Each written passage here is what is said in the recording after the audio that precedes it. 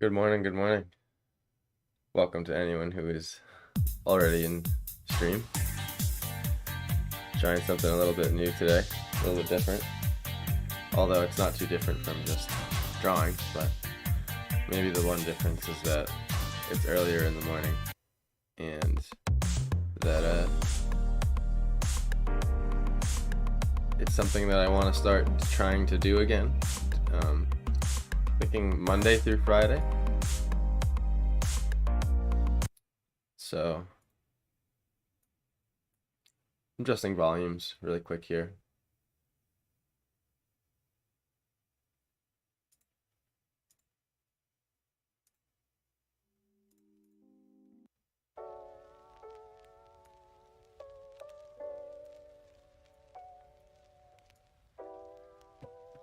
All right.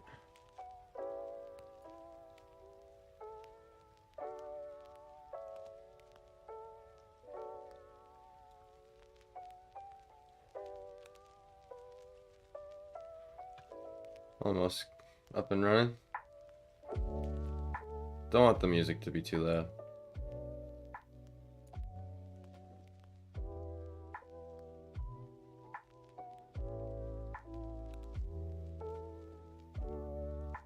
Let me know if the music is jarring or not. Well, anyway, I was feeling in the mood for some paint for this morning's drawing of the day. So anyway, to finish explaining my idea,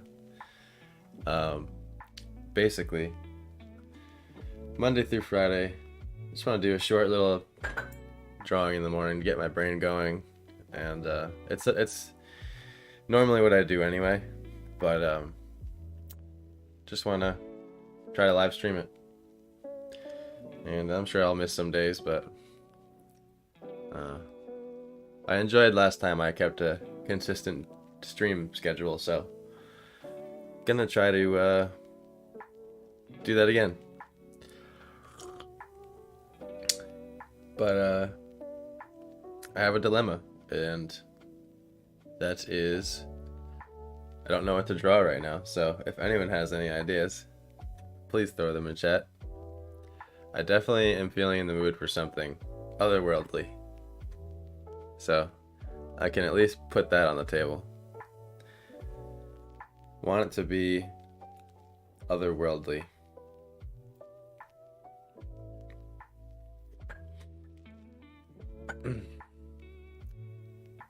Which I guess you could consider high fantasy, but I don't know. Hope you're all enjoying your coffee. I recently just got this amazing new mug that I love so much that my girlfriend got me. And if you can look, it's like the Skyrim item. It's like a alchemy ingredient. Anyway, it says weight 0.2, value priceless, so you can't sell it. And then it has like the 4 attributes on it, you know, like it would in Skyrim if you had them all discovered. It says improves happiness, resistance to stupidity, restores stamina, resistance to frost. So there you go.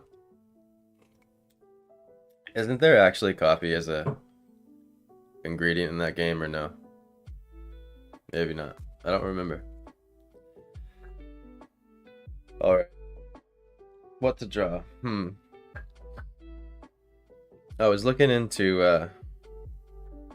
I've been listening to a lot of like classical art documentaries while I draw, and I've just been finding that art of that era very fascinating. And there's this, I think it was a German guy that I was looking at the other day, and he was, I think it was either Polish or German, but I couldn't remember his name for the life of me right now because it's one of those names. But however, he has the most nightmarish, amazing, surreal art, and it just inspired me, like, to do a couple personal projects again. Right now, I'm working on a big fancy dog commission painting, which is very close to being finished. So once I'm done with that, amongst my other commissions, I'm going to be definitely diving into some new paintings of like my personal visions. I've just been wanting to get some of that out. It's been a while. I've done a lot of like pencil and pen drawings and stuff, but I want to do something like with paint, because it's just color. You can't beat color. It's just something about it. So maybe this can be maybe something brainstorming for that, or I don't know. Yeah, please toss any ideas in chats. Otherworldly ideas. Something like that you look at, and it could be dark too. It could be nightmarish. Doesn't have to necessarily be scary though, or unsettling, but definitely that feeling of like cognitive dissonance that like surrealism gives you. That'd be fun to try something like that. I haven't actually tried to do a surrealist. Like it's debatable that a lot of my stuff is surreal, like in my style, when I just kind of like freehand a weird environment. But it's been a while since I've sat down and been like, I'm doing surrealism. Like, it's more often that I'll set out to draw something and then it'll end up looking surreal, because it's just kind of the way it goes for me often.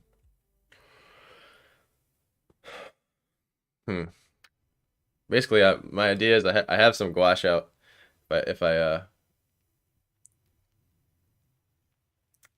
zoom out here, I have some gouache, I have some watercolors, and I just want to do basically a rough pencil sketch, and then just do the whole thing in paint. Very minimalistic, you know. I don't want to spend too much time on these, and I always say that, and every time I say that, the stream ends up being like 3 hours long. So,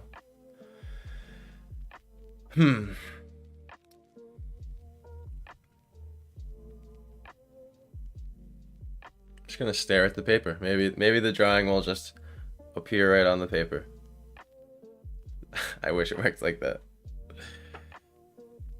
Actually, I don't wish it worked like that all the time anyway. Maybe it'd be nice if it worked like that. If some commission work you were behind on, just get it on the paper quick. But it is cheesy and oversaid maybe, but I don't think it could be said enough. And I enjoy the process. Filling the paper out. Like this commission painting I'm working on right now, it has just hundreds and hundreds and hundreds of blades of grass, and I just had to get zen and get into each blade of grass. And there's like kind of a meditative state I can find where it doesn't feel tedious anymore, and it ends up sort of just, next thing I know, like all my paint on the palette is dried up and gone, and I have all the grass done. I'll admit though, some days it's harder to get there than others. I don't always just get right there. So anyway, I honestly I've been up for a couple hours already, and I've been thinking of what to draw, and I haven't thought of one thing.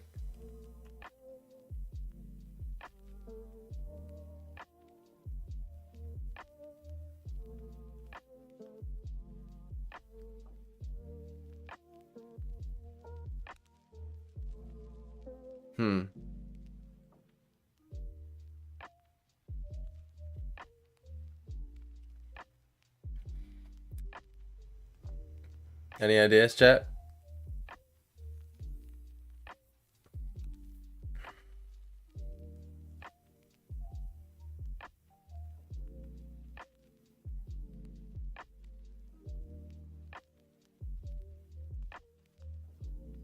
Maybe like a big creepy tower or something.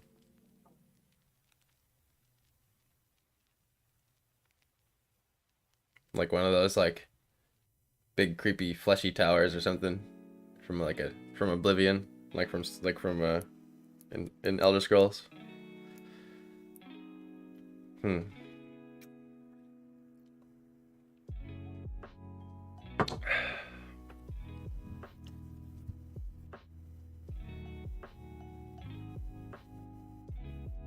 Trying to decide on if I want to be looking up or looking down right now.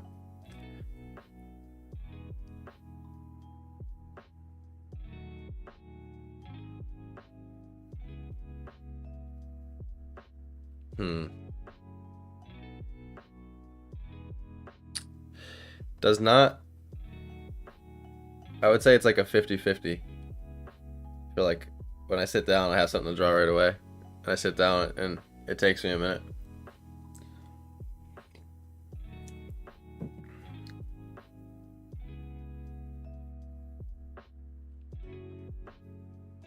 It'd be fun to do some sort of misty or maybe ashy, like ancient ruins kind of scene.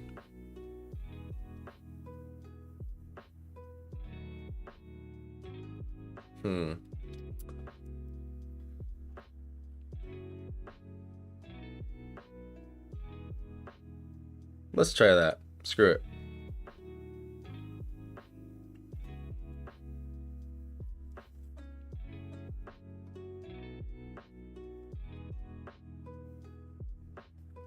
Maybe we'll do like the classic, there's like the little hero dude, you know, looking out. I feel like we should be, I'm gonna draw myself out a little grid here, real simple. How do I want to look at that? Let me think. Be cool to do like,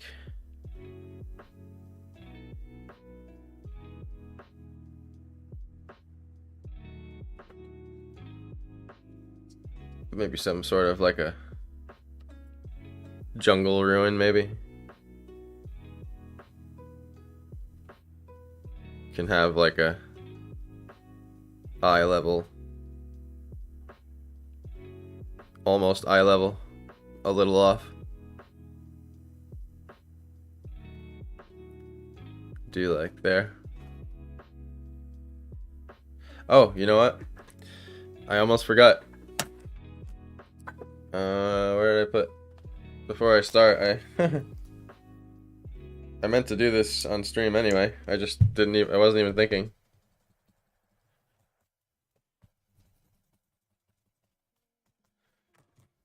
Gotta do the tape. Hey, what's going on, little friend? What's up, boss? I just noticed you guys hopped in.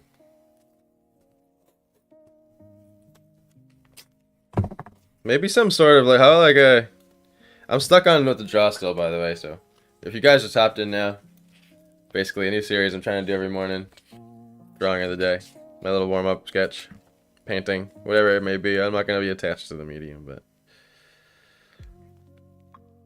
Hope you all are having a relaxing morning, enjoying your coffee or whatever you do to wake up. Some people don't like coffee.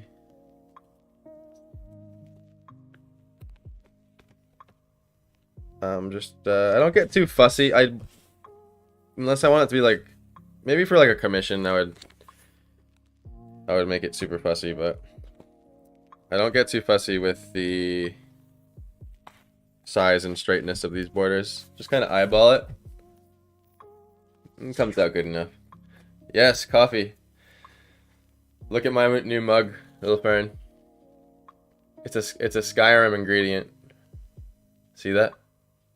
This cup of coffee, weight, 0.2. Then it has the attributes. You might have seen me show it off already. I love it.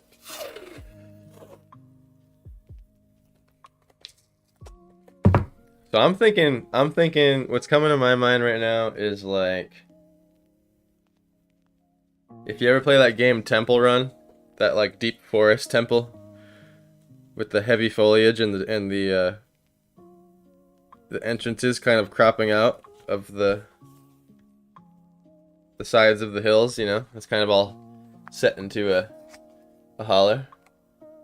Oh no, now I want to play. Yes.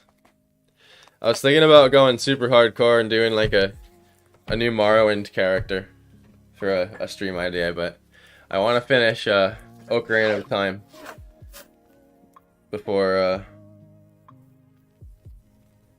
I move on to a new game.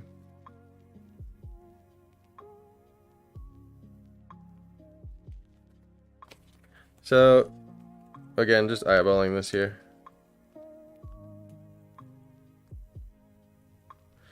Honestly, these are the easiest edges.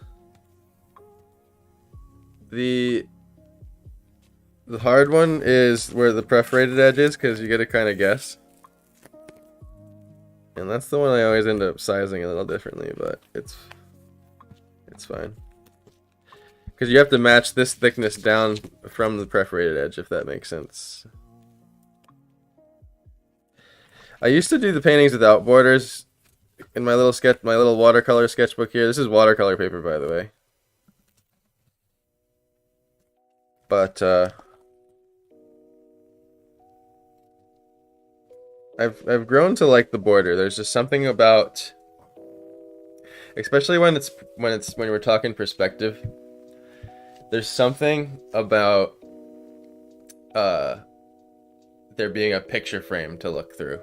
It really, I think, accentuates how things are vanishing off to the horizon. I like that your hat's being picked up on the screen. Yeah, it's like my only favorite hat right now that I like, and it unfortunately is the color of the green screen. But yeah, so sorry if that's jarring. But I decided I'm going to not care today about that. Okay, one more piece of tape. Abide me for all the yawns that I'm going to give you. I'm still sleepy. Okay, so perforated edge. Basically what I do is I'll kind of look like that. And just kind of get a general spot for it. Right about there. This side get a little high.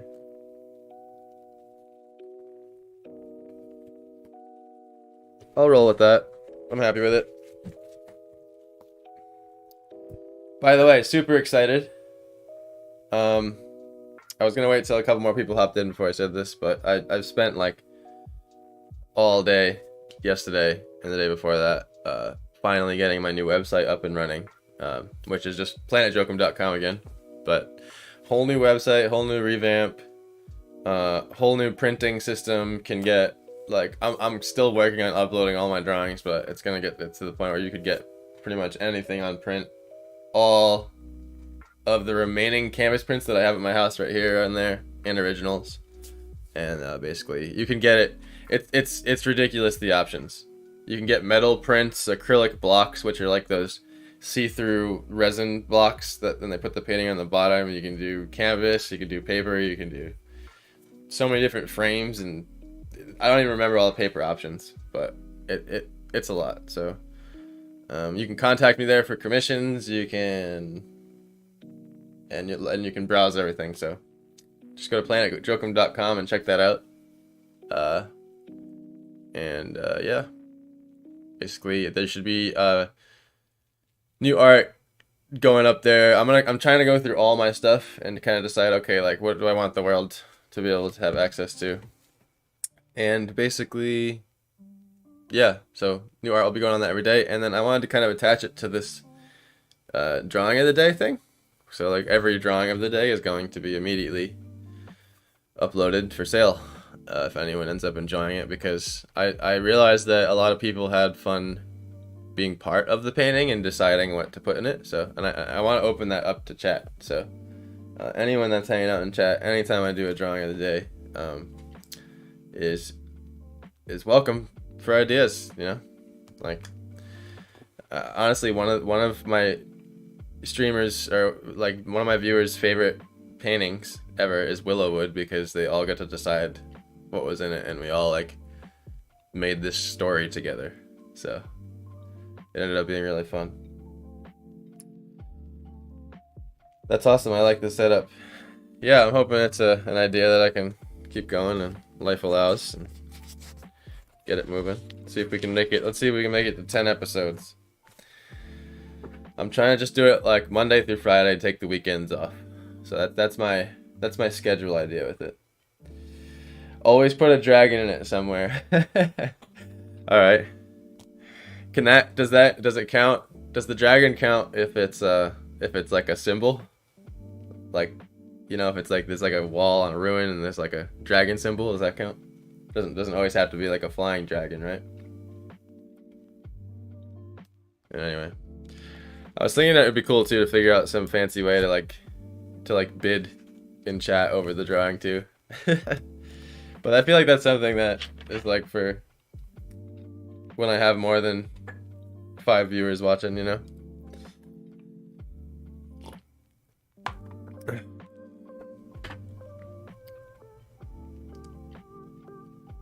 So now the horizon line's too lie. The horizon line's too lie. It's too high now that I put the tape. Now we're like looking at our feet here. So I'm gonna reorient it for the purpose of the drawing. And I have to remind myself to draw smaller with these drawings. I always end up drawing the first thing too big and it takes up so much room.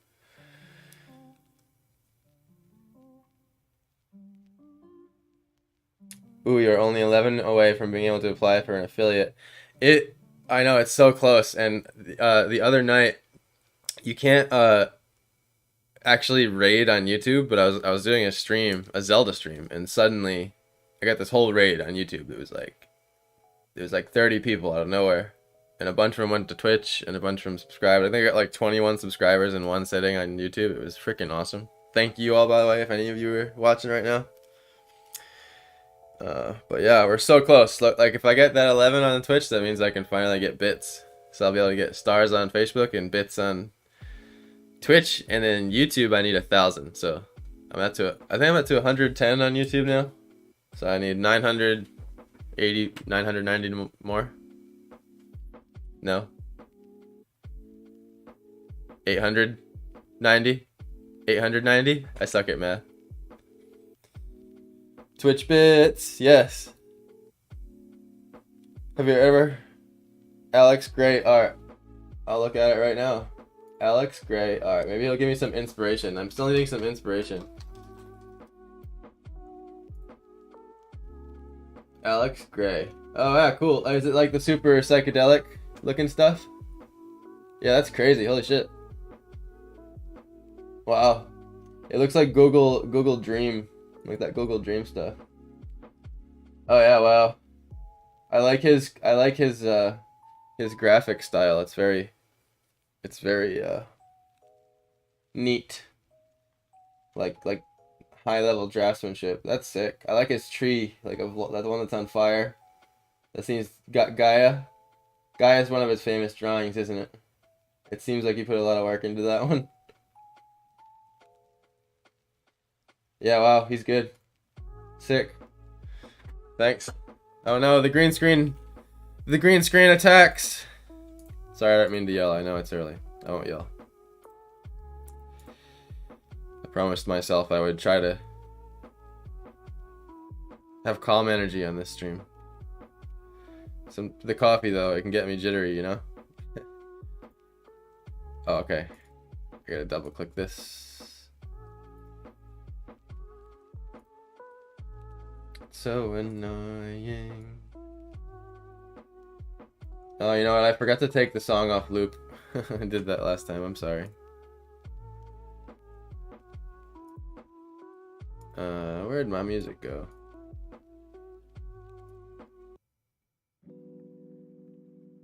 Oh no, it wasn't looping. I lied. Okay. Time to reset the horizon line. So right about this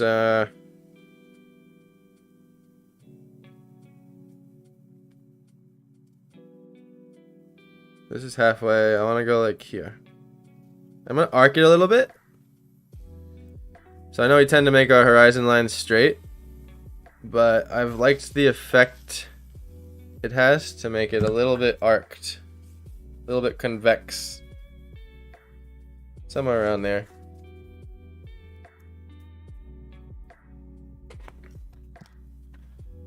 A little too convex. It's a slight thing. Not. It's very more like that. Very slight. Okay.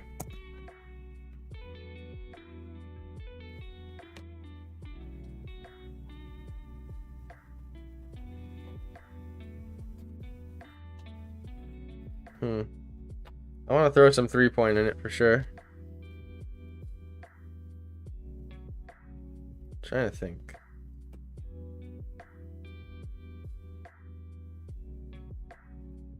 Maybe we're like looking out. Oh, we like just got out of the temple.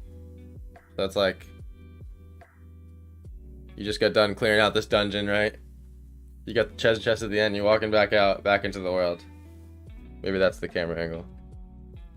So I got like, it'll be like framed up, like it can be like framed up by like the opening, maybe.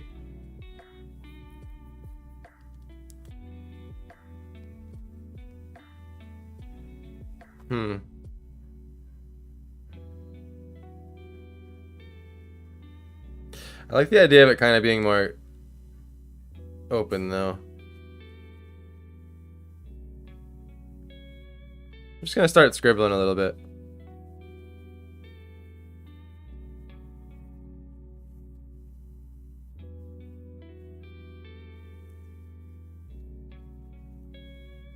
Try to be as light as possible with my pencil here.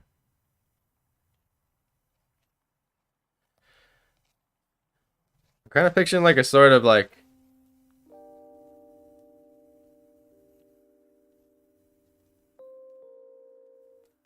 almost like God of War type. Like that, like did everyone ever play God of War 3? That like hell, that first hell.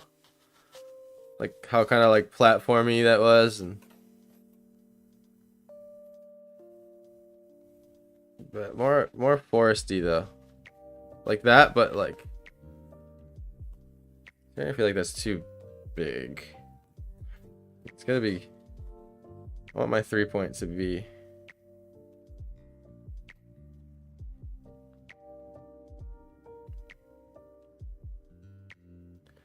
These are my 3-point lines. I'm just tossing those in there so I can see. I'm gonna make this center here.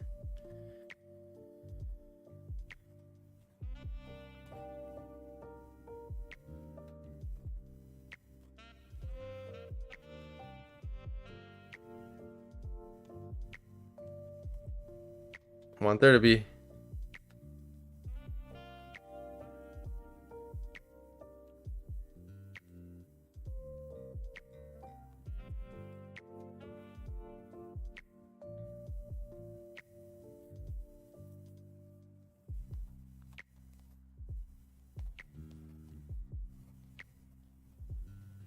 I feel like this, it's gonna be like more tropical type plants or something. Again, I'm gonna paint most of this out. I don't want to sketch too much. I just want to kind of get my perspective in place here. I know that y'all aren't seeing much. I'm kind of visualizing right now. Definitely some sort of like dungeon area. Maybe it's like a, so like here. I like thinking like this is.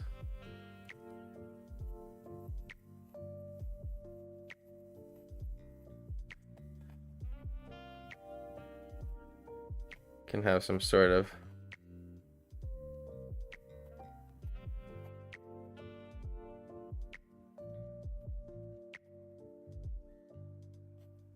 I don't want the actually I don't want the 3-point that harsh.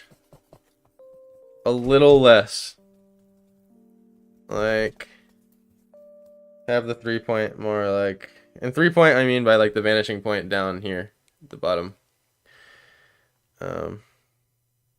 I've been trying to be conscious of putting that in. Oh, the 3-point line would be more like this. Make that the 3-point line.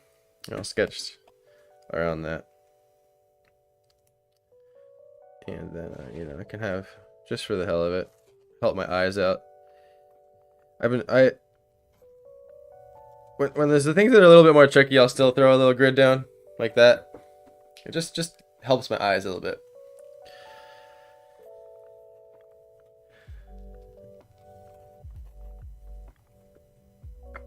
Okay, I like it's almost like this 3-point line just gave me an idea here on accident. And we'll use this same vanishing point because we'll assume that this, because I'm almost thinking like now, because there's always some like in a forest shot, there's something nice about when like a tree just like frames the drawing, and this 3-point line just made me think we're kind of looking down from like a security camera view height, like 16 feet in the air. And this to me now is like the wall, like one of the walls. If that makes sense. So like here, let's see, what's the temple built out of? It's an ancient ruin, so it's built out of stone. How big are the stones? I feel like it should be super laser tight, like masonry. So I'll make the first crack here. And I'm gonna eyeball most of this. I'm not gonna get too crazy. Go. And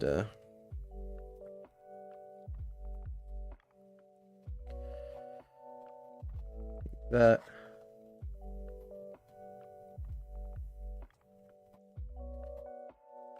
Now I'm gonna start trying to be a little bit more intentional, hopefully.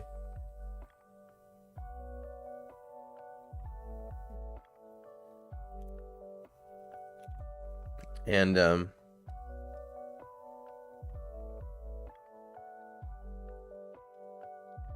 deciding we're looking down slightly, so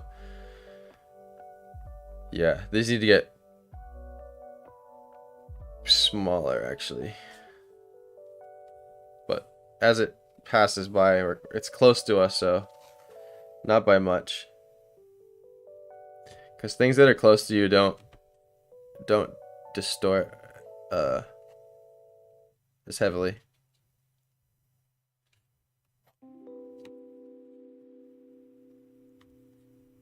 You know, I'm gonna do the good old tight masonry work, but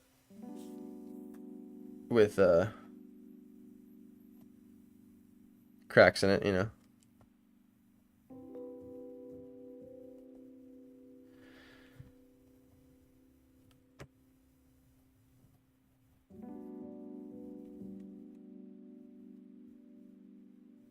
There's some lines.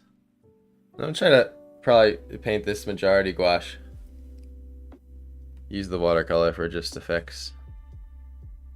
I realize I think opaque painting is my true love, because I like transparency. Transparent techniques find their way into, I would say, any type of paint, because I always find myself at some point watering down the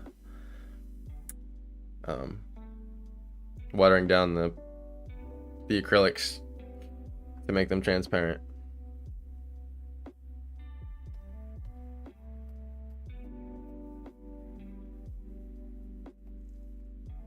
I'm trying to draw this light.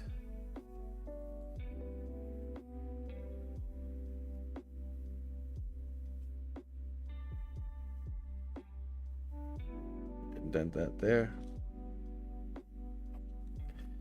I'm gonna start making some executive decisions here.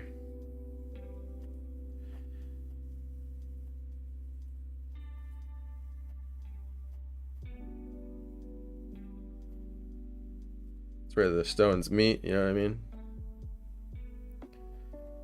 Kind of like I'm picturing them with like a little bit of a bevel you know? There'll be like a bevel there.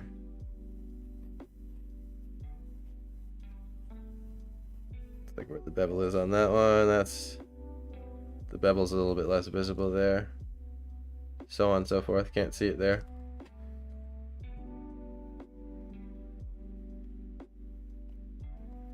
Some direction lines to help the brain, you know?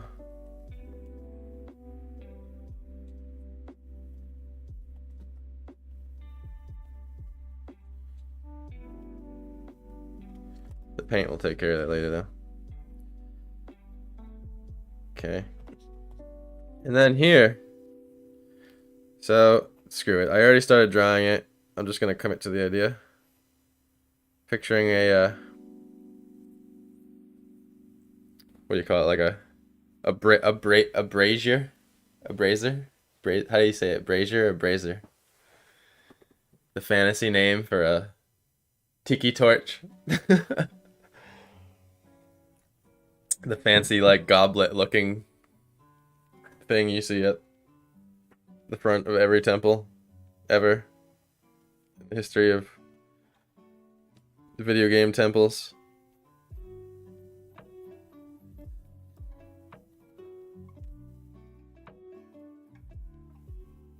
And let's see, pick my vanishing points here.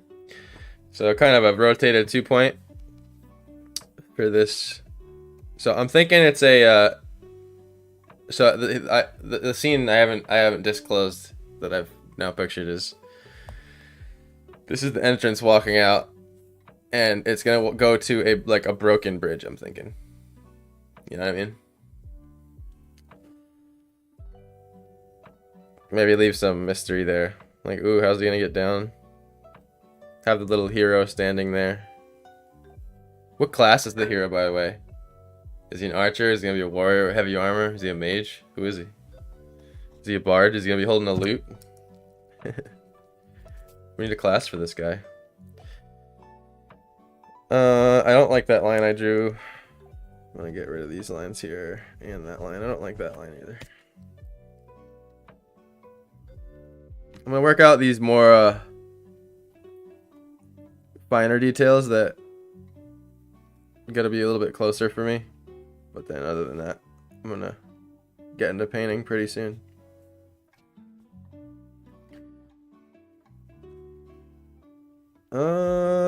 What would feel good?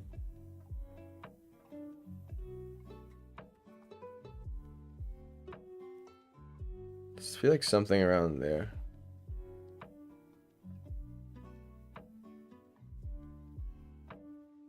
I like that one better. Okay.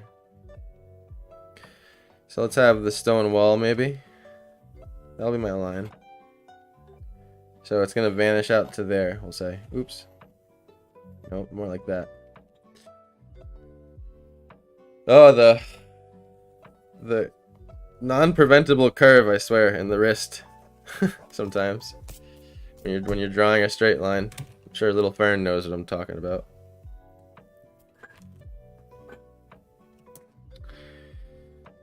Alright, so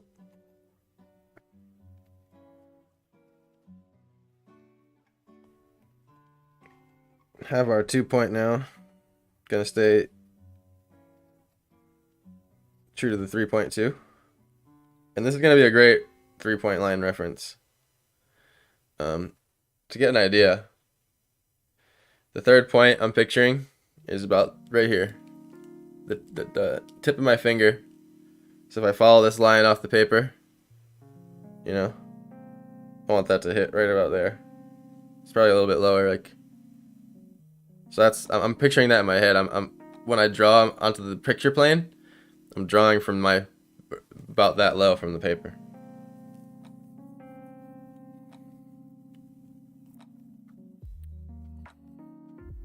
And that's just something that gets like easier to visualize, I've noticed, without having to do these lines. I'm only doing these lines because they help tremendously with architecture type things, like, so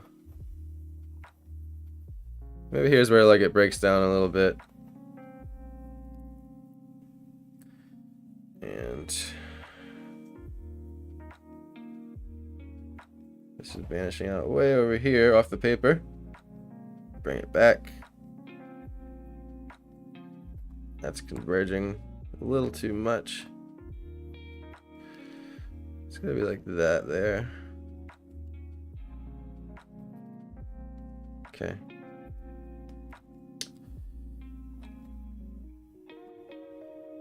Let's say it goes out a little farther now.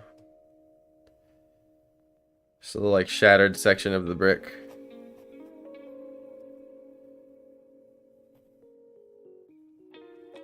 And we're kind of right above it here, so we're not going to see much of the side, but just a little.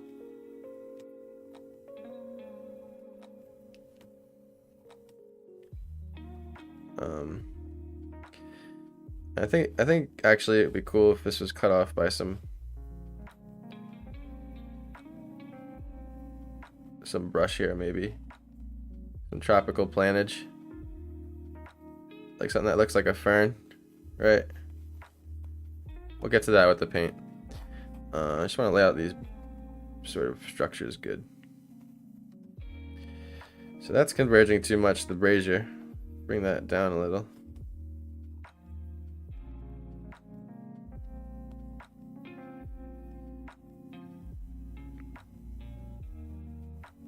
Someone say fern.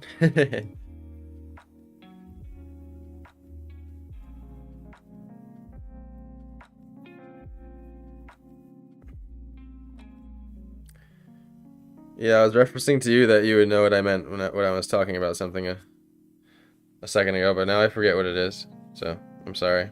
I can't enlighten you. I was just trying to remember.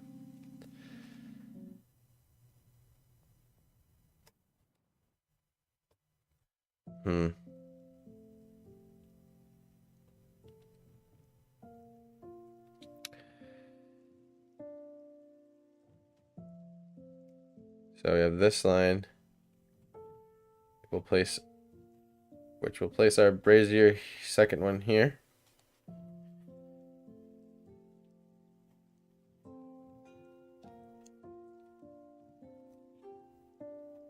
Now we're keeping it with our third point perspective.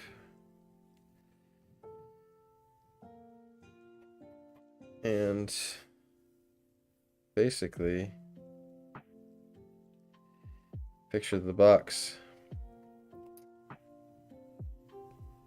Topper will hit there.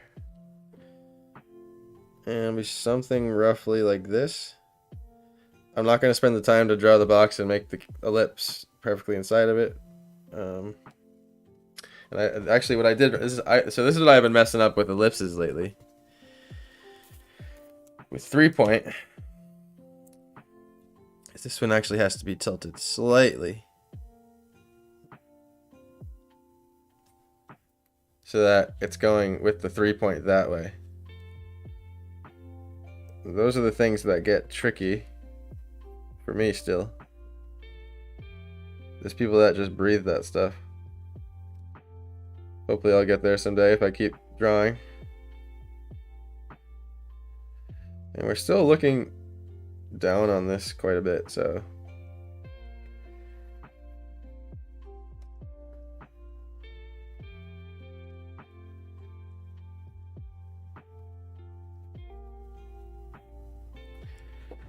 Okay. Couple little braziers. And they'll have the stuff in the bottom of them, and you know, the flame, which will be a paint thing. So those are burning there. Let's see. They're not too fancy, are they? I feel like maybe they could have some sort of mount on them like that. But if any sort of temple builder existed, they probably wanted to make it neat. Oh yeah, that's what I was saying. Yep, the curved wrist thing. Trying to draw a straight line with your wrist like this. It's easier to draw a straight line with your arm. Many a masters will tell you to draw with your arm, and certain situations for. And so the mount I wanted it to hit the corner there. Like so.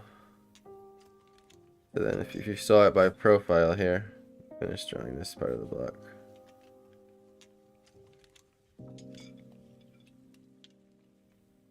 Just don't want to over exaggerate that 3 point too much. There.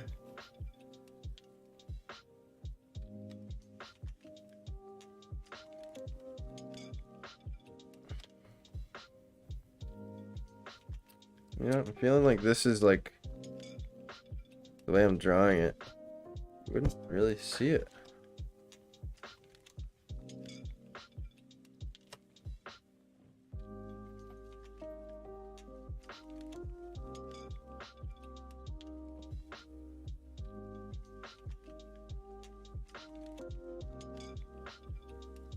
Something like that. I'm gonna refrain. Yeah,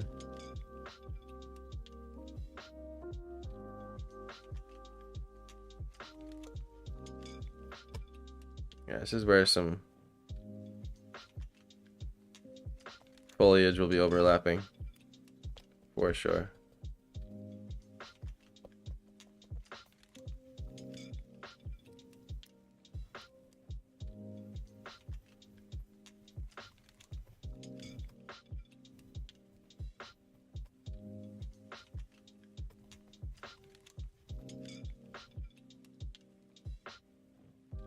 Some sticks and vines.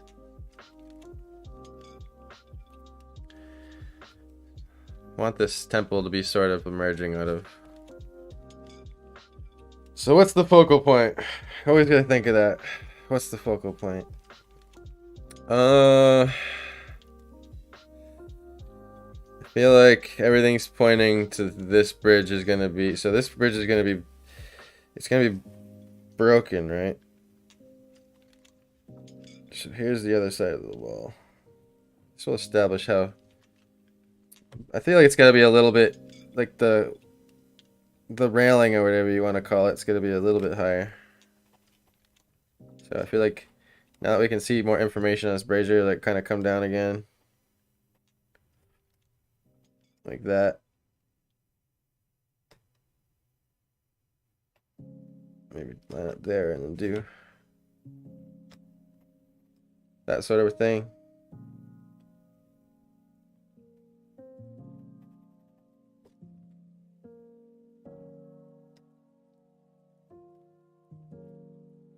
You know, a little bit more design to the thing.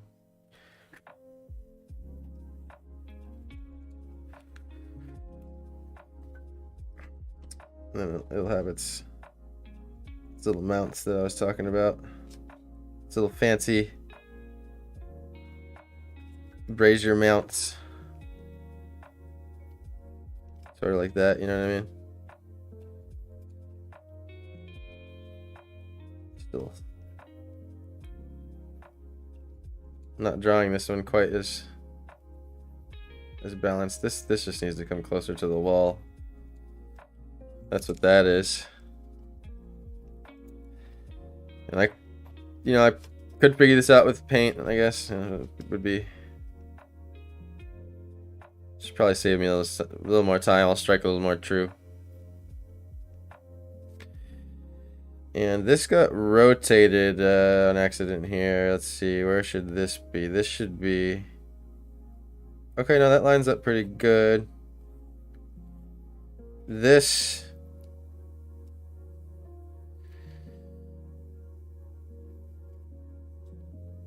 So here's what we gotta do.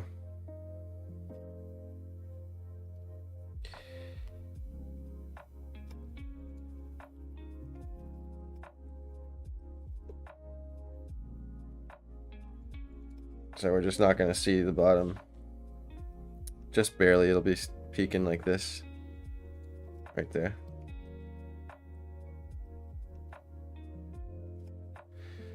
Okay, and then we'll be able to see. Oh, that's horrible. My like pencil got stuck on the... Okay. There's that brazier. Then come out here. See the walls yay high? Broken down right there. Maybe there was a war that happened, you know?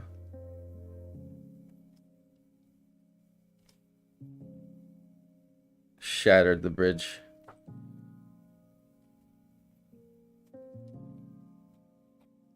Some lines to sort of... Hopefully y'all are seeing it now, like I am.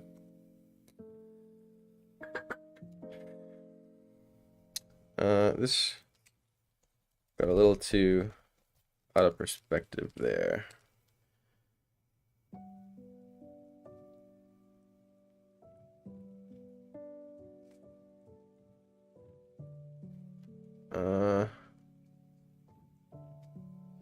Sort of reminds me like this like the city in PoE.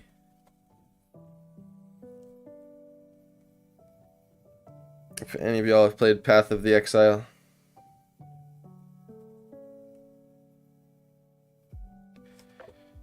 So maybe the bridge even extends all the way out to here.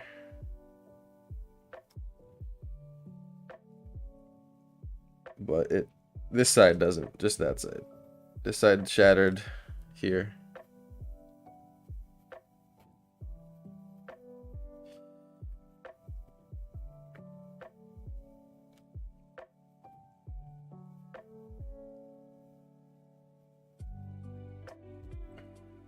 Not sure how I want to place the stones yet. Something like that.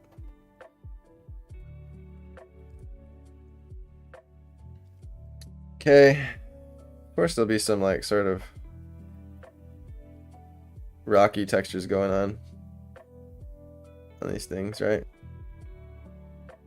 Since it's so close.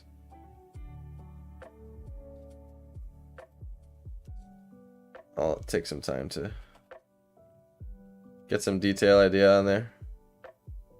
Detail ideas. Idea.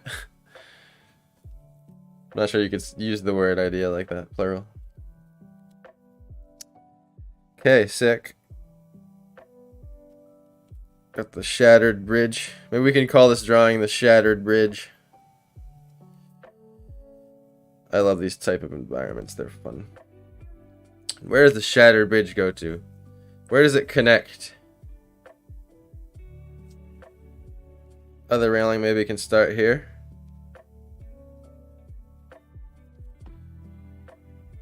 You know what I mean? Let's see where this one hits. Hit right about there. Like so.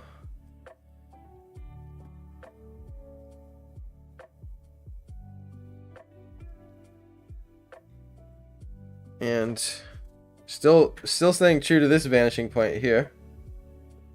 It's gonna be like that.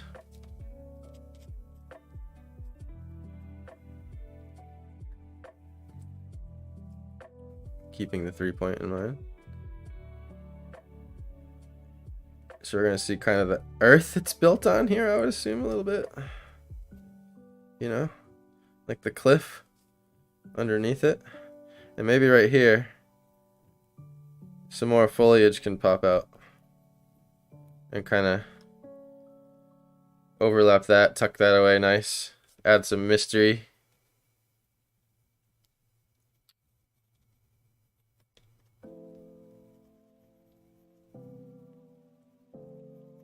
There's the other railing. Okay, all right, I'm starting to see a little world happening. But hey guys, this coffee flew right through me. I have to go to the bathroom. I'll be right back. You can watch this intermission video in the meantime. Hope you stick around, and if not, thank you so much for hanging out in the meantime. Way more drawing to come. See you in a second.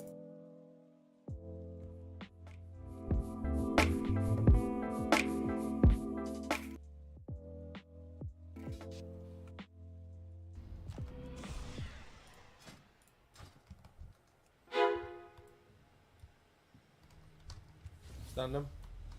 Rooting him.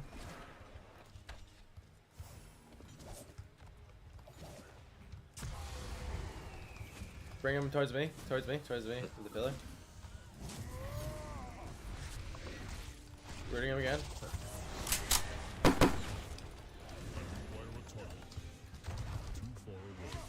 YOLOing a trap. Alright. Oh, I missed. No worries.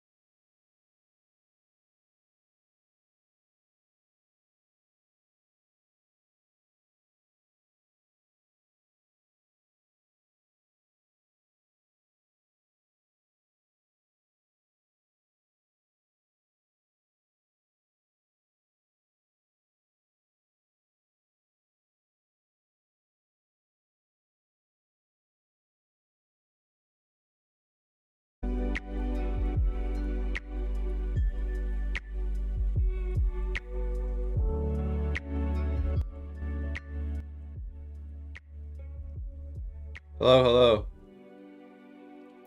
I am sorry. The stream crashed. I don't know what happened. I came back, the video was frozen. I couldn't get it to turn off, so I hope y'all are still there. I'm sorry about that. Nothing I could do. I'm just kind of... If I can get a yay in chat that the stream's up and running, that'd be great. I believe it is.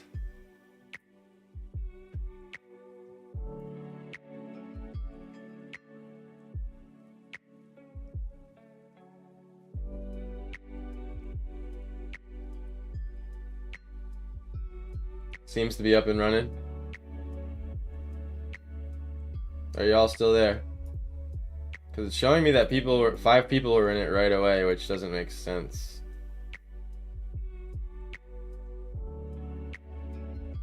Okay. So Twitch, it's the same stream.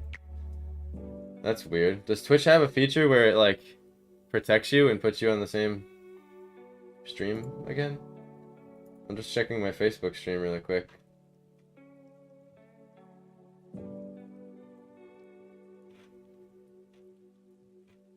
Did I ever stop streaming?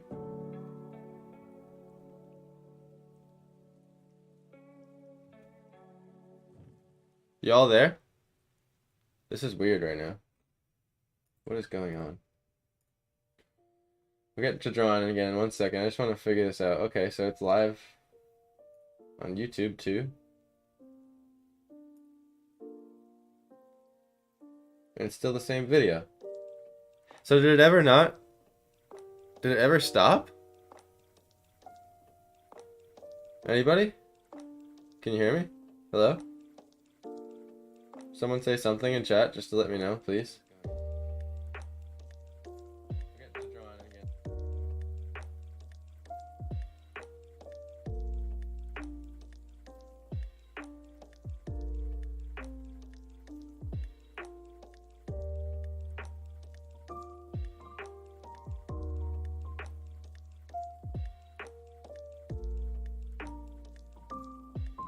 Okay, well, I think it's going.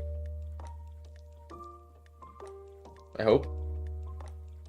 Okay, well, something about my intermission. Let me just see something really quick. Something about my intermission video messed it up. Oh well.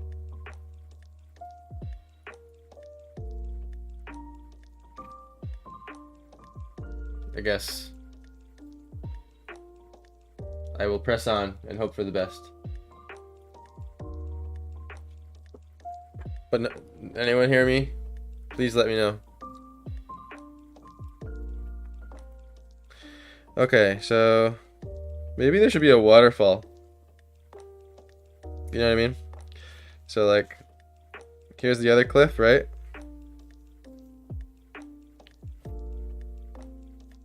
And we get the waterfall right here. You know what I mean?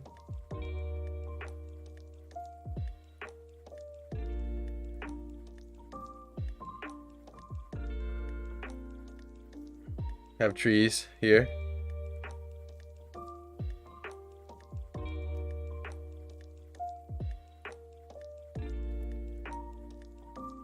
Oh, sick. Loud and clear, man. Thank you. What's up, Chris? Good to see you.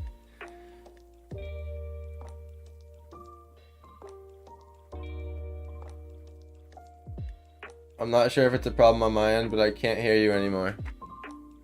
Okay. Let me check something. Thank you so much for liking the stream, man. Can't hear me anymore, huh?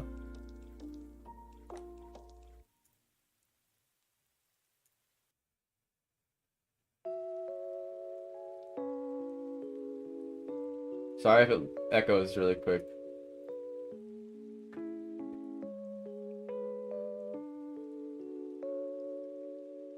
Yeah.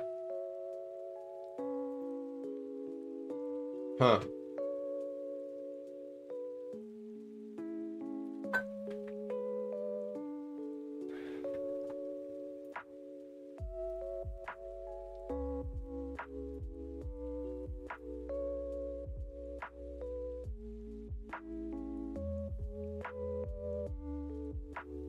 Chris can hear me on Facebook. Yeah, the stream like crashed and it probably glitched because it didn't see. For some reason, the streams didn't stop to a different stream.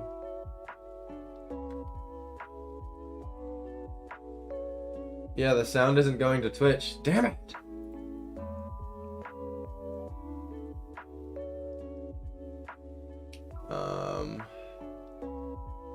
How do I even fix that? Is my How do I even fix that? Can you hear me?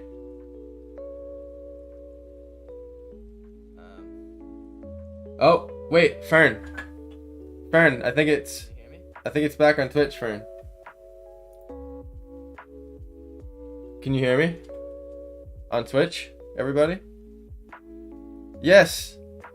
Okay. Yes. So that means YouTube should be good too then. Man, streams do not go without a glitch. Okay. Yay. That time it didn't close the stream. It combined it into the same one, so that was good. I'm scared of my intermission screen now. Oh no. Okay. So I've decided that there just needs to be a big old waterfall pouring right here. This is where the bridge is broken down. You know what I mean?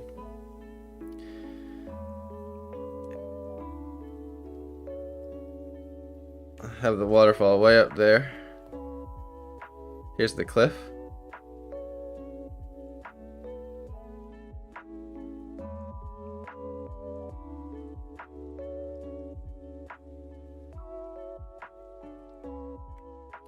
Make sure the cliff goes with the 3-point perspective.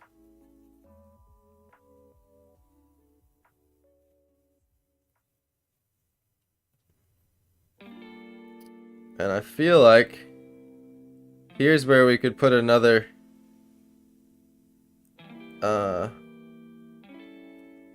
maybe like part of the temple, like an entrance maybe or something.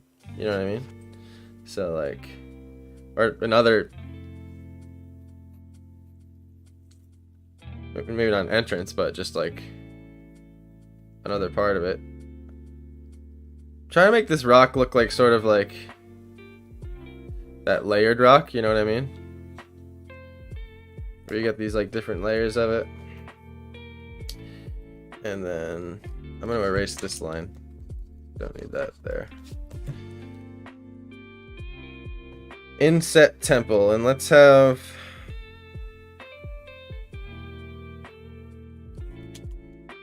actually no, there wouldn't be a tree growing that far down. What there would be though, probably, is like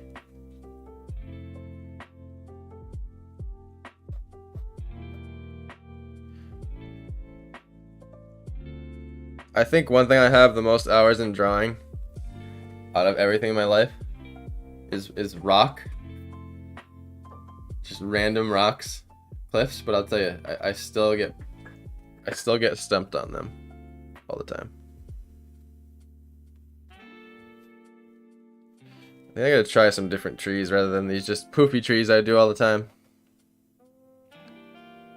There's this Instagram account and he does really simple drawings, but I love him. I discovered him on accident, and he's just called, I think it's I like to draw trees, or I think it's I draw trees, or I like to draw trees, and all he does is just draws like hundreds of different little trees. He's been doing it for a while. It's up to like the 400s now, or 300s or something. Okay. So we got like a forest, waterfall, temple sort of thing going on here. Maybe the cliff kind of shoots up here. Honestly, I find rock easier to draw if you give it a story. I know it sounds funny, but if you like think about how it was eroded, like was it around water? Or, you know, is it sand rock? Was it wind? Was it blown up? Was it pummeled? Your voice sounds like you inhaled the slightest amount of helium. Really? It sounds high pitched right now?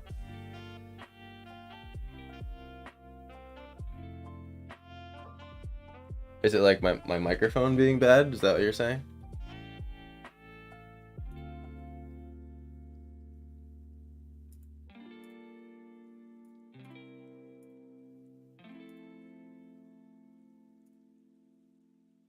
Is that better?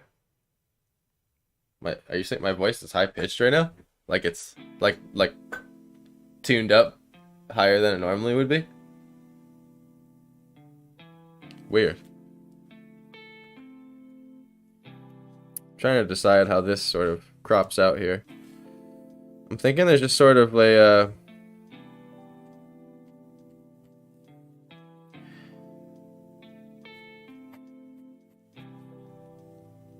like a wall here, similar to these bricks, you know.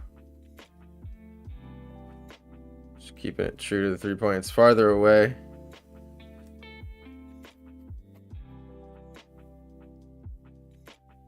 So actually it needed to be a little bit lower than that.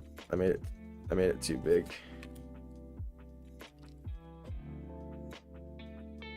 Yes, not majorly, but yes. Okay. Well, I'm not too sure what to do about that. Maybe I can move the mic closer. Maybe that's better? I don't know.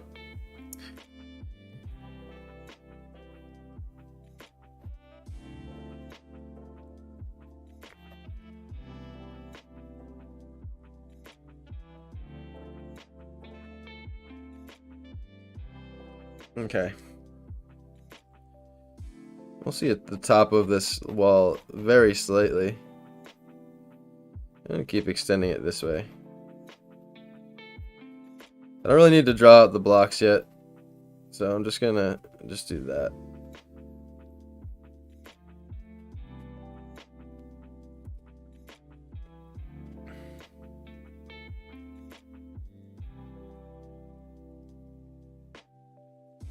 Okay, it's on Twitch though. Just open YouTube and it's fine. Okay. Little Fern, is my voice like high pitched on Twitch? High pitch on Twitch?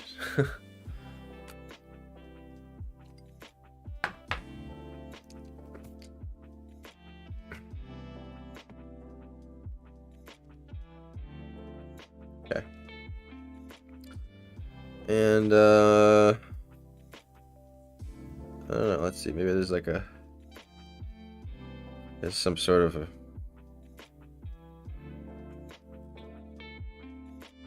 inset, like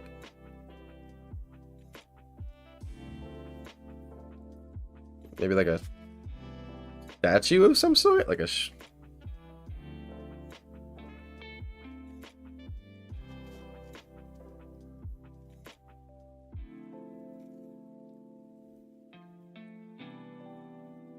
actually this didn't vanish that.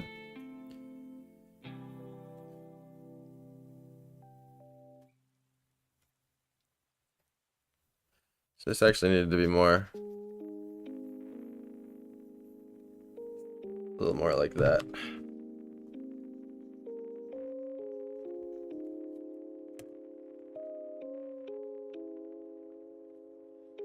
Okay.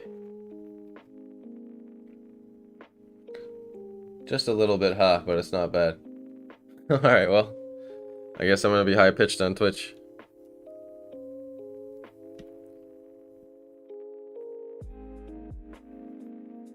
So like a little, picturing like a,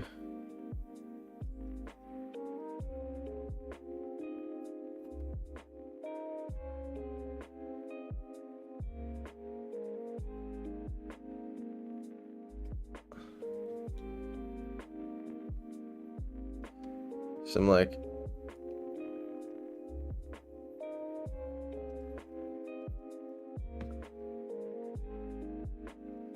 armored dude statue right here, you know what I mean?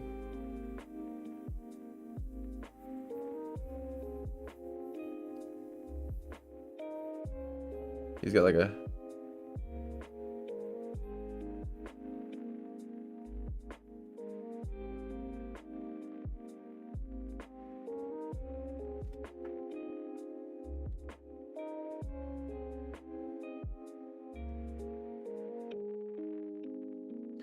And this line is very, very wrong.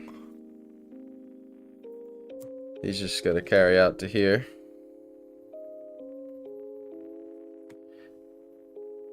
Like so.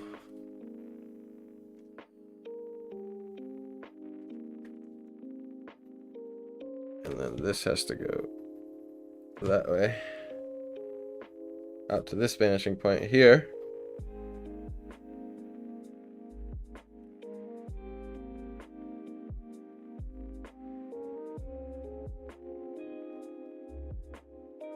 Something like that.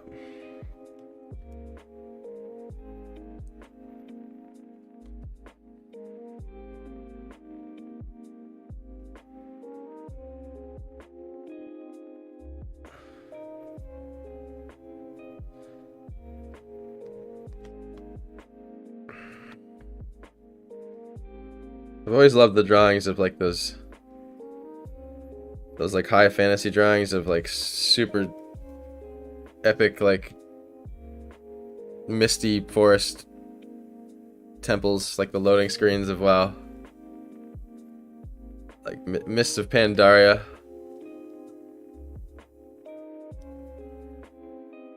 That area in that game is just so cool.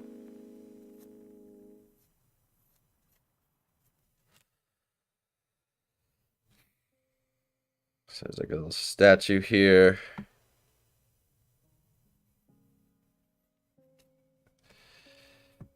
And I feel like this can be just sort of a cliff, you know?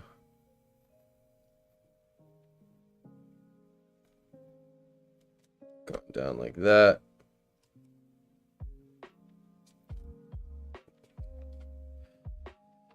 This can be like kind of level ground, you know?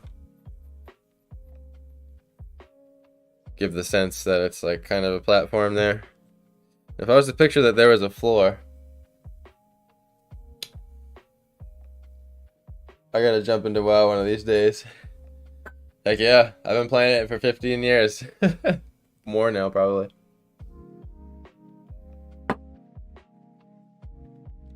Definitely haven't been playing it for that long. I think it's getting close, though. However long it's been out. For the most part. I missed the beginning, but maybe I'm trying to decide where there's like a door. There's like another door here. It gets cut off. What do the doors look like? I want the doors to be square this time. I always do archways. I do like square temple doors.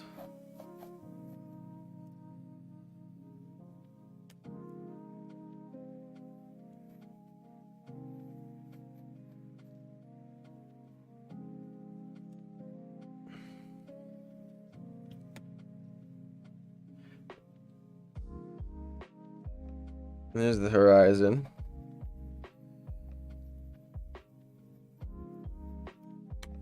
So that line's gonna be pretty much level there.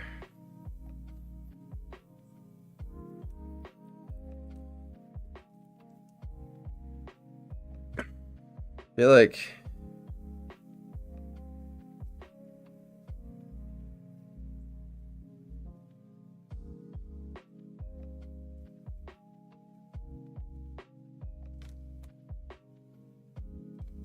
it's gonna be fancier, right?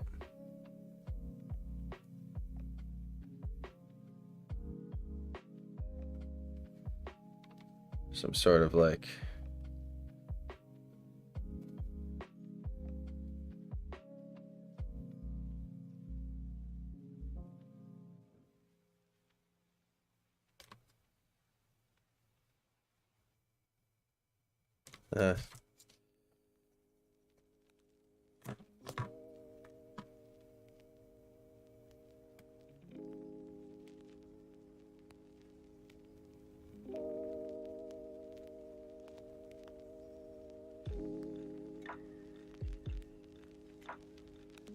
trying to think of like a scary like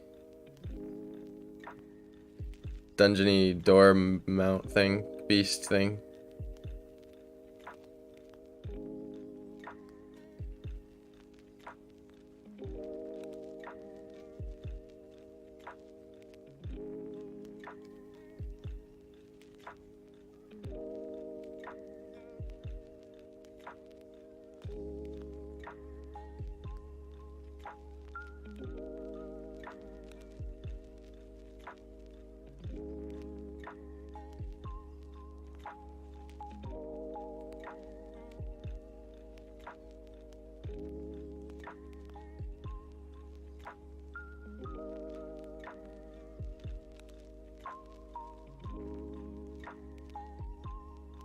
May not keep it. Just having fun. Just like the door.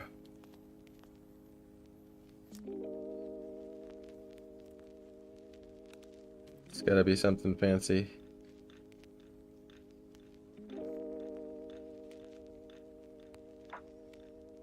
I like cryptic temple looking stuff on the door.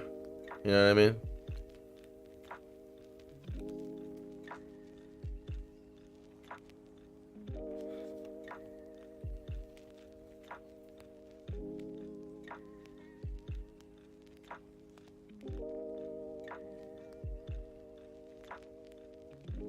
It's the first iteration.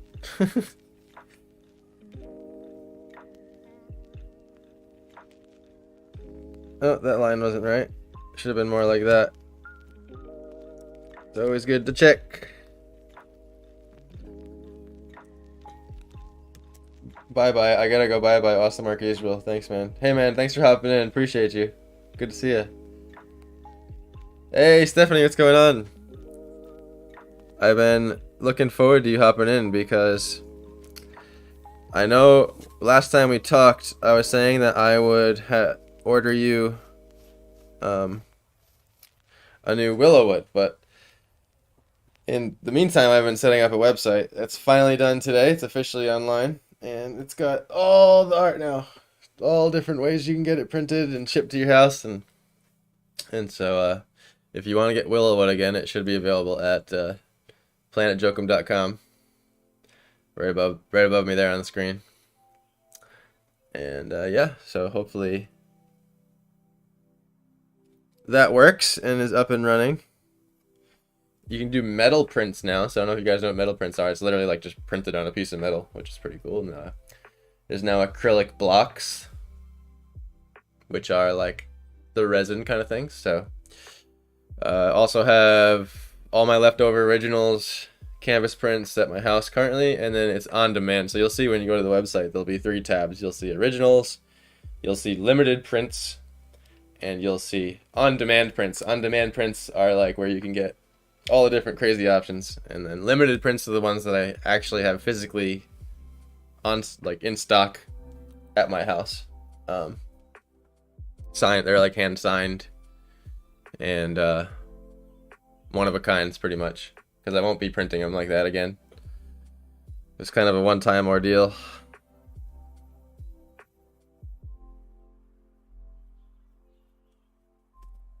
Anyway, finish this cliff here.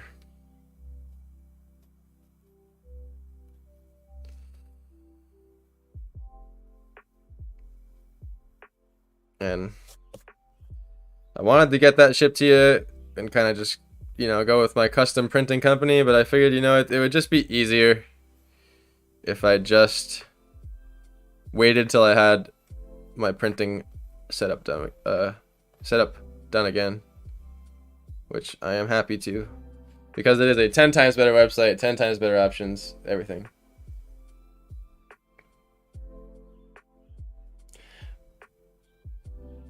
Metal prints are so cool. Yeah, I love them. I'm new to metal prints myself. Hey, what's up, Mr. Gamer? Good to see you back, man.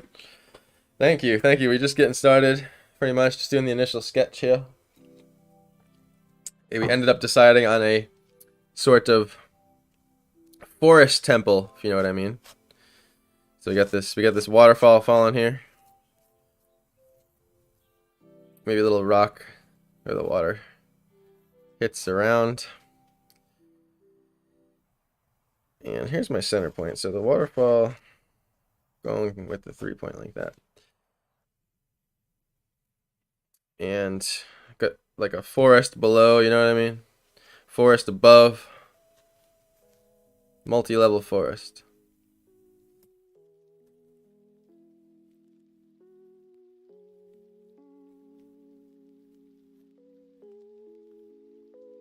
And I feel like I can never look up enough rock references, let me tell you. I'm just about to, but I'm gonna just go for the improv, full freehand improv on this one.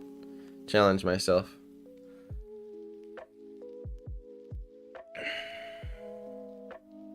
Is it expensive to have a website? Unfortunately, yes. So, well, I guess it's all relative, right? Like if your business is making enough to pay for it, which mine isn't yet, but I'm gonna ramp it up to that point. Basically, it's not expensive to just have a website and have your stuff on it and have a domain name. So that's your first price there. You gotta pay $20 a year for a domain. If you want it custom, like if you want like planetjokum.com. And where it gets expensive is the commerce side of things. So like I have it linked up with a printing company, and basically I have to pay monthly to have an unlimited amount of artworks, to have advanced shipping. So basically, thanks Stephanie for liking the stream.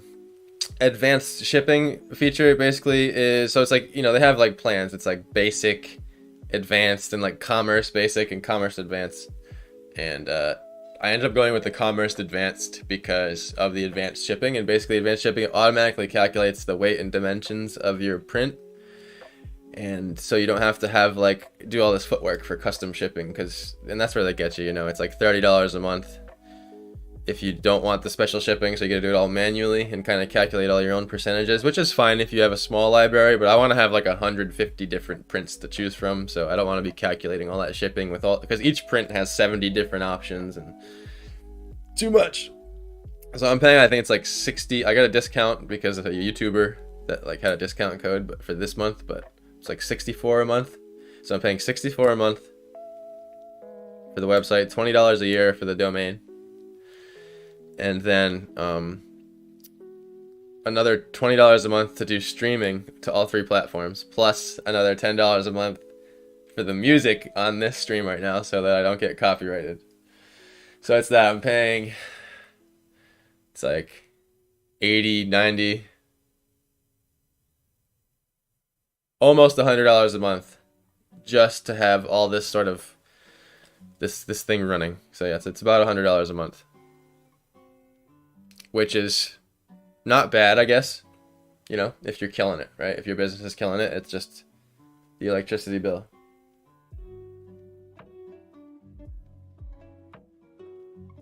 No, it goes right through PayPal. And there's a couple other different options. You can use Square or PayPal or another one. And, you know, you can choose whatever card on PayPal it goes through. It uses multiple cards. I have it hooked right up to my debit card. And every printing company... Oh, and that's the other thing I wanted to announce. It's not set up right this second, but it will be. So all my artworks, as well as getting them on prints, you'll be able to get them on like t-shirts and mugs and pens and like hats and pins. I don't have that set up yet, but it's gonna be a thing where I don't actually have to have it in stock. You can just go on the website and order it. So I'm pretty excited about that. And hopefully I can just get this, like if I could just get this rolling to where it's paying for the monthly bills I have just to do it, then that'd be great. I found it too valuable to stream to all 3 platforms at the same time. I get way more viewers, it seems. Okay, so I want to have another sort of temple of outcropping here. Like there's, you know, some rocks going on.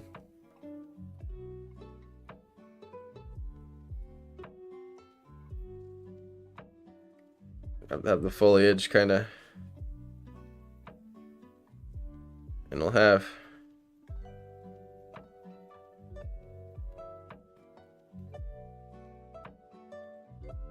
and this vanishing point I want to make sure I stay true to, which I cut into a little bit there with that tree.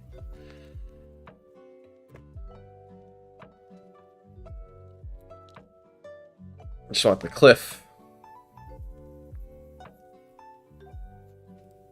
And I find curving the perspective line slightly, and you can play with the degree of curve, you know, but I find it adds a little bit of style. It's fun.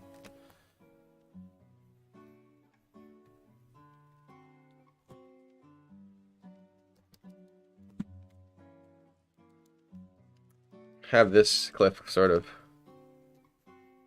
chop it off, you know what I mean? Or not chop it off, frame the picture like this is, you know?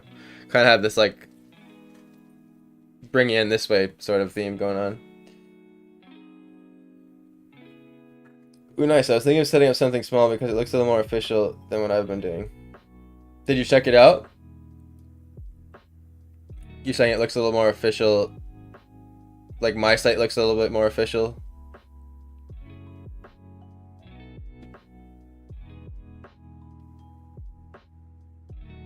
Cool, yeah. I think you're limited to like 100 artworks with the basic plan. It's like $14 a month. I'm doing like the most advanced plan because I'm doing like everything. I want to like have all the print options. I want to have all the streamlining. It just makes everything so much easier. But you can have like the domain name, which you're not gonna feel $20 a year. That's super affordable, you know. And then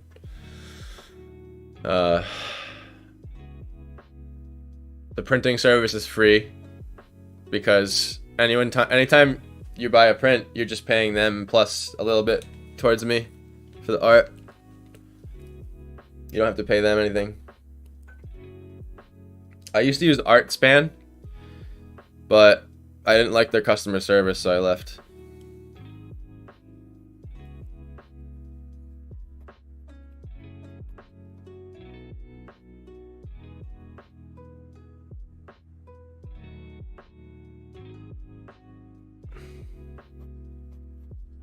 I feel like there still needs to be some structure here.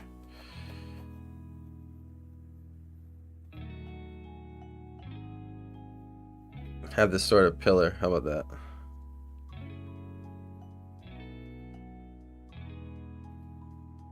Like a column, you know?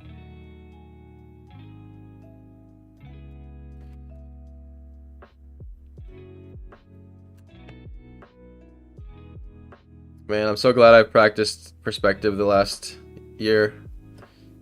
It's really starting to... I'm really starting to feel it in the drawings. Like, as in... like, not having to think about it as much, if that makes sense.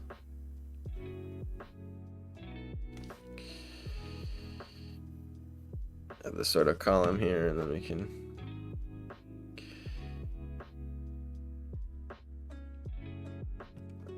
have that rock, cut it off there.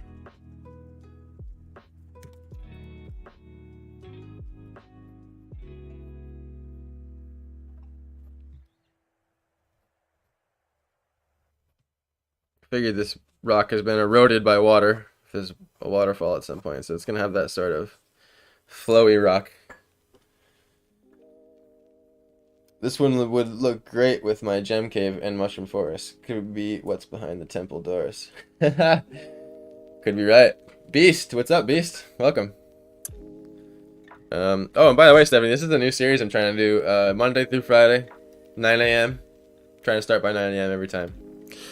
But drawing of the day, so this is like my practice drawing for the day, you know? Get my brain going. How's your, what is it today? Friday, Beast? How you doing, Beast? How's your Friday? You enjoying yourself?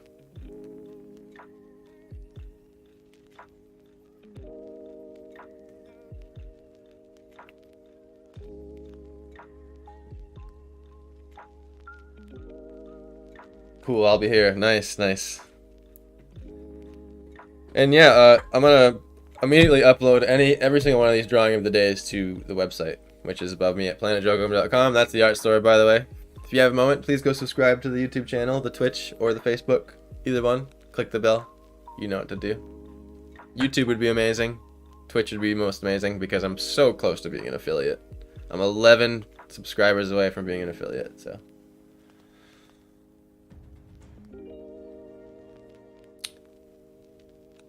Little Fern, thank you so much for the donation. Where did you put that through? I have to run out for a little bit. I'll be back on. Where did that come through? Was that on Twitch? Or YouTube? Thank you so much. YouTube? Okay. Well, that's what it was nice. It was nice to see that work because I've never gotten a donation on YouTube before. So I'm just gonna fix the camera really quick. Sorry.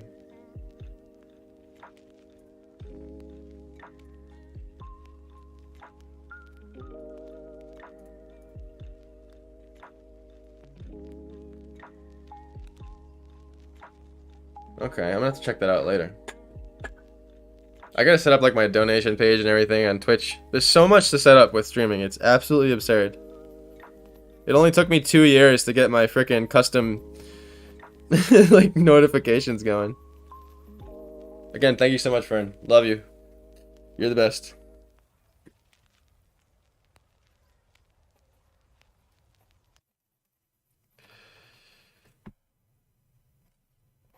All right.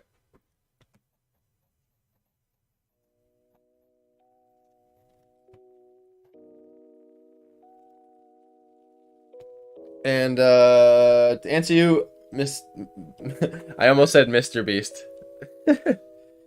Basically, I'm drawing. Well, we didn't know what we were drawing at first, and I still don't really know what it is, but it's one of those sort of foresty, like, you ever play the game Temple Run? Kind of going for that, like, forest temple vibe, you know what I mean?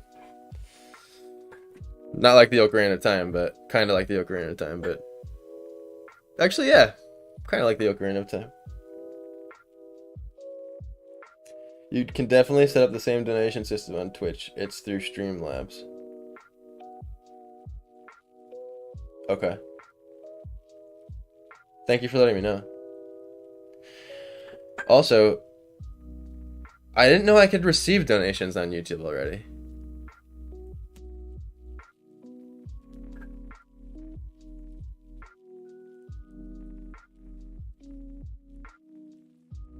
Sweet. Yeah, are you actually Mr. Beast? No way. I don't know whether to believe you or not.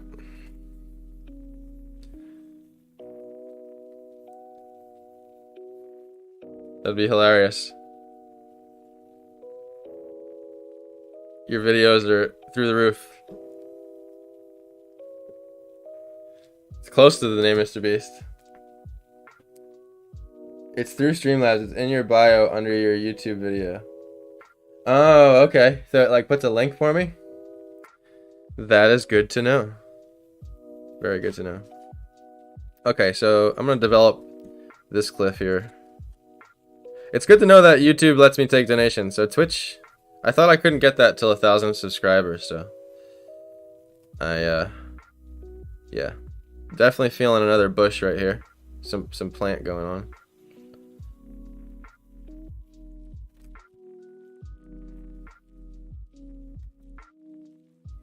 I'm not Mr. Beast, I'm a 10-year-old girl, okay?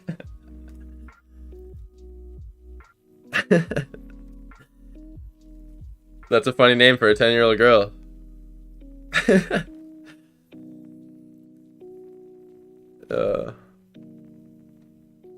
It's definitely not who you'd expect to be behind the name Beast. But you never know, you know, you can't make assumptions in this world, right? You never know. Just when you think you're right, you're wrong. Just when you think you're wrong, you're right. All the time. Alright, it's really starting to come together in my brain now. I feel like this bridge can just vanish even more. Just keep vanishing. Make sure it lines up with this.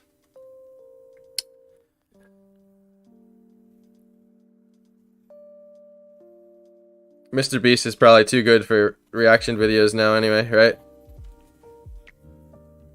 He makes $1 million videos now. I remember always expect the unexpected. Mr. Beast's old videos though are crazy. Like, I remember, I think one of the ones that got him on the map was he counted to like 100,000 or something like that. It was like a 10-hour stream and he was just sitting there like 9,786, 9,787, 9,700. And like by the end of the video, he was just sitting there like, it was legit painful to watch. Like, I didn't watch the whole thing, but I scrubbed through it because I wanted to see his different stages of like torture. But yeah, that was. I mean, hey, whatever gets you there. I'll give it to him. That was beast. Sickeningly beast. I would never do the buried under the ground thing though, because of the way that shit can collapse. So props to him for even approaching that, I guess. That's... I don't know about that one.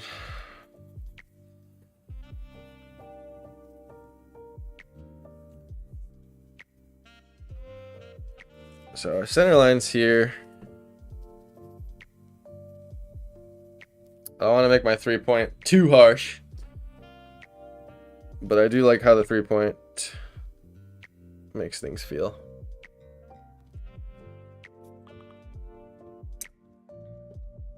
Let's see. So the horizon,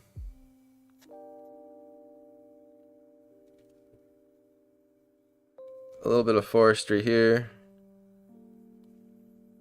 Add the trees up top, the kind of the overhanging trees, and I think I'm pretty ready to paint here. I think I'm gonna establish a couple more things, like,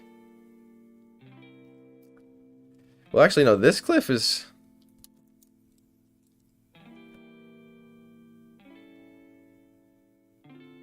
I'm gonna erase this really fast. I was accidentally not following the 3-point. I crossed the midpoint, so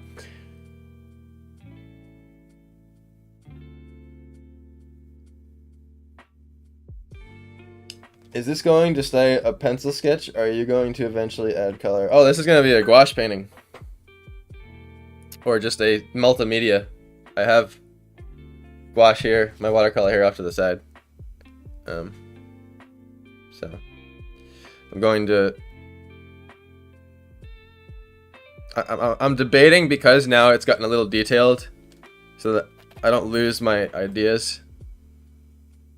I think I might take the pen out, ink it up, then watercolor gouache it that way, you know. Another day, could you do the Glamrock Freddy? What's the Glamrock Freddy? I have to look that up. I'm gonna have to take a second to look that up. No, green screen. Stop.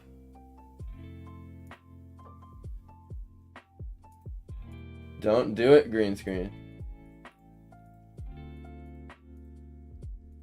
Glamrock Freddy.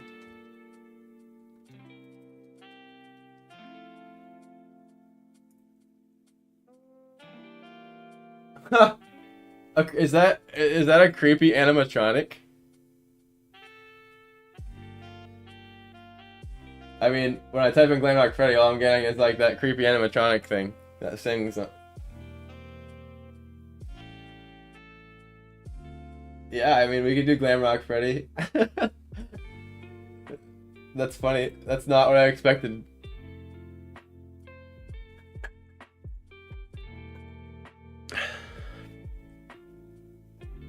Trying to decide what's over here.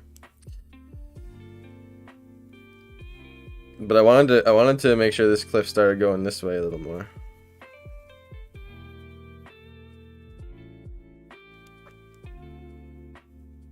Maybe there can be like a complete overlap here, perpendicular. To kind of imply that there's a space between the bridge and that cliff there. You know what I mean? And then like more cliff here.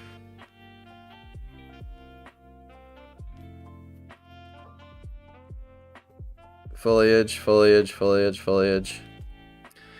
And that bridge has to go somewhere, right? So maybe this is sort of like a, it's becoming sort of like a road, right? It's like, it's almost like it's a cool, like, canyon, like Canyon City or something. You know what I mean? So go here. Trying to see what it looks like. Keep vanishing it away.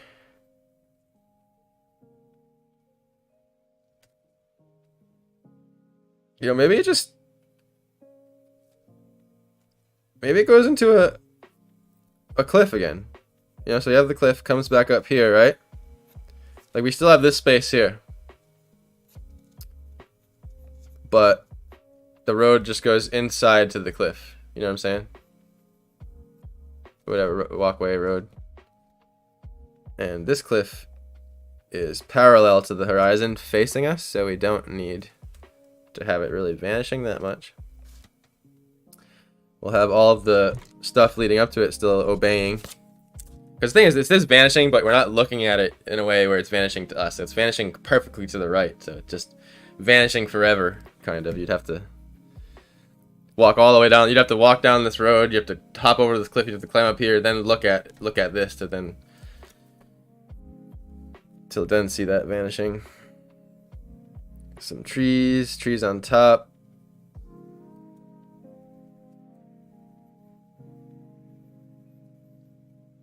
This could be a cliff here.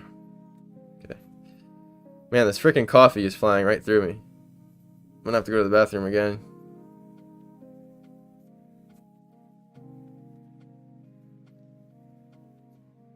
And it's good to try to think of rock as like all these little boxes, weird boxes on. And it helps draw the rock in perspective, I would say. And we got the horizon line there. It's very faint. It's still helping me. I'm glad I did those guidelines earlier. You know, I think occasionally like these little chips come off over thousands of years. Have these undersides to them. Okay. Now we got this big kind of void of nothingness over here. Put the trees. So that could be like our sky area. I need to go to the bathroom. I'll be right back.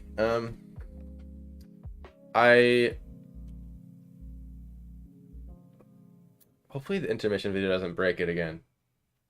But anyway, if it freezes, I'm so sorry, and I will be back. It's not the end of the stream, so just please look out for it. Here we go.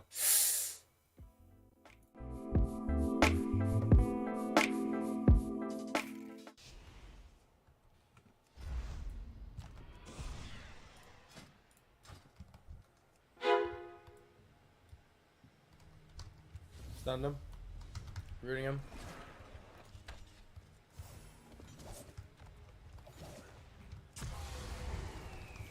Bring him towards me, the pillar. Rooting him again.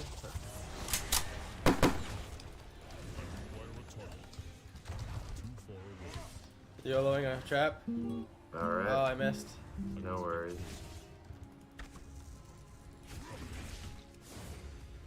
I'm trick-hitting that. Rooting him. He's on Rooting me. him. Rooting him.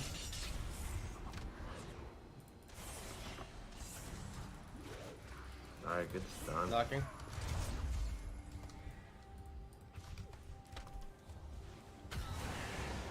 Blasting him.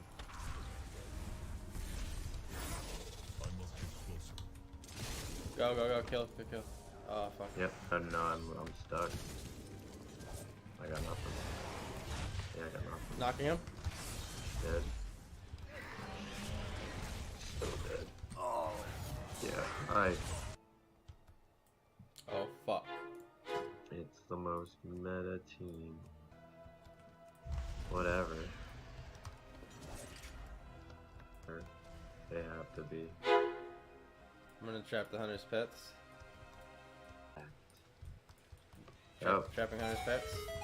Going on the hunter, fuck it. Okay.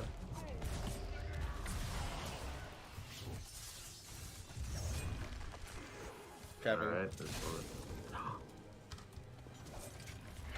Alright, he turtled. I'm out for a second. Go Hunter big. Oh shit, shit. There it is, there it is. Oh god. He's dead. It's all you. I don't have the 2v1. Oh my god. Run. Netting him. Oh, there you are. Oh my god. Sorry, bro. Good net. I was so close to escaping.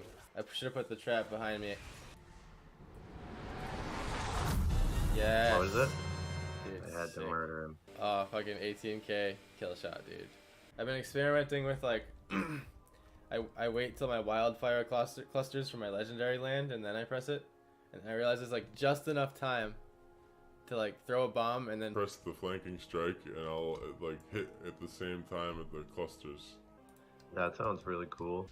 I say we have a better chance of killing the survival hunter, honestly. Uh, You camping in here? Oh no, they're out. They're out to play.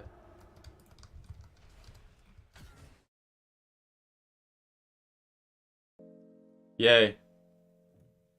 It worked. Didn't freeze. I think. Are you all there? Hope so. Mind me while I refill some of my coffee.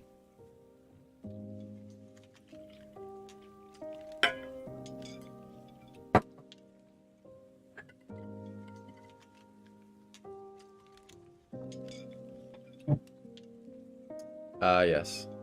Alright. So what to go here?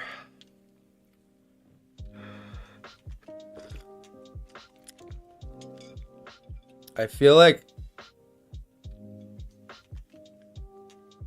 can be more temple-y stuff. Cheers. Yep, yay. It's working. Okay. Kirsten from YouTube, Stephanie from Facebook, Little Fern from Twitch. It's great to have all three platforms hanging out.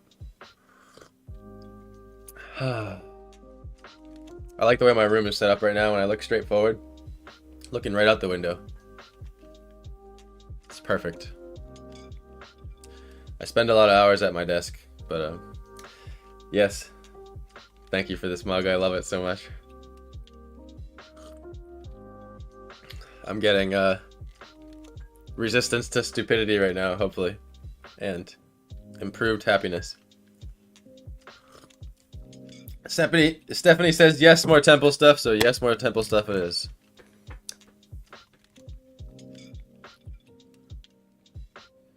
So first of all, speaking of the temple stuff,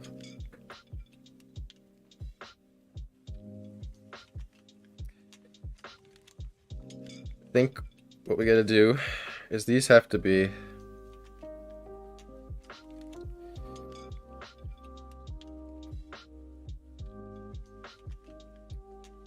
gotta make a like walkway, or it's made out of this. It's all made out of the stone, right? So I feel like they could be sort of like the rough sort of stones. You know what I mean?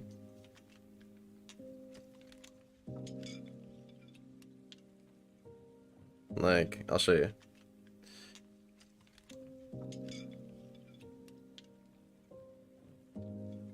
Not too rough. Somewhat organized.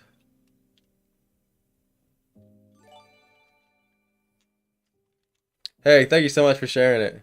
Really appreciate you. You're the best, Steph. Y'all are really my true fans. Means so much.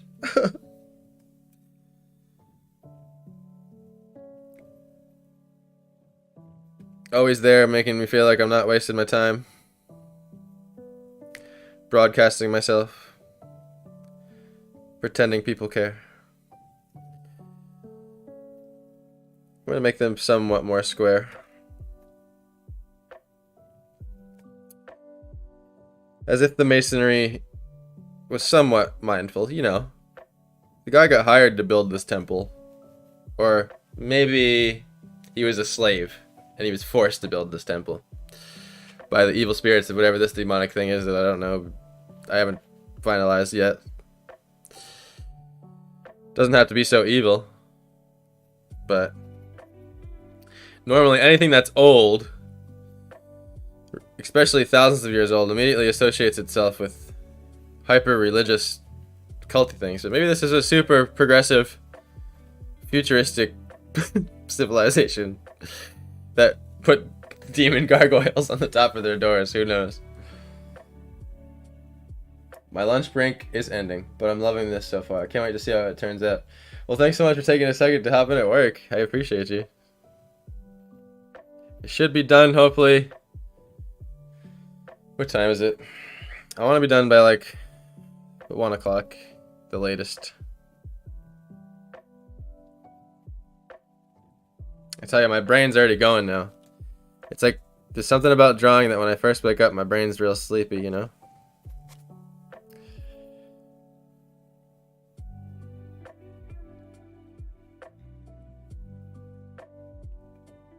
Alright.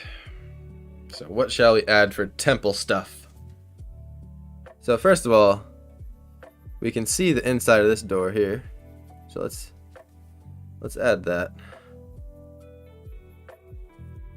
We'll make it clear that that's a door. Maybe this one could be a door too. Just super low key, way back there. Another little door.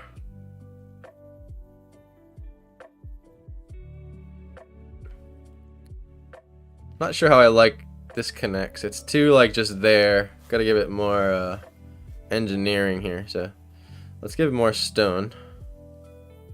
Some stone. There's always gotta be a reason for everything. Every line. In non-abstract art. In my opinion. Let's see, here's the horizon line. It's not what I wanted to do. Actually, no, it is what I wanted to do. And let's see, this will smack the line here. So this, like that. So it's like that's the.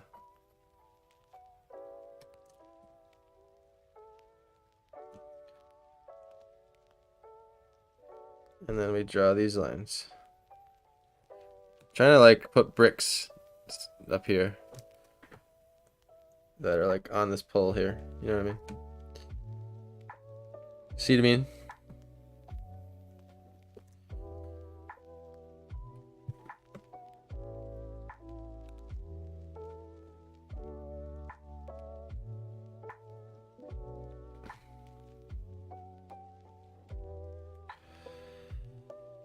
Something like that. Get rid of that straight line with the eraser to help my brain stop seeing that.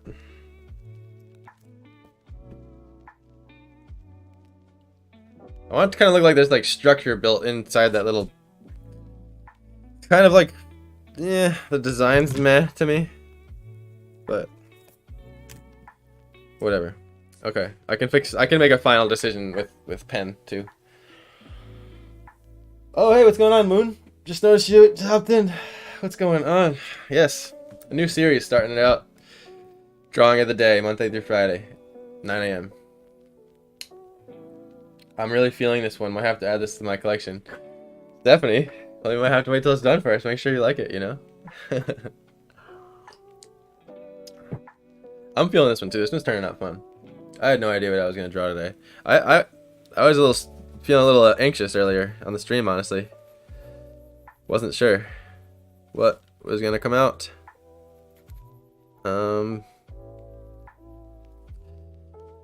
So maybe. So we're slightly above the horizon line here. I want to put a little dot, just to help me. Because I'm starting to the guidelines are gone pretty much, which is fine. I mean, I got enough established, but I just want to check this here.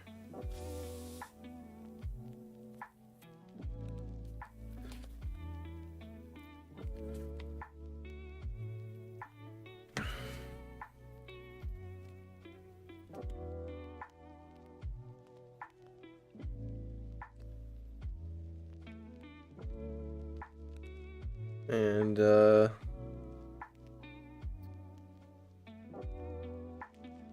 vanish that as well. Have it get chopped off by the tree here.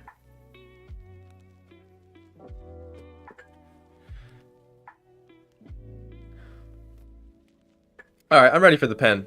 I think actually.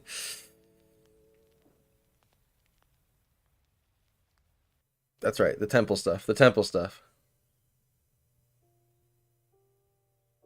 So it's overgrown here. You know what? Maybe what I'm seeing. I know what I'm seeing. I just saw it. So it's a vanishing point. I'm gonna erase this here a little bit. I'm seeing like a sort of like porch patio. You know what I'm saying? You don't necessarily have access to it from there, but it'll be like.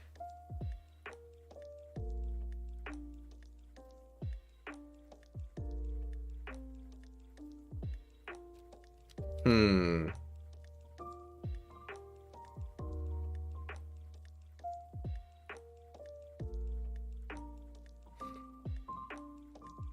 New idea.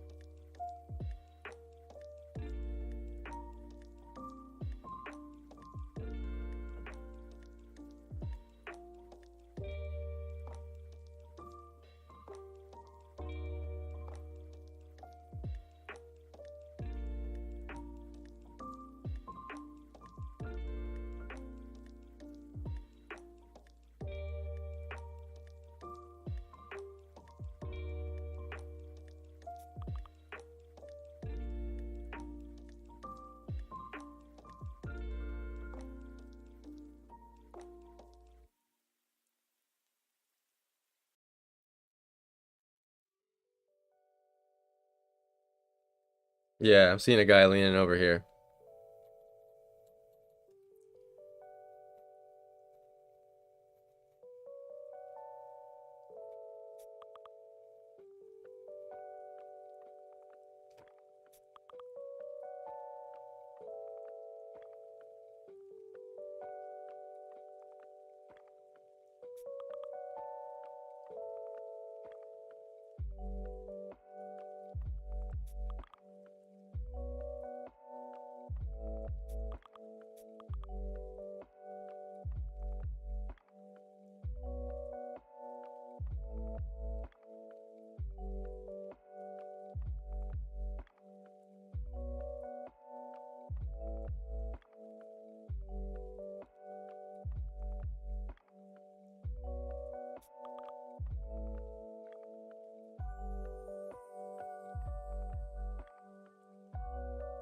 Picturing it sort of curved.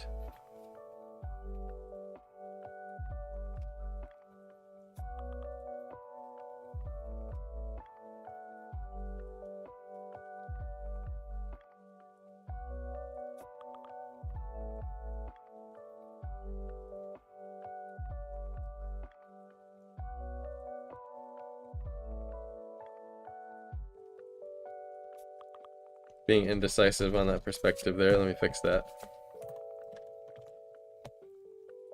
I like that it's gonna come out more and overlap more like.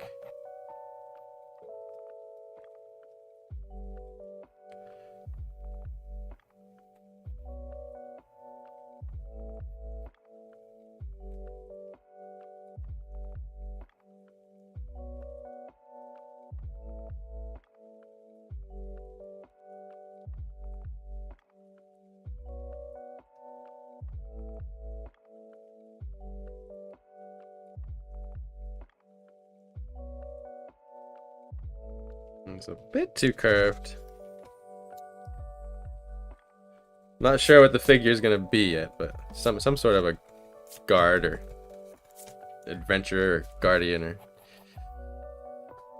maybe he doesn't have to be there. But I do like this courtyard thing going on here.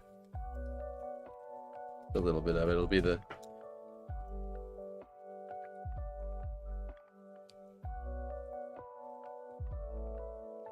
trying to think. Actually, no, I was right. I was right. I know I'm not letting y'all too much into my thoughts right this second. I'm just kind of feeling relaxed, just falling into the drawing a little bit. Is this song on loop or am I tripping?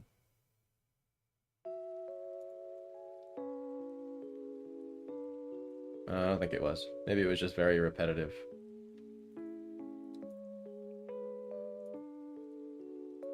Fixing the green screen, of course. The Gargoyle Watchers of the Temple. Yes. I would like that to be slightly curved, thank you. Very slight.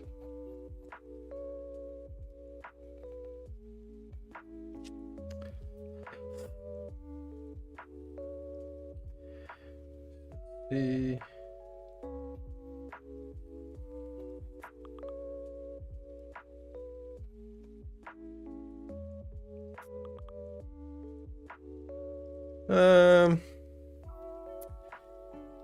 Okay, I'll keep it.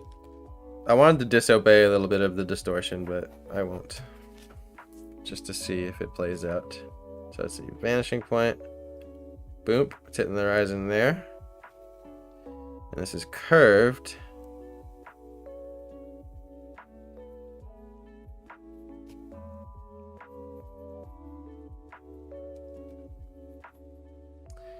And then that.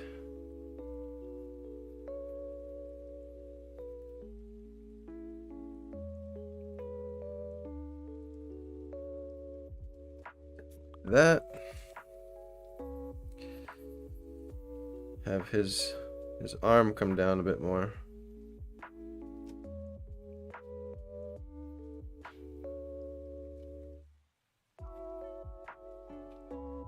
I don't know what he is yet. I'm drawing him simply for a second. Doesn't have to be a humanoid.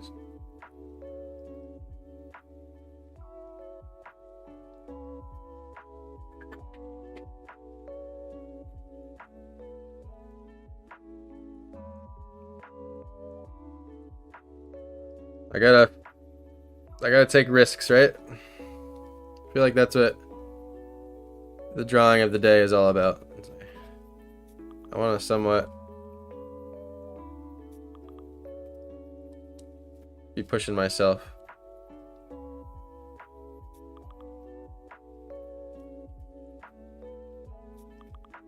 Trying new things. So I think we'll start seeing maybe the floor just here. Let's see if this carried out. Maybe it's not curved. Maybe that's what I'm seeing then. I'm trying to curve it, but my brain is not,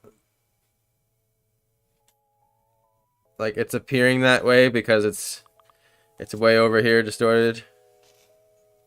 Starting to get outside of our sphere of vision. By the way, we all see in a 60-degree cone, for those of you that don't know. Line could be a little bit more like that.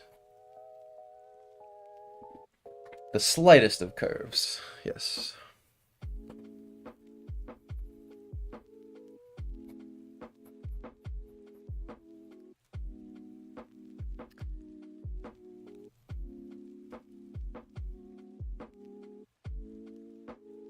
Because he's leaning, so he's if this was like the railing going off into the distance, right? He's leaning like that. So I'm not gonna have him with the 3-point as much. He's gonna be a little more against it. Hopefully that'll give him the sensation that he's leaning, because he should be like standing that way, but Things get a bit weird on the side of the paper. They get a little distorted. Like, see, that needs to be way following that way more. So this, first of all, this is vanishing to here, which makes it so this actually needs to be the slightest of curves. So what's happening with a curved railing is it's not all of the same vanishing point. What's happening is each one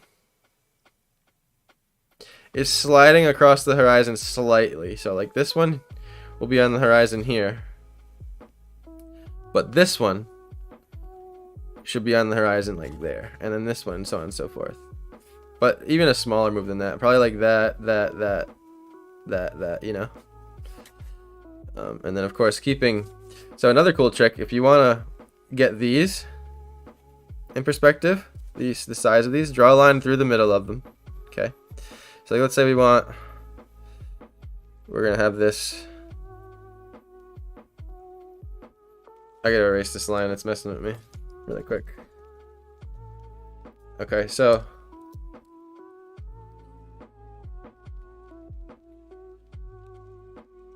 up to the horizon here, slightly curved, bounces off. So looking at a railing about somewhere like that, So draw a line through the middle, right?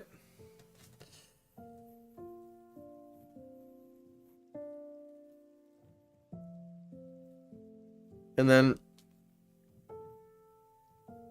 basically what you do is you take from this corner to this, where this intersects like this, and it should hit where you draw the next line. So if you see, I just checked my work.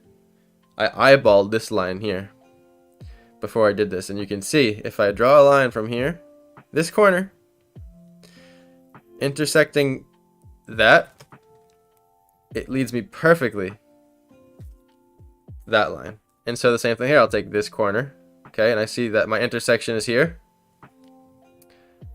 I carry this line, and boom.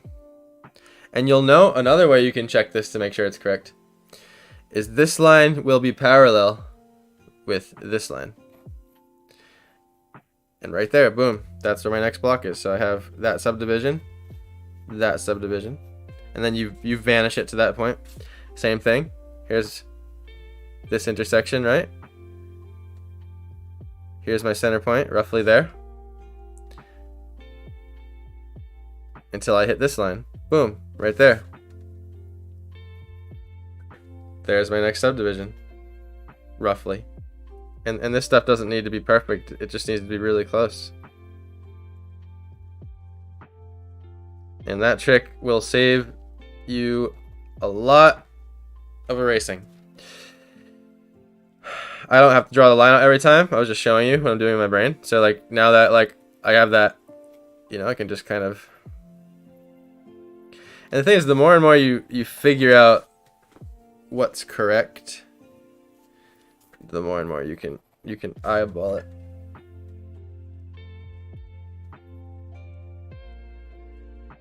And obviously I got a little carried away with that right there. All right, we got quite the little scene here. Let's see. And then something like that. Okay, now the floor. There.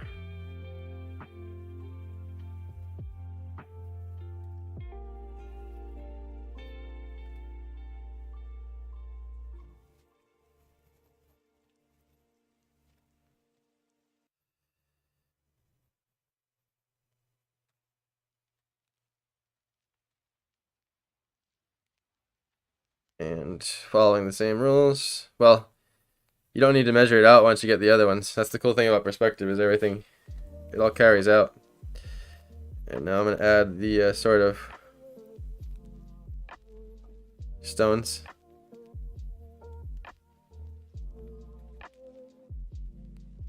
Not too crazy, just so I know that they're there.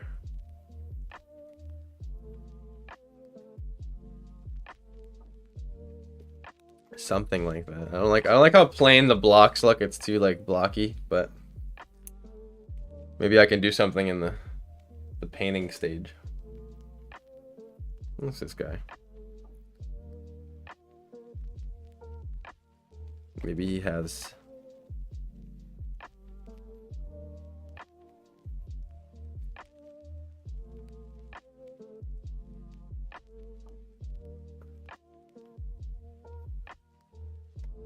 Is he wearing? Should I go with the fantasy route? Does he have shoulder pads?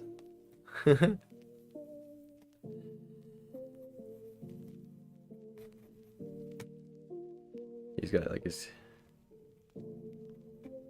gear on. Maybe he's got.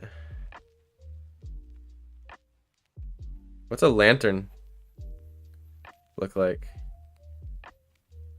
Maybe there's like a lantern here.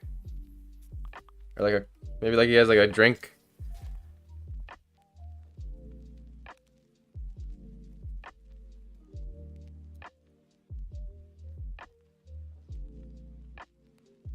Girl with long flowing hair.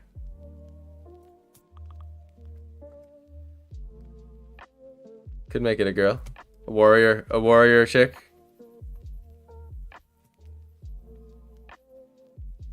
Warrior girl guardian. I've already kind of made it boxy like a guy. Let's see.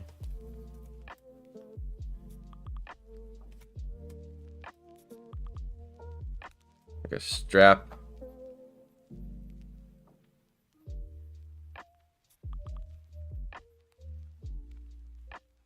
Get up.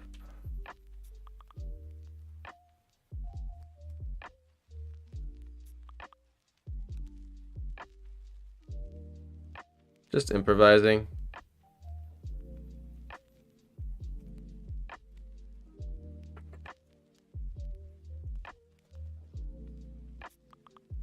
Thin the arm a little bit. And this a little bit. And we can make it more girly. I'm still not pro human level. Still working out my humans here.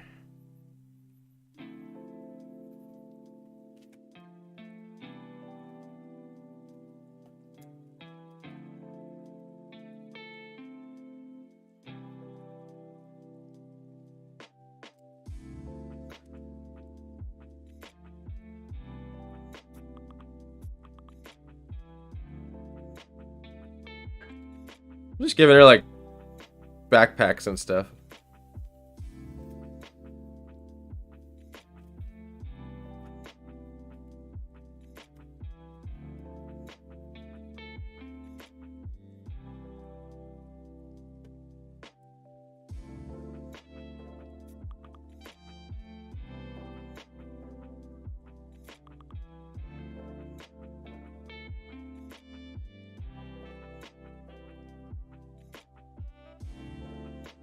Give her some boobies. Girls have boobies.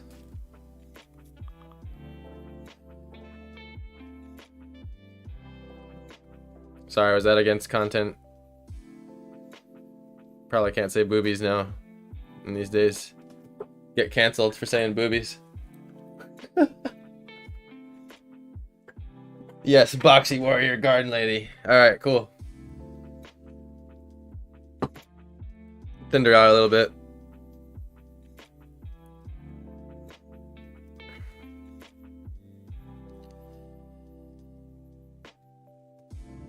Give her a little more. Give her a little bit more of a butt.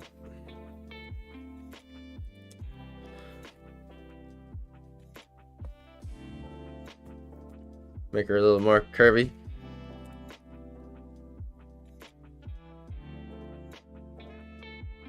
Tourist lady. That got teleported accidentally because she touched the wrong spell tome in an ancient library. Now she's stuck in a foreign world.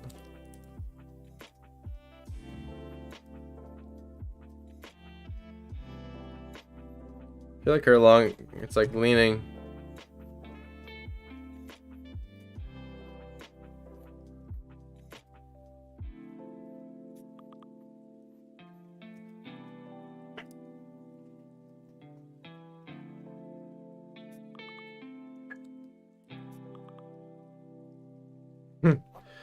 Make maybe what she has on or what she's wearing more more fitting.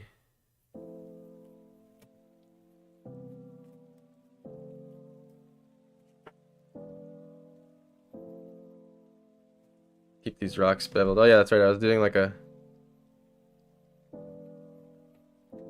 What does she have? What is this thing?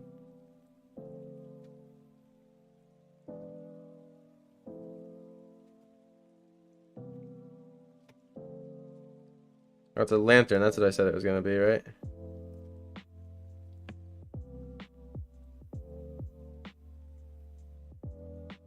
Oh, you know what? I'm dumb too. I'm drawing it wrong. See, here's an example of the ellipse trap. So actually, it's supposed to be this way, right? So it's supposed to be like this.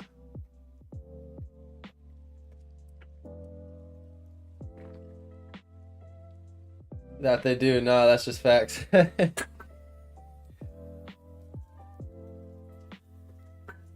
She needs to be a redhead. Alright, she's a redhead. She's a redhead now.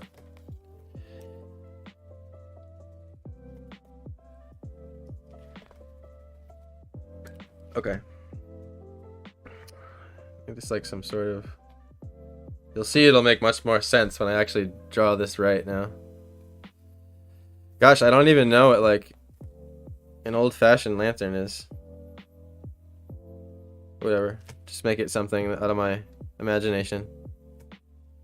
So we're looking right down on it.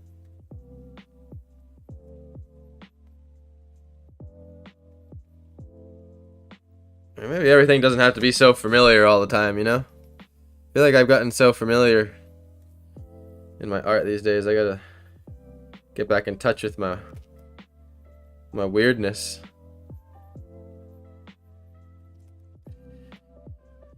So now that this, whatever this is this thing, going with the 3-point now.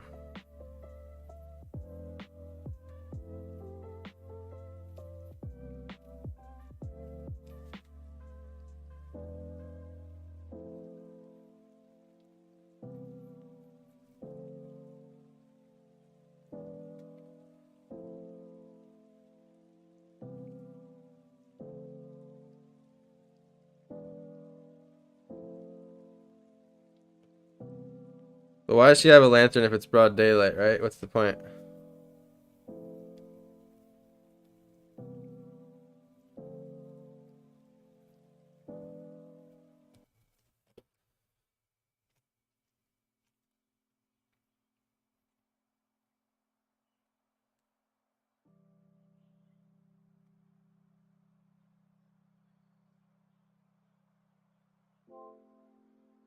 This is like another... Picturing like another pack that she has on the ground laid down over here. This is you, Stephanie, isn't it? Oh no, the green screen. No! Stop it.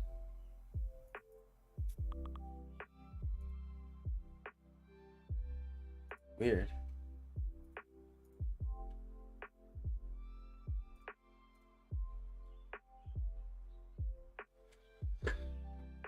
All right.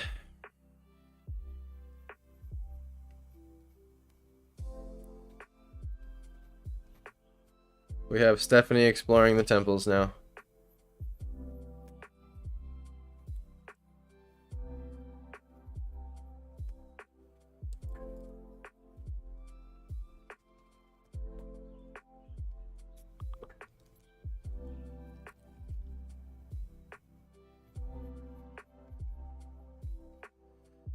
I gotta give you that nice butt, Stephanie, you know?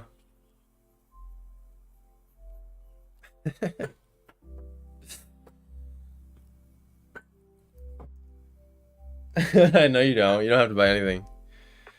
Only buy it if you actually like it.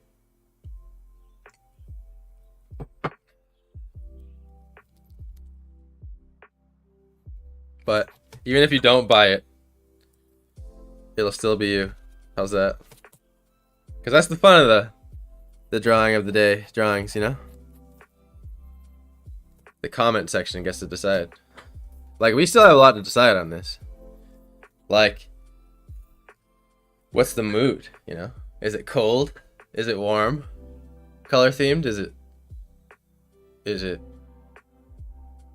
monochromatic? We could do it monochromatic. Yes, please. I already love it.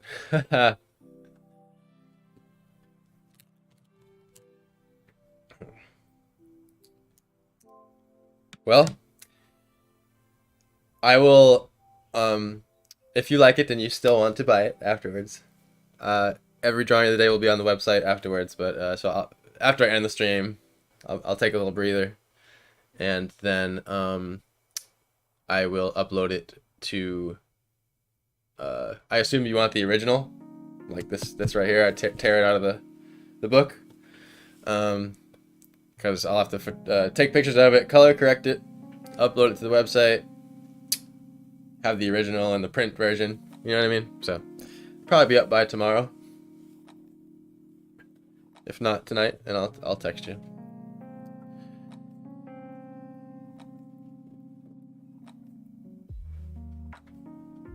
The original. All right. You sure? Is that a final answer? You really want it? All right. Well, there you go, guys. It's the. Oh, I'm still so like. It's like stretching. Thank you so much, Stephanie. You're the best. Stephanie has like 5 of my paintings. She doesn't let anyone else buy them. You're the best. Thank you so much. It's gonna be $10,000. So I hope you have enough. So we could do it. We could do a payment plan. I'm kidding, of course.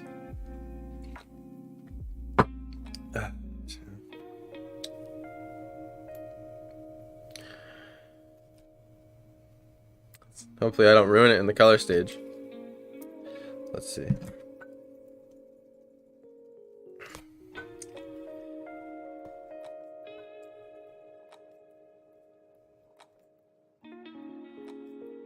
All right. You know me, I always get to have that joke. I feel like this could be just that sort of like Jansport backpack, you know? It's kind of smushed. Got the strap laying on the ground there. Oh boy, this has gotten detailed. Okay. Time to get out my favorite part, which is the pen. So let's see, where is it?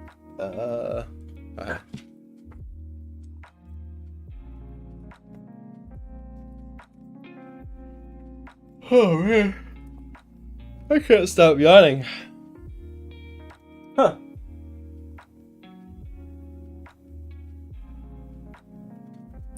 Where is the black pen? Give me a moment. Aha! It's in the special case.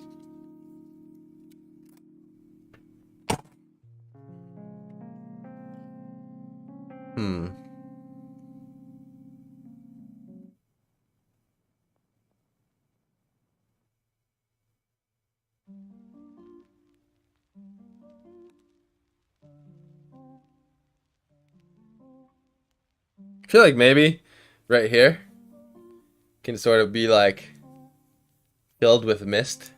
You know what I mean? Alright. I need to pour more coffee. Got my thermos keeping it warm. This thing's amazing. It'll be like 8 o'clock tonight. This thing will still be blazing hot coffee. Like to the point you can't even drink it too hot. Impressive.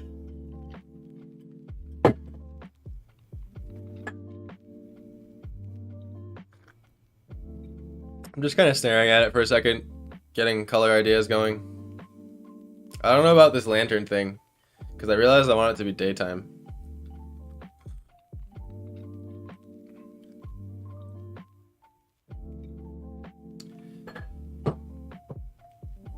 I don't know why, but I want this to be...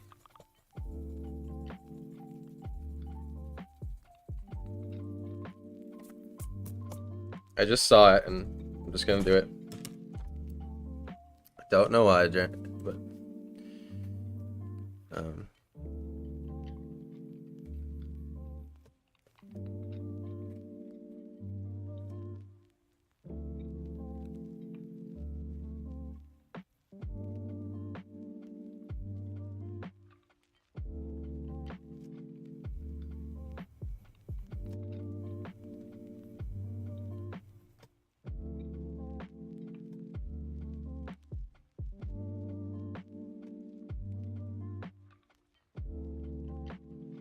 Because it's like, I feel like you're chilling, Steph, you know?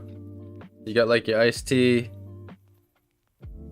You got your journal, your little...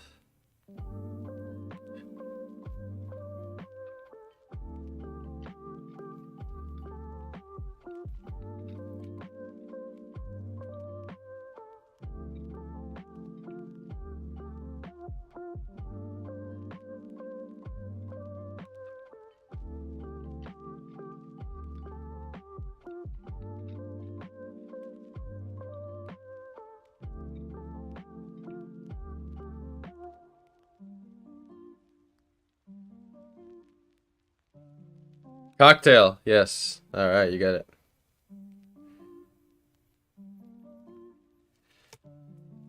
Nothing like enjoying a nice cold cocktail while looking over an ancient forest ruin, huh?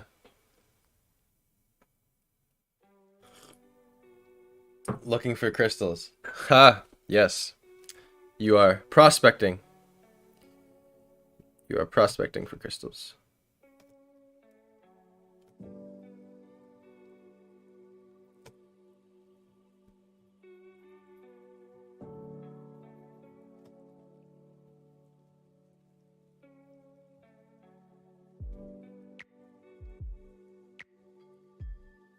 Okay. I've like rubbed this entire place off with my... You see my hand is completely covered in graphite. I've not been being careful. At all. At all. At all.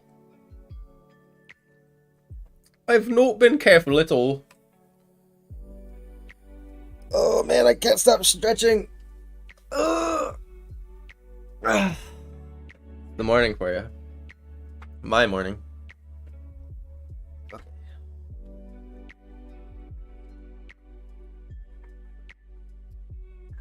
Here we go.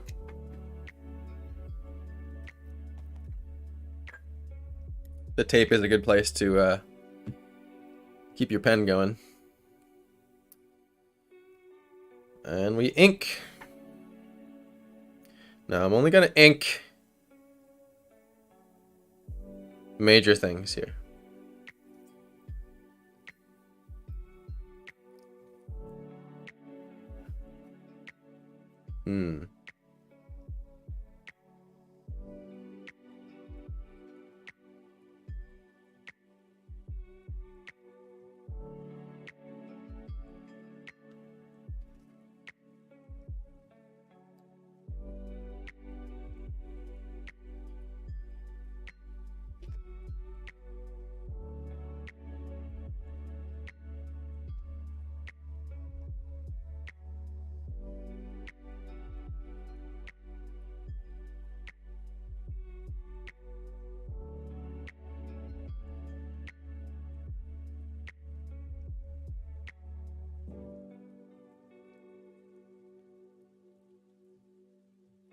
Hair is tricky, let me tell you.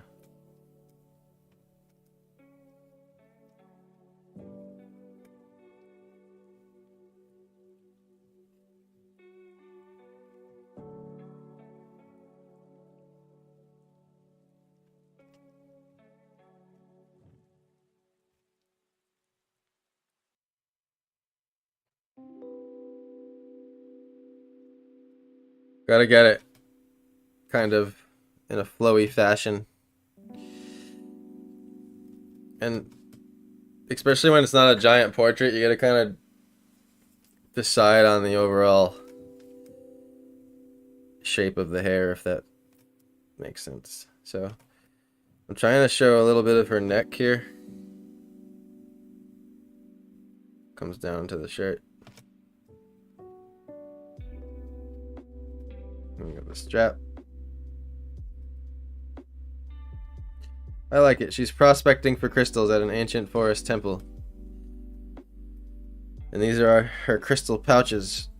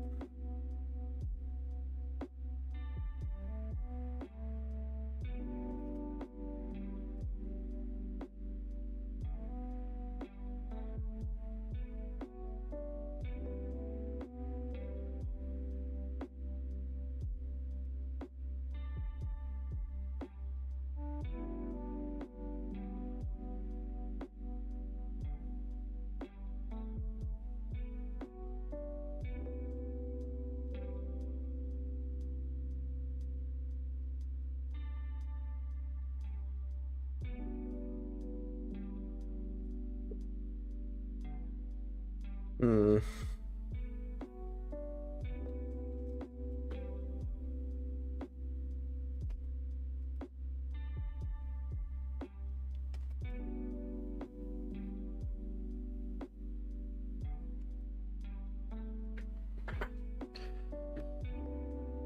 So easy to overdo it.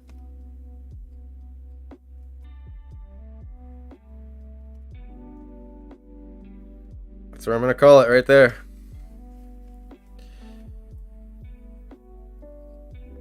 On the hair, I'm saying.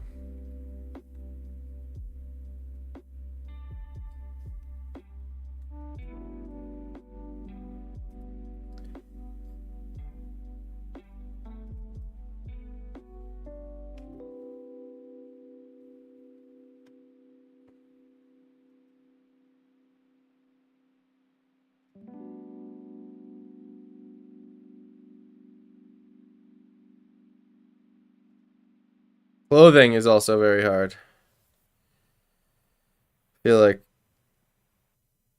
I'm always improving how I wrinkle my clothing. It's just one of those things you really gotta think about when you draw it, you know? Yeah, she looks just like you. Cool. I'm picturing you in my head, honestly.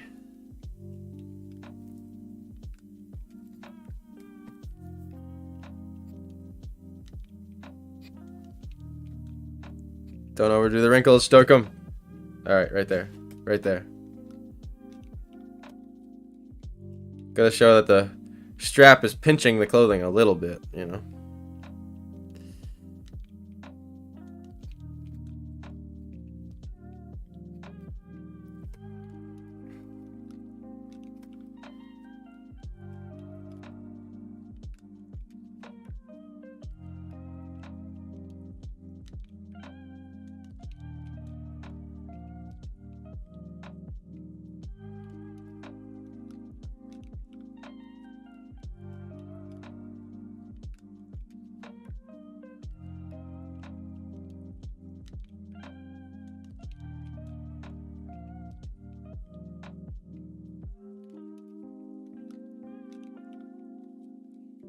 Just some straight up yoga pants.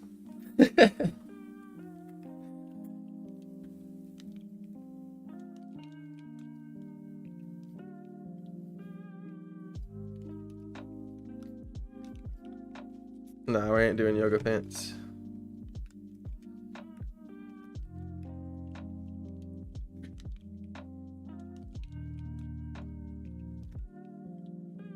Where's seams usually on jeans? Look at my pants. They get on the side, right?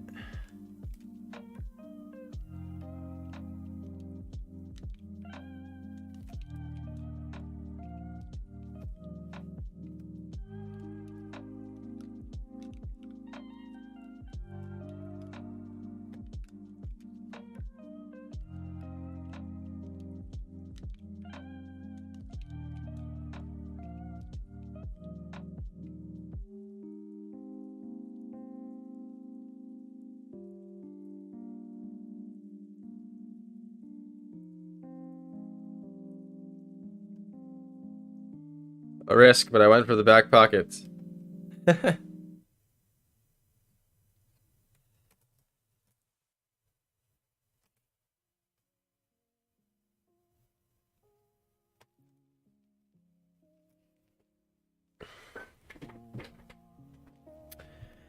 Okay, moving on. I don't want to do too many lines.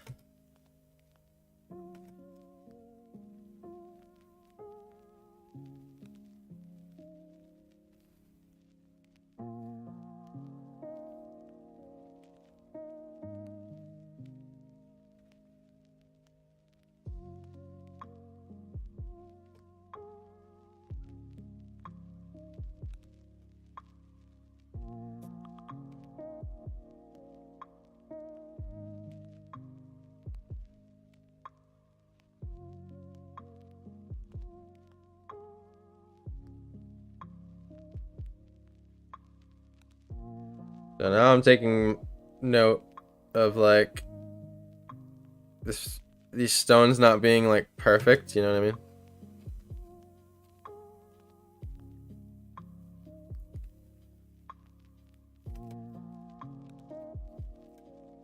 Now I'm going to be extra careful to not add too much detail into the background. I did that in my last drawing, and as I was saying it, I was drawing it and I was like, Jokum, stop adding detail, stop adding detail, stop adding detail, and I did anyway, and then the exact thing happened that I thought would.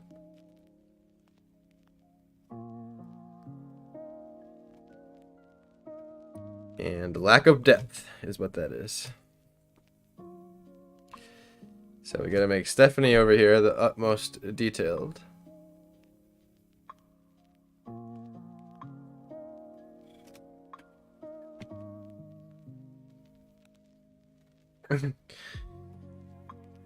The ancient warrior Stephanie.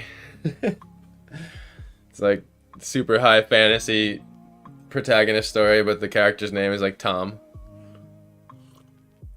Like super American white name.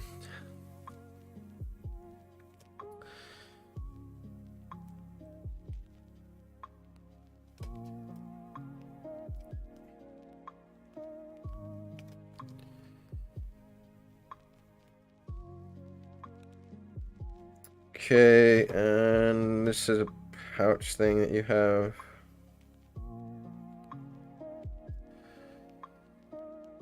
Give it a little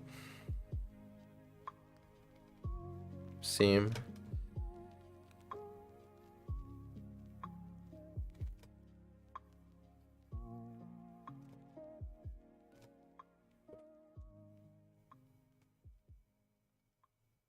And now we can't see, because of perspective, we can't see the full indent anymore, so what's gonna happen is like that sort of a thing.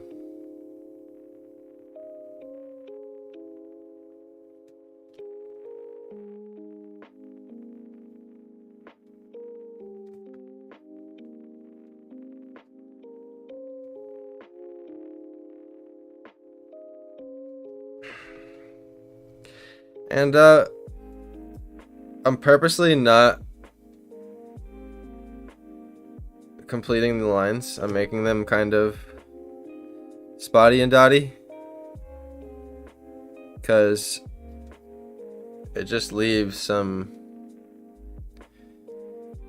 interpretation up for the brain, you know what I mean?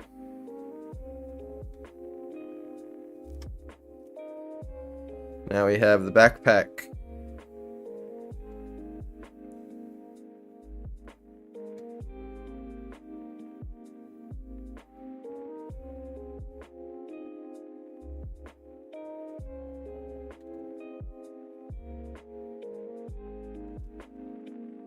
And the strap does a little twist here. You know, that like ribbon shape you try to do.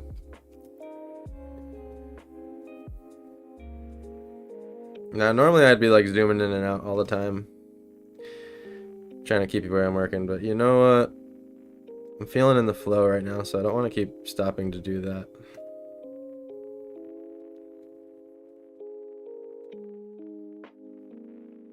Okay, there we go. A little backpack. This is already my favorite piece of art ever. Amazing. Stephanie. What about Willowwood though? I thought Willowwood was your favorite. Poor Willowwood. Just kidding.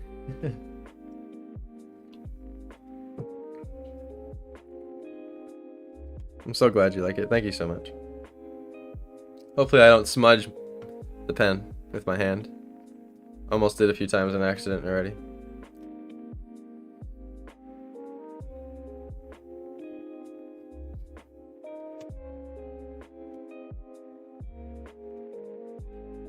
Cool. Okay.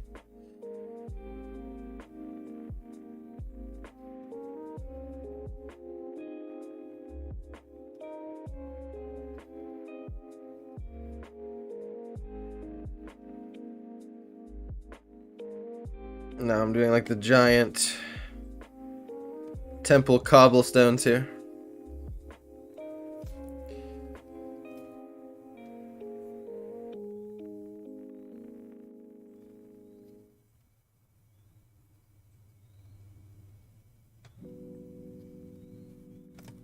Everyone takes a turn here. Screw it. Something like that.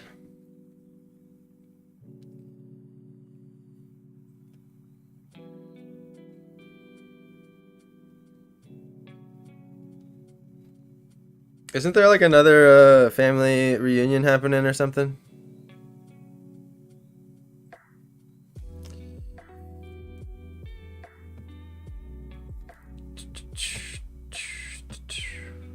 I didn't want to draw those lines. I kind of regret these little detail lines here, but you know what? Just gonna stop now. Compliment them so they're not out of place. I'll do a couple more here. What it needed to be was just like that, like.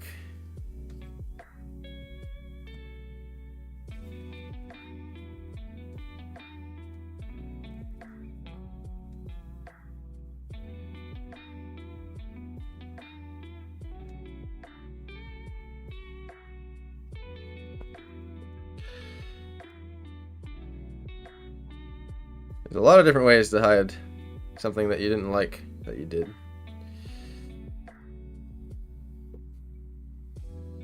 Yes, in October in Florida. That's what it was. Well, I hope I have enough money to make it. It's normally the case. I just don't have enough money to travel to make it to those sort of things, but may the stars align. Here's Stephanie's little note-taking quill. And glasses, even if she doesn't need them. They can just be sunglasses.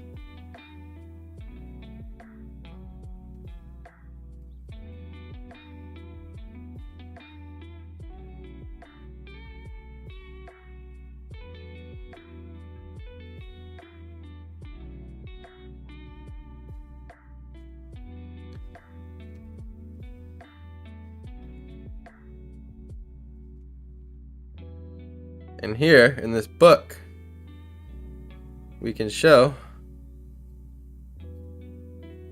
the crystal you're looking for. How about that? So now you're really crystal hunting.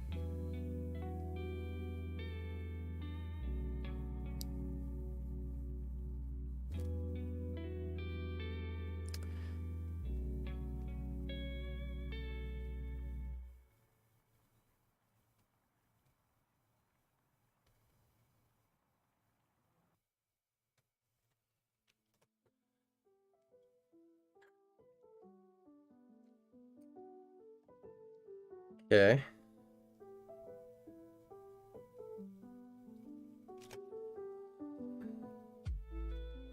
All right. I think I can get a little closer here. Didn't realize it at first. Sorry. Let's see.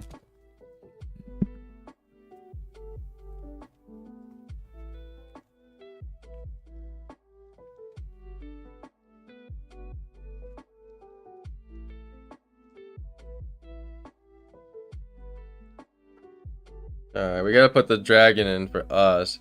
You know, I'm gonna look up dragon reference real quick, because you know what? Sometimes you just gotta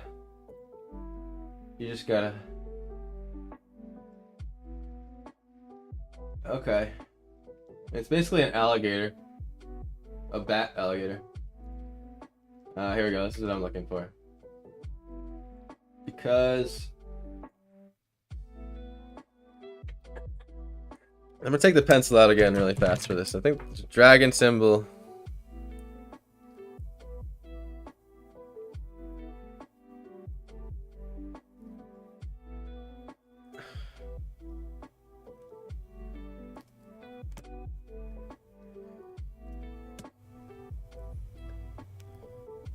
I'm gonna do it here first.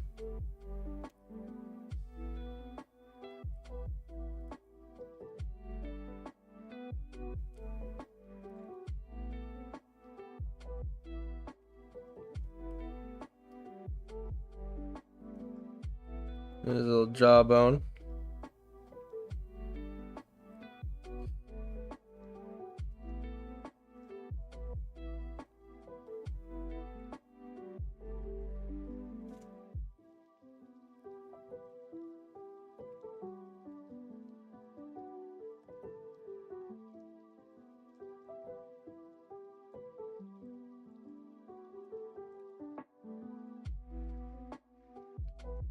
Gotta make him a tad smaller.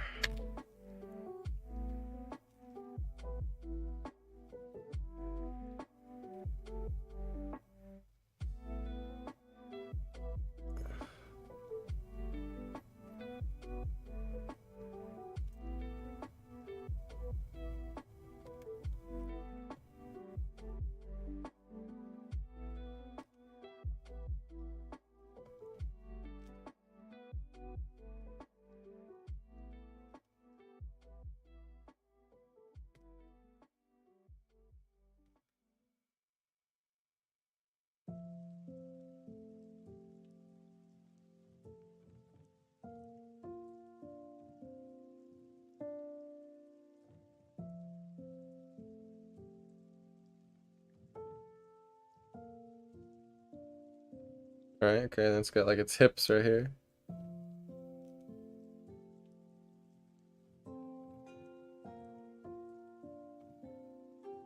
Just make it like just gonna make it like a serpent dragon, because it's just sort of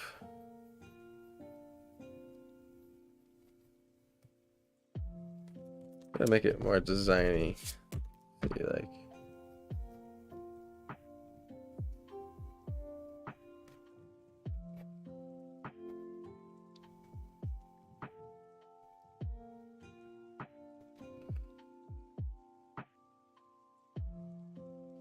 That's right, it's like a hand that opens. So always gotta remember the anatomy of things. Start taking mental notes like that.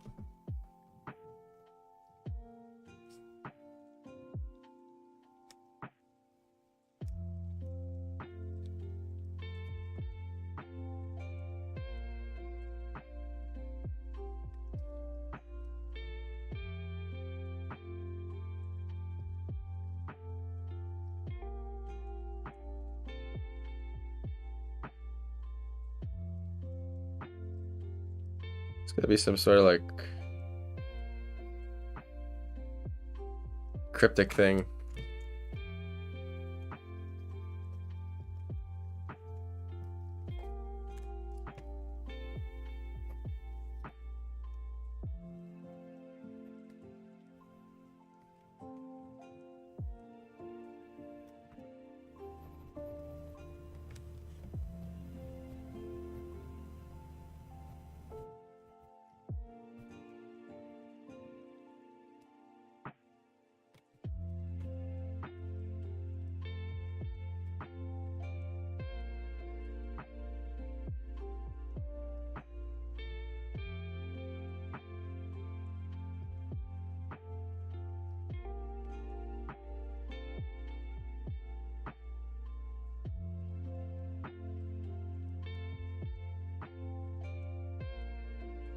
Maybe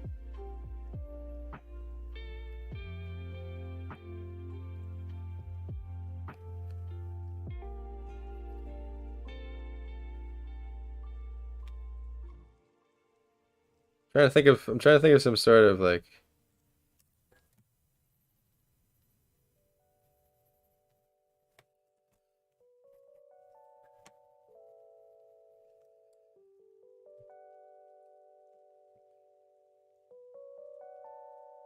I like that symbol. I'm gonna roll with that.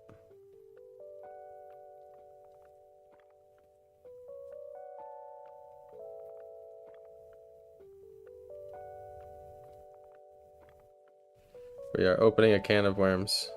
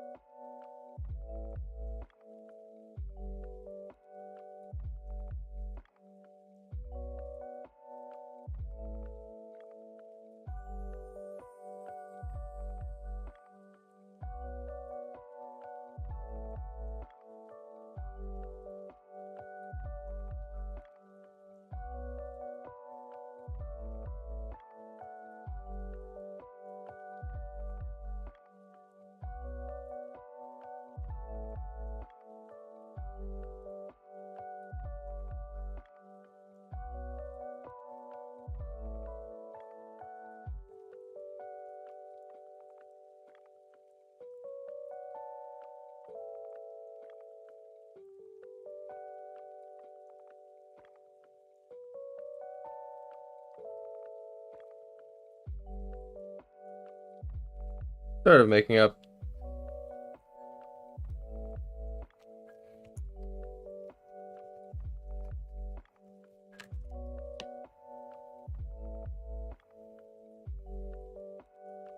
The decor here.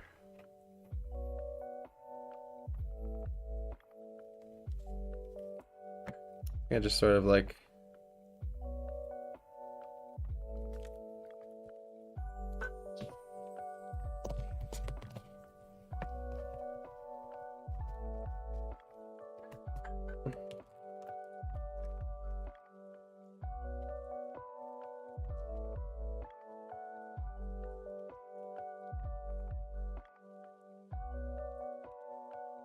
Yes, love this. Yay.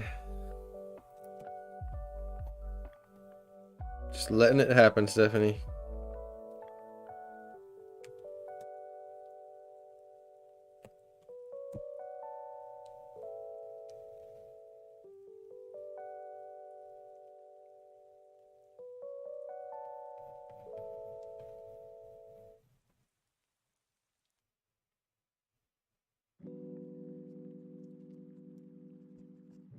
No, I know. I know what this needs to be.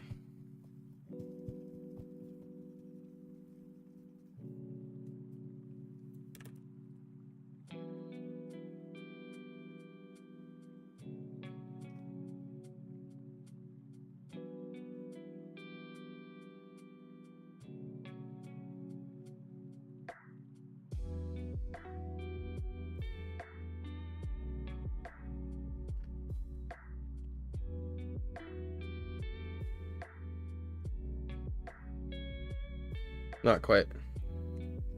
Damn, eraser. It's gotta be more like.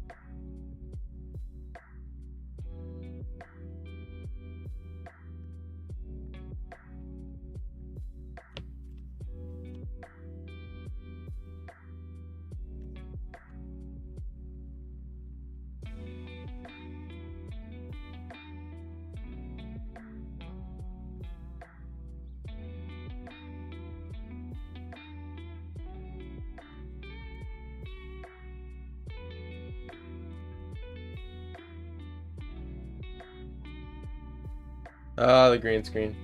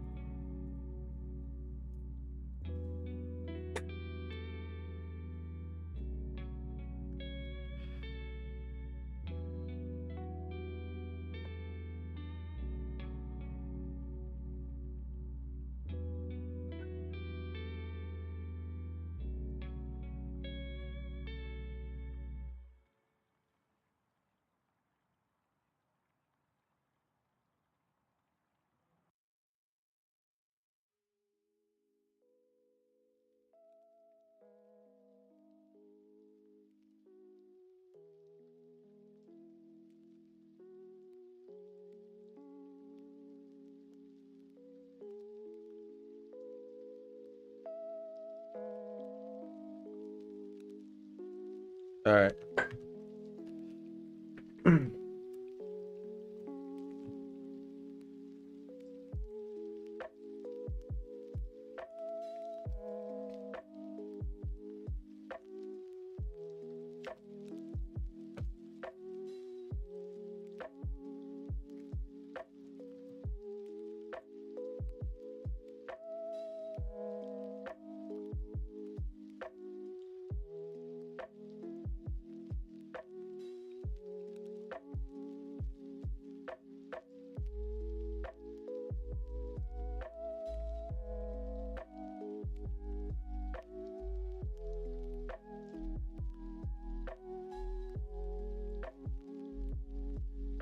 What are y'all doing on this fine Friday?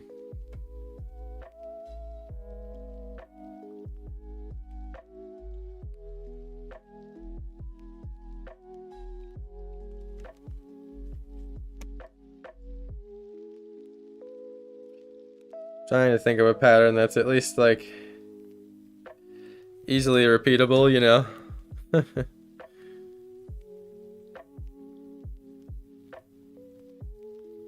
I mean, what's an ancient temple without its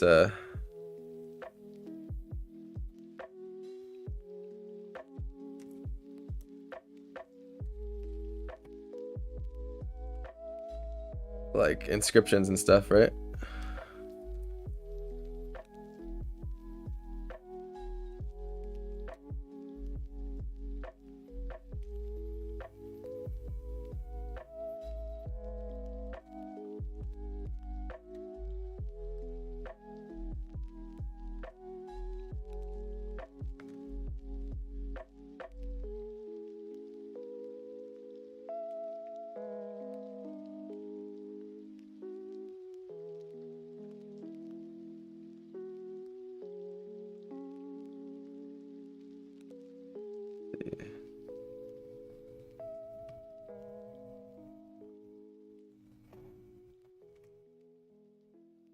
So a circle should be like here.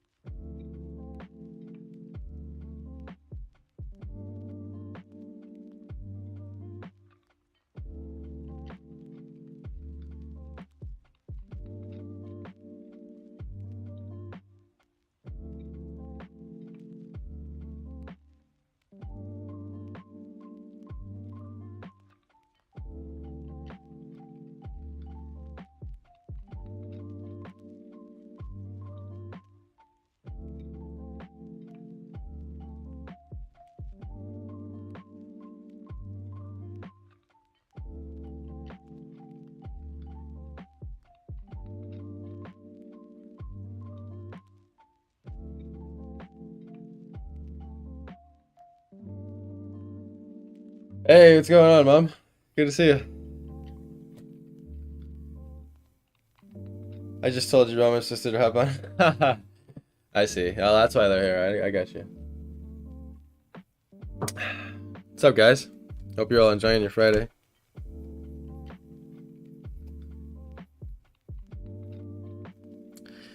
Trying to commit to some regular streaming again. So doing the drawing of the day here. So now I gotta put another one of these dragons up here. Figure this would be the pattern. Circle, dragon, circle, right? This probably end here, and this red other one would begin.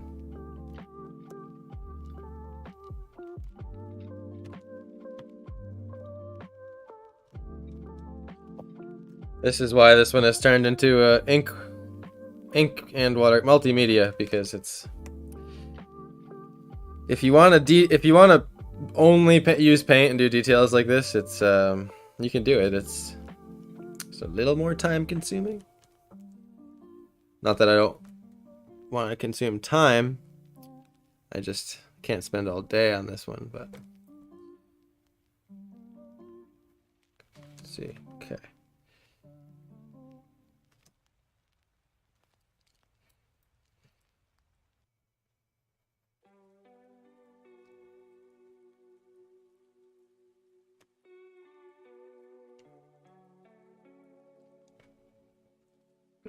All right.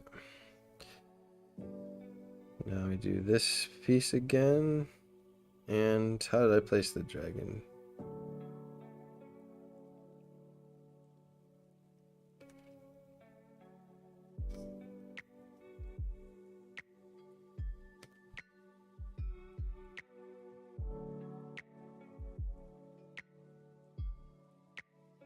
And this ain't gonna be perfect here.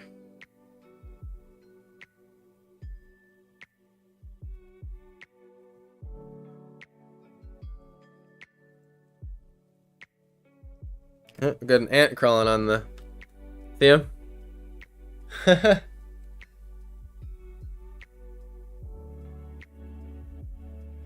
come I don't see anybody? What do you mean you don't see anybody?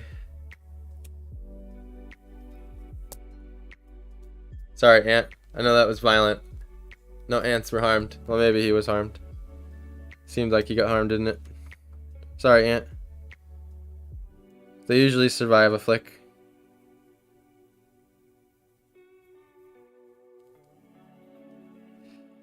So this dragon's gonna be distorted because he's getting stretched in perspective over here. But yeah, there we go. That's all. Simple.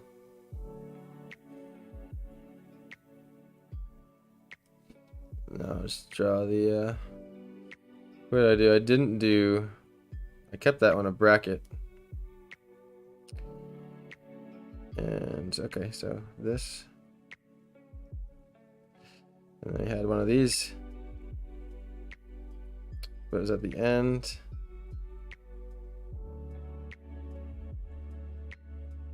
That. Oops.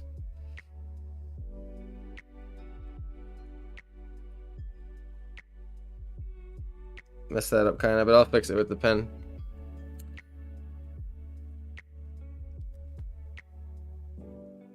And over here, it doesn't need to be crazy. There we go. Okay. Fancy temple decal. Very cute picture of you, Steph. It was initially a man, and then we morphed it into a woman. And then she was like, "Make the hair red," and I was like, "Wait, this is you, isn't it, Stephanie?" She was like, "Yeah, it is." Okay, let's get the pen back out here. This will be the foreground, so I'll dive right into this.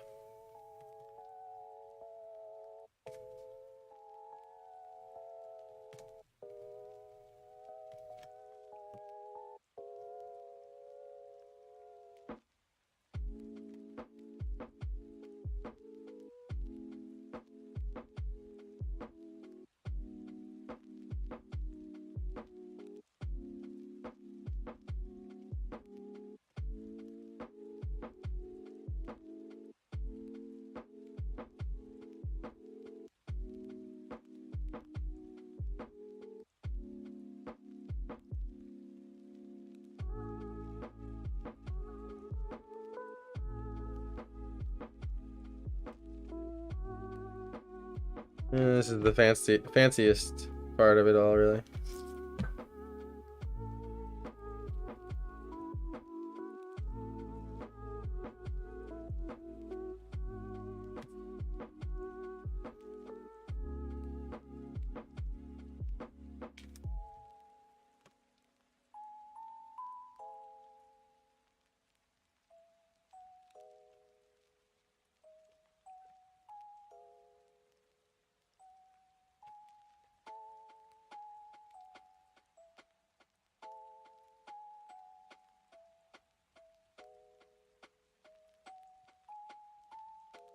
Ink is puddling a little bit on me there.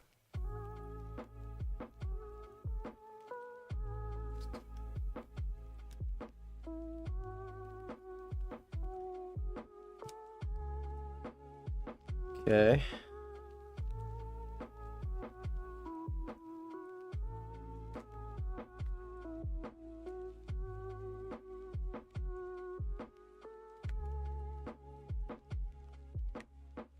Making it a little bit 3D. So I was picturing these sort of extruded from the surface. Oh, I got the shaky coffee hands.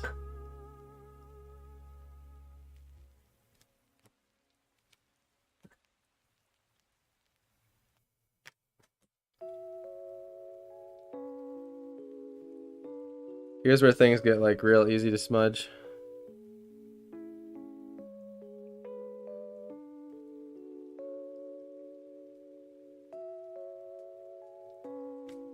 Although the watercolor paper, I gotta say, is nice with the ink. Like it soaks it up quick.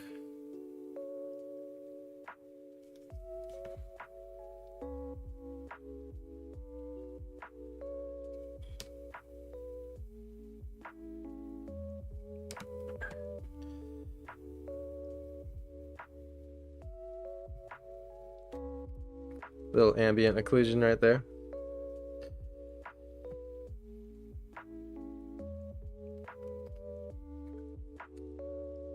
Absolutely, I'm switching to my iPad. Cool. I look great, right?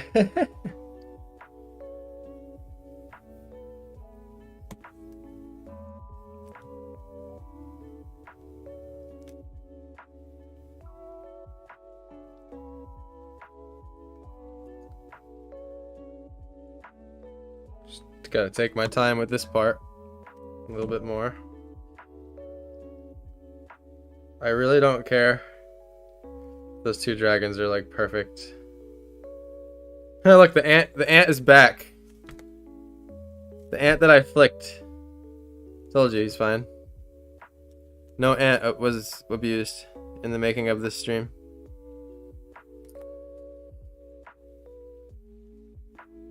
Outside, did I add a little like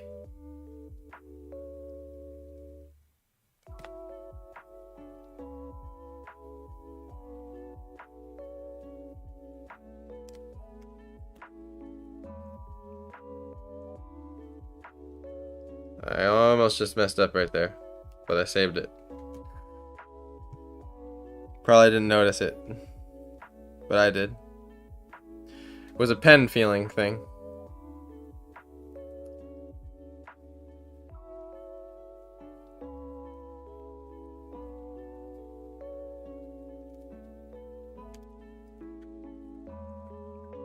Trying to make these appear as if they're superly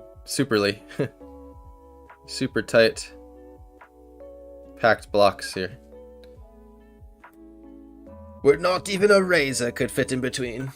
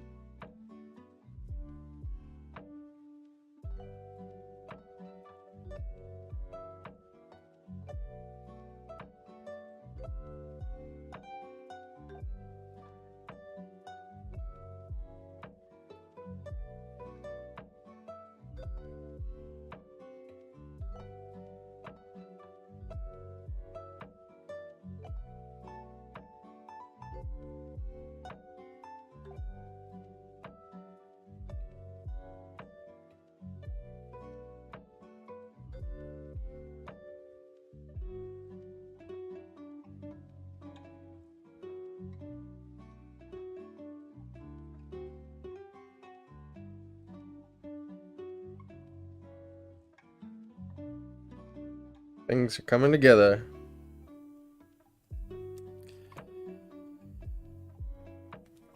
No, I'm being quiet, but sometimes I just don't have anything to say.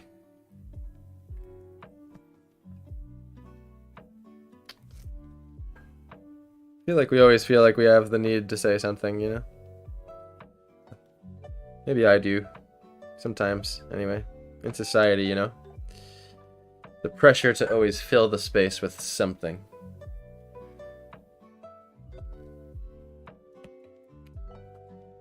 But trying to only fill the space with, like, quality things, you know?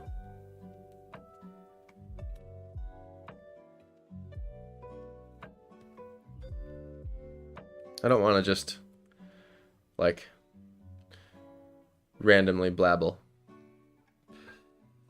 Even though I am randomly blabbling now.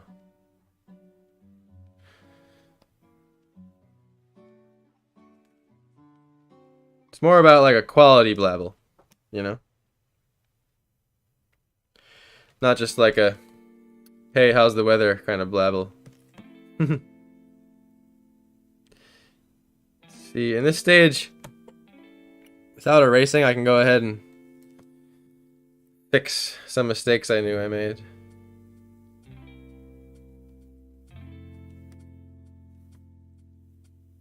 What are you using, Jokum? Like the pen I'm using?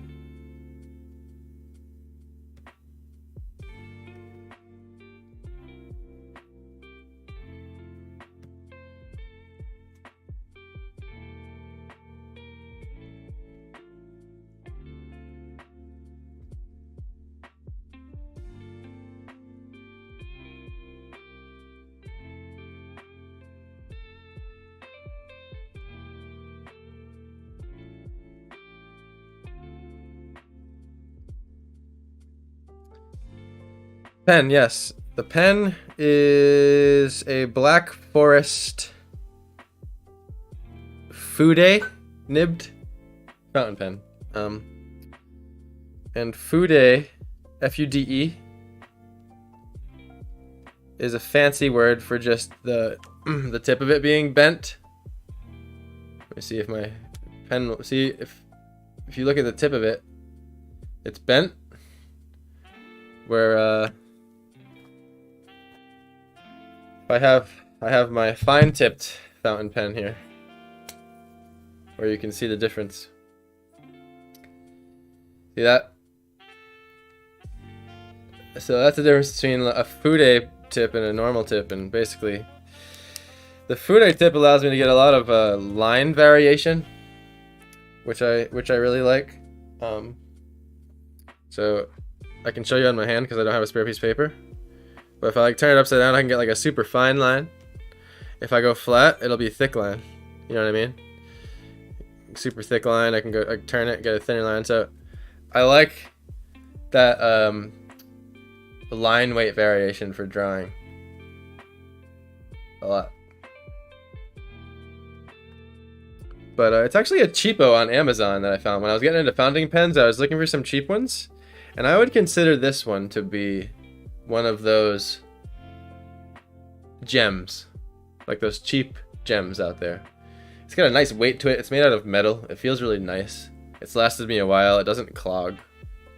Like, I recently bought a really expensive one and I haven't used it because it like leaks and clogs and it's like super juicy. It feels nice to write with. Debatably the best to write with. But it's for bigger pieces of paper, one, because it's a medium tipped. But you gotta like babysit it. You gotta constantly be wiping it. It's constantly bleeding. And it's because it's this one I opted in for called a triple tail. So it's hard to see, but normally the nibs are cut once down the middle. This one's cut twice, so it has extra flex, so more ink comes out. It's called triple tail flex nib. And I think because of that, when it's stored, it leaks on its own. But it is nice to write with. I think it's just it's one of those pens that when I sit down to draw with, like I'm not gonna keep ink in it. I had to drain all the ink out of it and clean it. So like when I go to do like a bigger piece of paper, where I really gotta do big strokes, that's the pen, definitely. And I would like fill it specifically for a drawing session. It's interesting. The tip is bendable. It comes bent. I didn't bend it. But yeah, there's all different kinds of fountain pen tips. I find the Fude tip to be the most versatile. So if you want like a nib that can do it all, I would say the Fude. Because it gives you everywhere from like a super micron, like you can even, if you flip it over and get just the right angle, you can literally get like a 0.1 micron size of a line. So it's like, I feel like I have like 5 micron pens in this one pen in line width. And I just found that to be way better once I got used to it. That definitely takes a bit of getting used to. The feeling's a little bit more scratchy on the paper. It's a little bit more fussy with the angle, but you get to just buy bottles of ink. You get to refill it. You never have to buy another pen again. I love it. Ever since I've gone fountain pen about a year ago, I haven't returned. I just bought a new fountain pen. I want to try it for my pointillism art. Nice. Now I will say I could see it being a problem with pointillism art because of how round and perfect you want those dots to be. Dots with a fountain pen tend to be a little more inconsistent, I would say, but not with a I think I would go with a fine tipped, and when you did the dot, just make sure you had it in the same angle every time. But yeah, I could see maybe like a dip pen would be better for dots because they have more of a rounded nib, but they have rounded nibs too. I would look for like a rounded nib. Mine is ultra fine. Nice. Guangzhou. Guangzhou. I don't know how to pronounce that. I never heard of that name. Also bought colored cartridges, so we'll see. Oh, so you're not doing the converter. See, I do the converter. It's a little syringe. I can refill it. It came with some cartridges, but anyway, I'm gonna keep drawing here.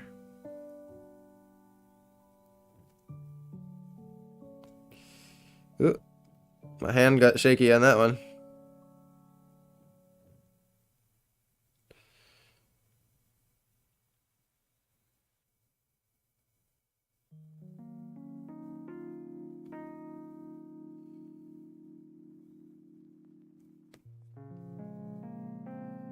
So here's the case where I'm flipping the nib over because super fine. Look at that, it's like a micron pen. See that?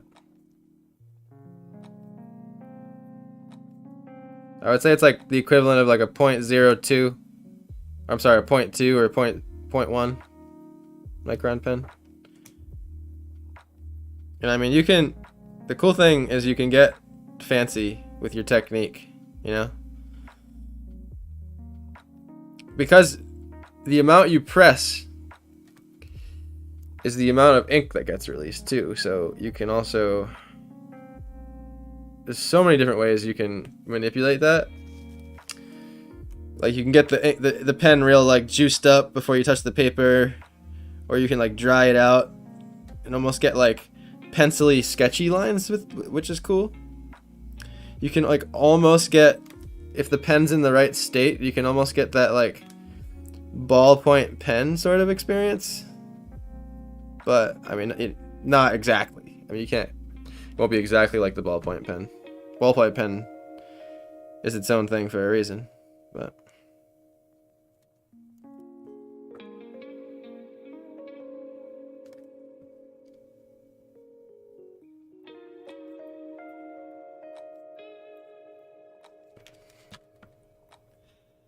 Man, perspective has never made so much sense in my brain, let me tell you.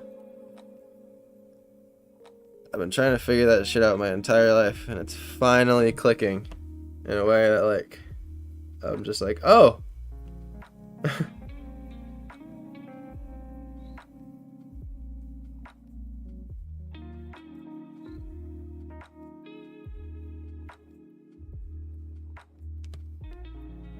Okay, that got a little sloppy, but I can fix that with paint. Okay, this goes here.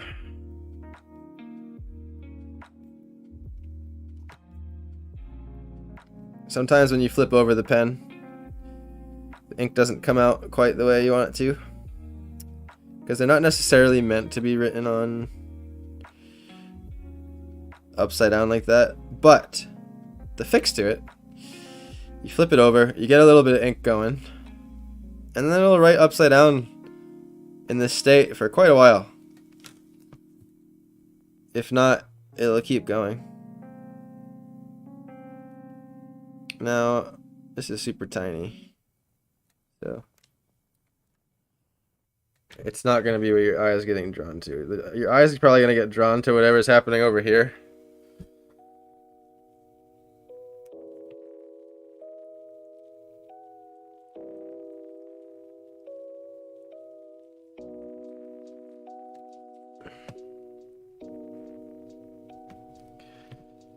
And now, little trick, when I draw the sphere in here, I want to make sure it's a little bit closer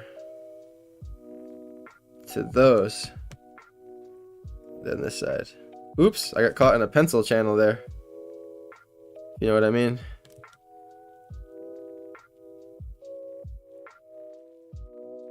Just like that. Okay. Cool. Now I get this one up here. This is the intricate part. That's why I said earlier I opened a can of worms. The second I said I'm doing a ancient temple, it's like, well, can't really avoid the fanciness of an ancient temple with the... This dragon has to be much smaller, like drastically.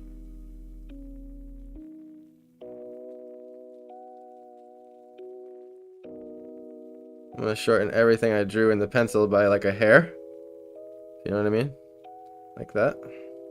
Okay, see there, it's running out, so I'll come to the tape, get the ink flow going again, turn it back over. So like that whole entire time, I was able to draw.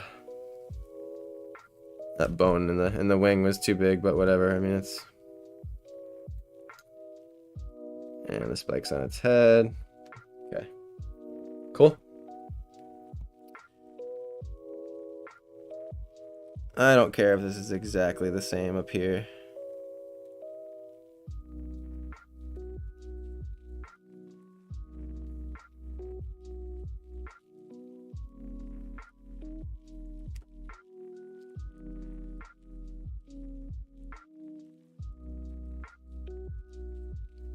Very true. Dot consistency is important. Dip pen sucks for that. Yep. Okay, so you did try the dip pens. There you go.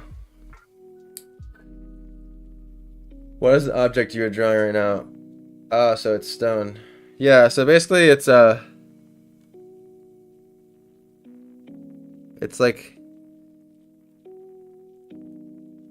and you're like, this is like a wall here, you know, built out of fancy stacked like pyramid blocks, you know, like old ancient temple stones, you know, that has like the carved fanciness on it. And I was thinking like, you know, dragon, Celtic circle, dragon, Celtic circle kind of thing.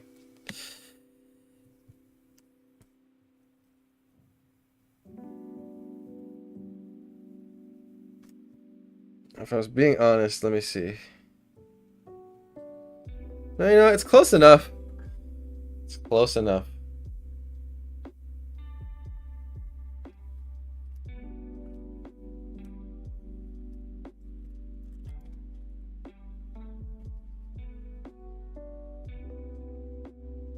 I just wanted to see that without the pencil circle right there.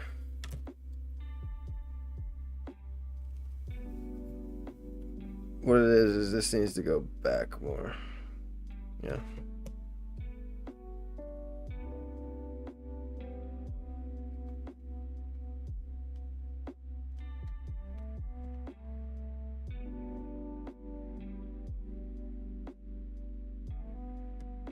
All right.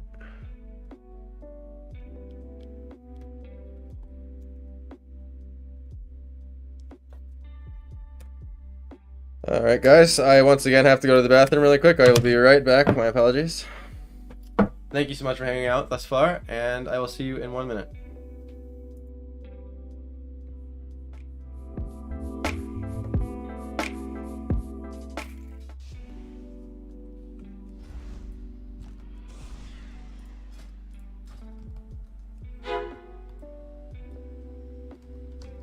Stunned him. Rooting him.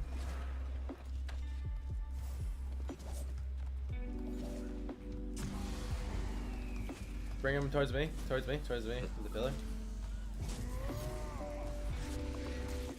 Rooting him again.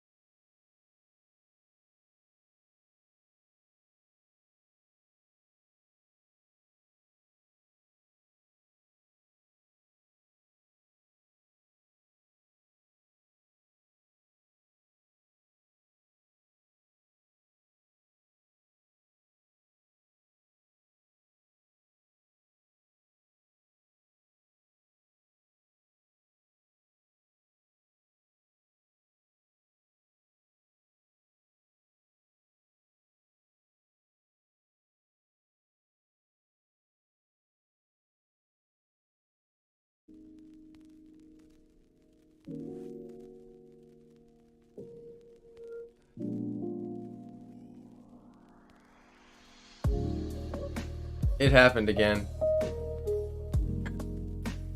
I came back and it was frozen. I hope that it's recovered. Please, anyone let me know. What's up, Marco? You liked it the second it crashed, man.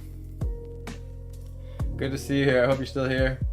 It'll probably take a second for the audio to come back. It's working now, yay! So we're all still here. We're all still here? Well, I apologize. I don't know what happened.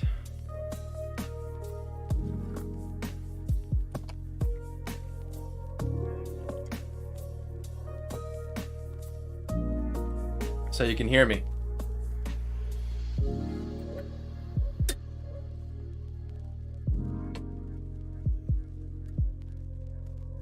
Can anyone on Twitch hear me? Twitch took a second to recover last time.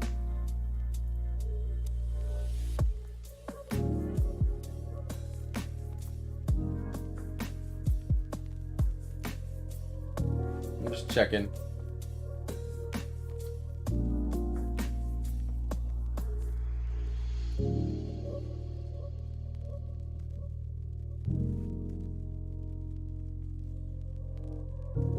I seem to be running. It's running on Twitch. Still the same stream. Tell you guys, streaming is a pain in the ass sometimes.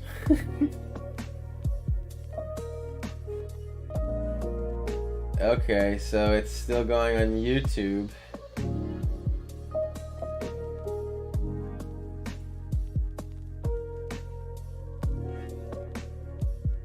I'm frozen. I'm frozen on Facebook.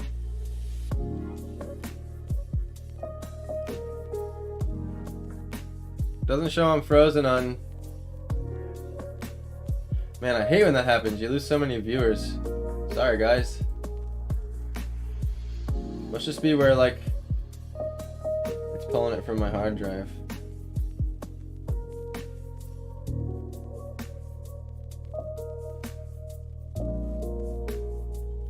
It's showing for me that it's working on Facebook.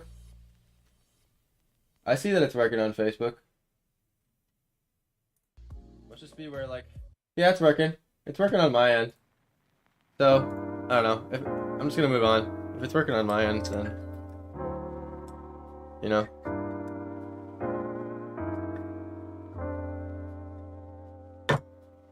Just give me 1 second here.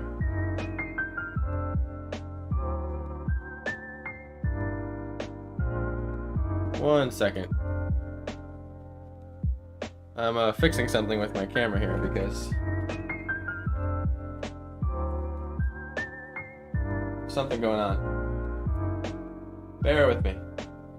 Man, we had a whopping 7 viewers when it crashed. Unfortunately. Oh well. Can't tell you how many times that's happened.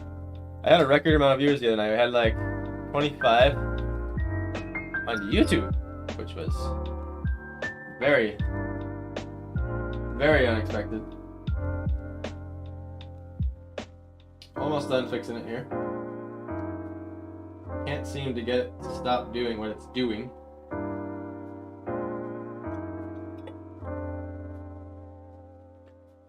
Come on, camera. Man, this damn camera and green screen gives me so much trouble, let me tell you.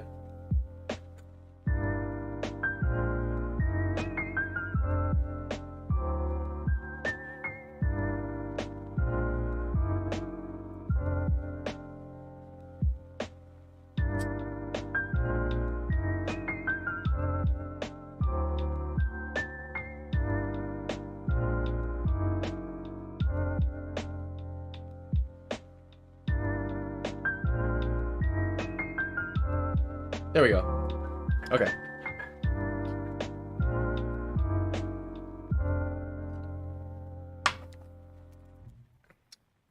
Continuing with the inking. Oh, I feel so much better now that I'm not going to explode.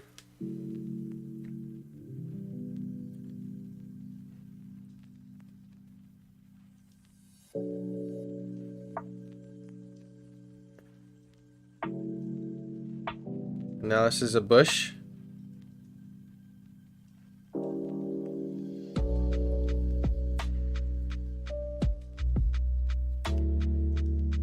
And kind of just scribbling out a bush texture.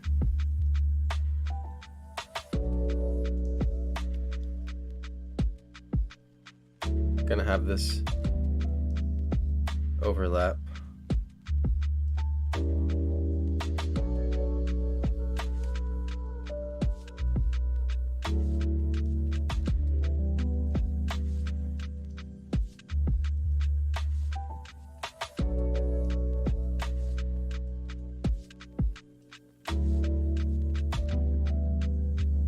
Sometimes a little trick, drawing foliage with lines to do little C's, but to still be conscious of shape, of course.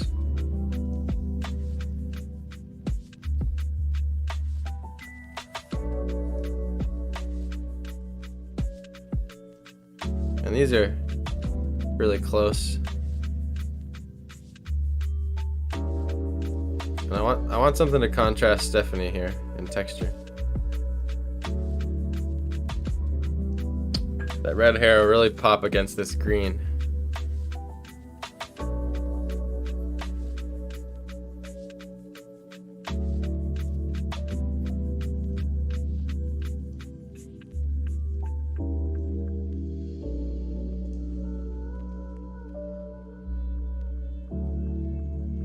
I don't want to put too much detail into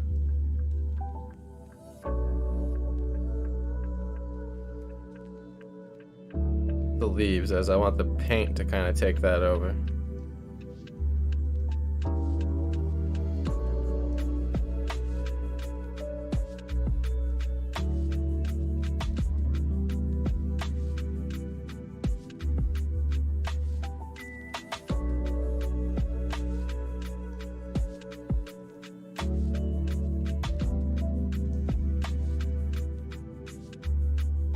Trying to stay true to this perspective here. Shoop, shoop.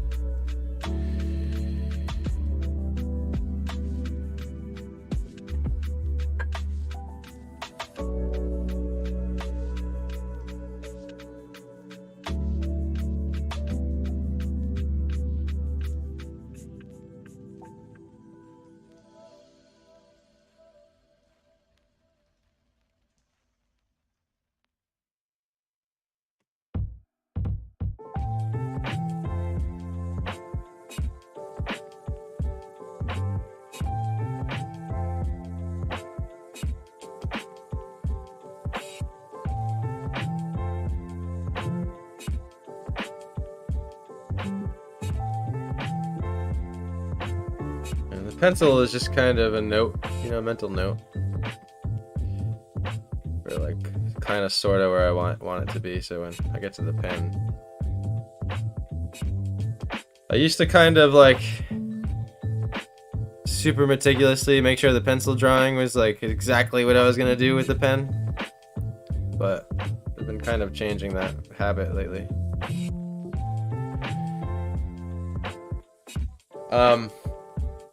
I should unmute soon.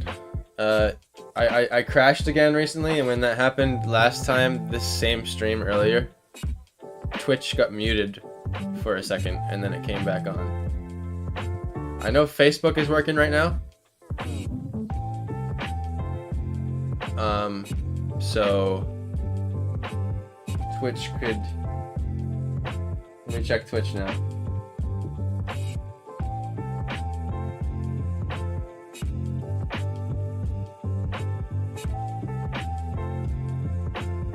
Test. Yeah, Twitch seems to still be muted.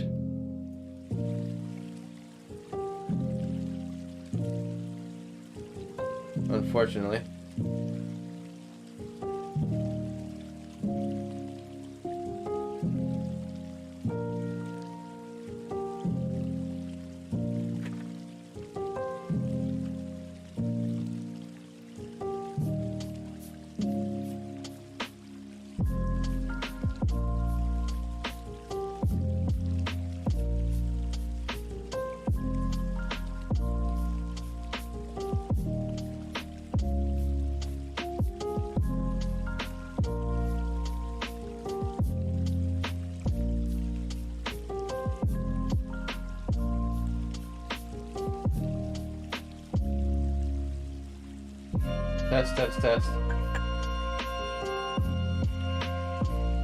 Test. Nope. It took a minute last time. I don't know if it won't now.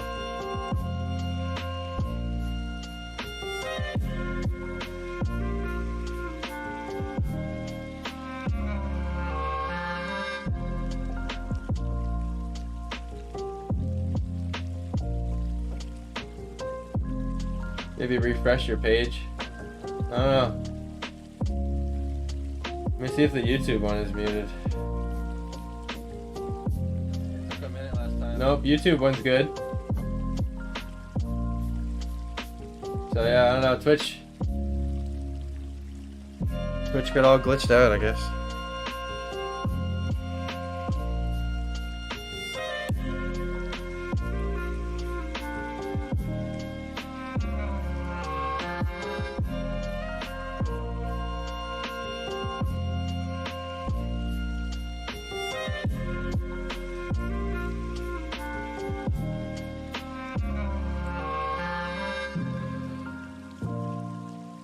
Okay, so, sorry, Twitch people.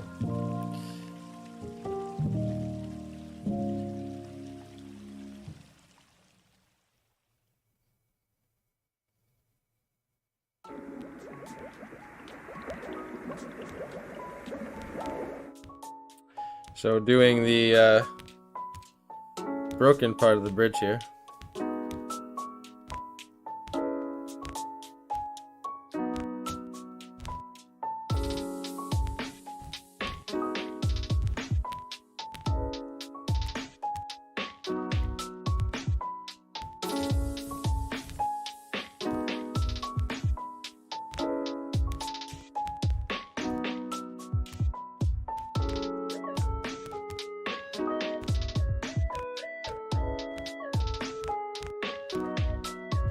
Maybe this like place was under siege at one point or something.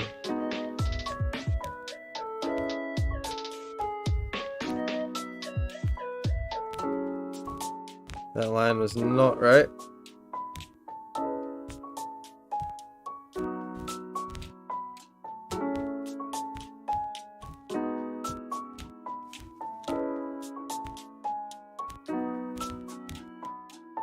Be conscious of that third point perspective. going this way. Not to over converge and jump the gun either.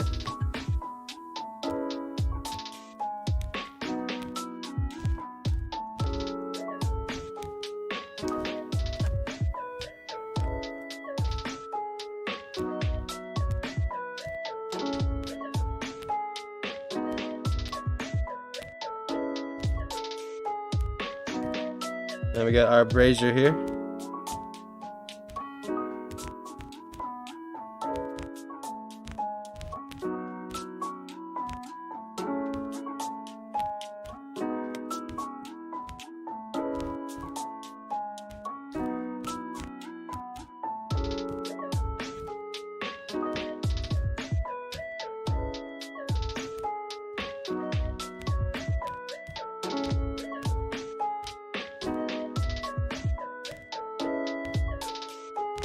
Trying to maintain the line convergence even on the small complex things.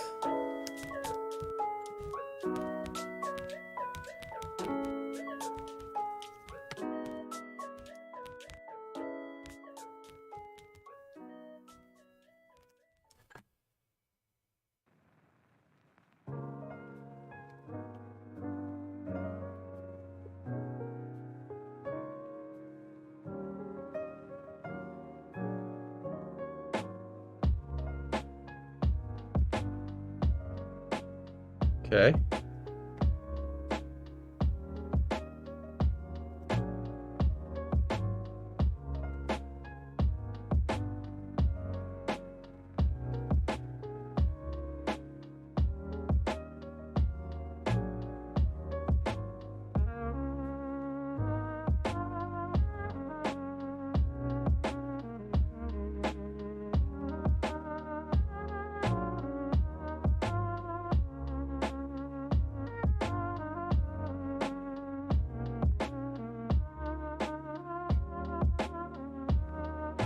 Like a double supported brazier. Oh. Kind of want it to be more like that. There we go.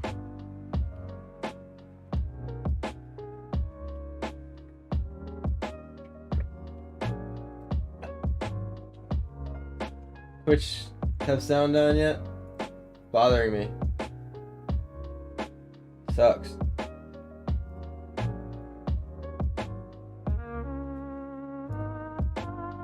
Test, test, test. Test. Twitch. Sound. Please.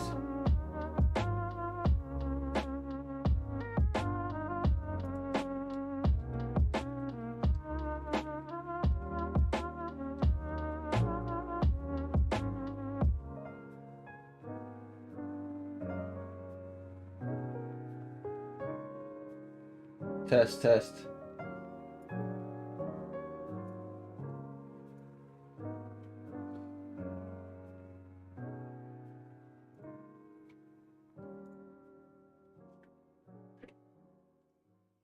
I guess Twitch is permanently bugged. Boo. That one converged a little too much. Now it's like, looks like a mistake. Okay. Let's see, it goes there.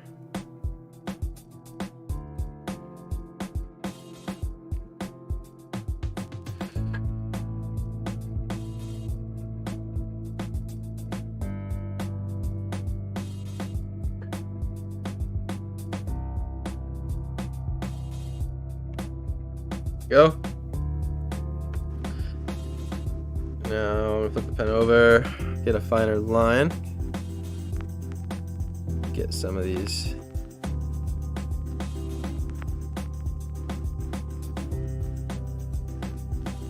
cobblestone bricks here, whatever you want to call them. Giant cobblestones.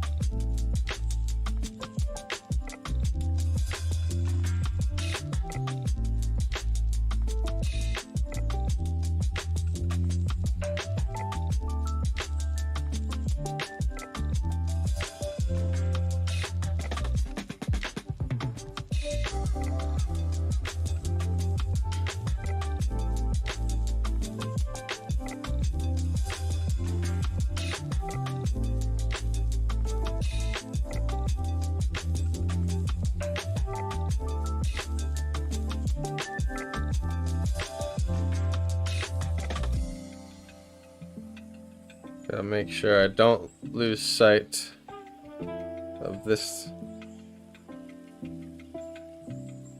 perspective here. Even though these are kind of freeform shapes, I still have to make them go that way. Like so.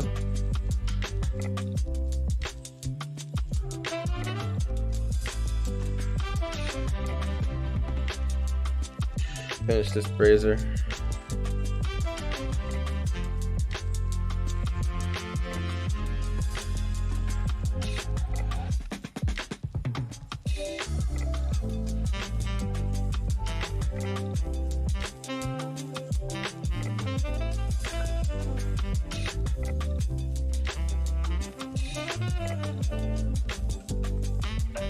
A bit off with that, actually.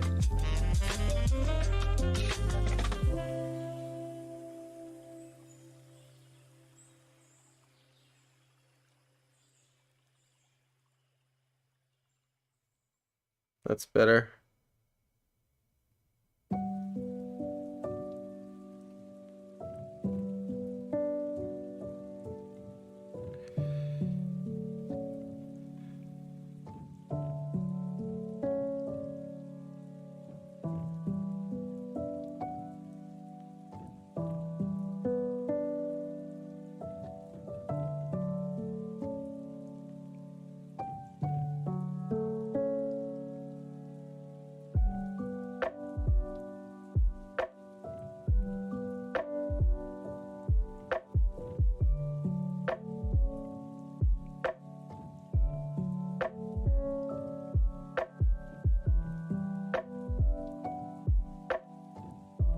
This didn't go down far enough.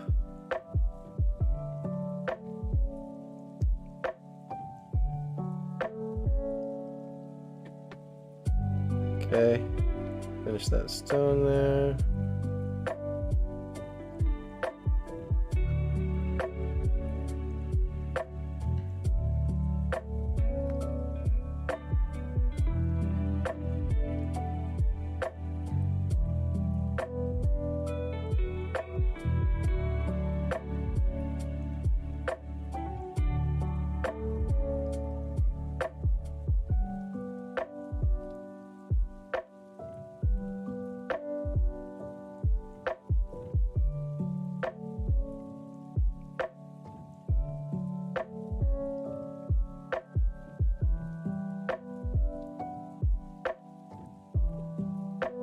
Trying to keep the lines here. We got this one here for reference.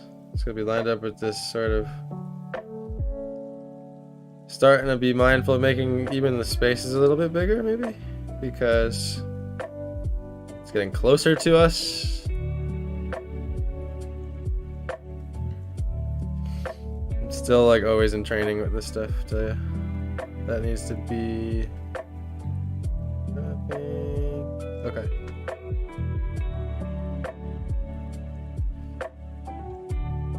Other stand, brazier, okay.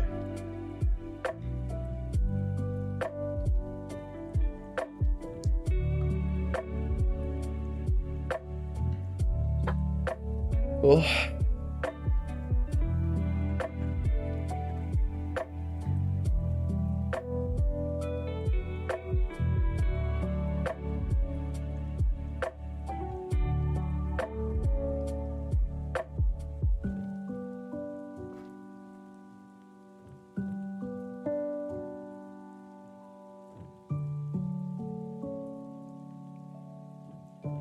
Kind of indicate that the grass or the plants kind of fade under the cliff there.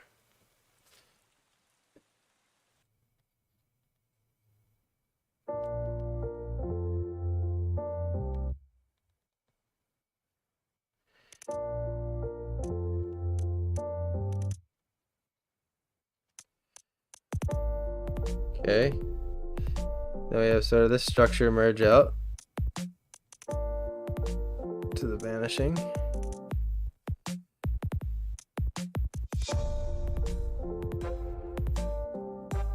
Kind of big. Here's where I really gotta punch myself for doing too much detail. That's it. Just that.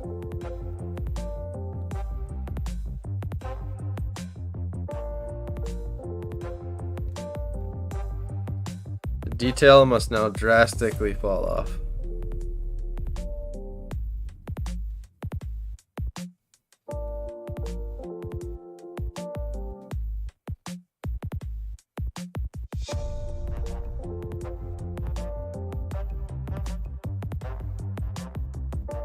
Trying to make some like plant variety. I find it's very easy to fall into the pitfall of not doing plant variety, and everything kind of has this like sort of like same bush to it. If that makes sense. I'm trying to add this like this sort of like little like grassy weed area or something. And we'll go back to the fluffy bush texture. That will contrast Stephanie's hairline here.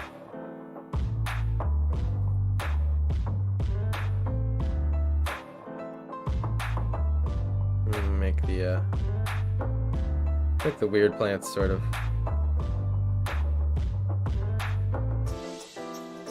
Can you hear me? You can hear me on Facebook. I'm right?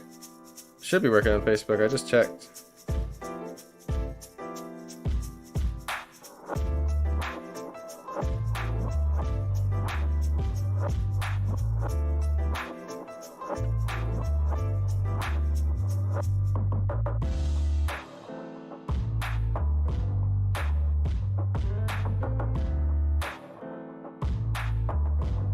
Can you hear me on Facebook? See why I get paranoid about the audio, guys?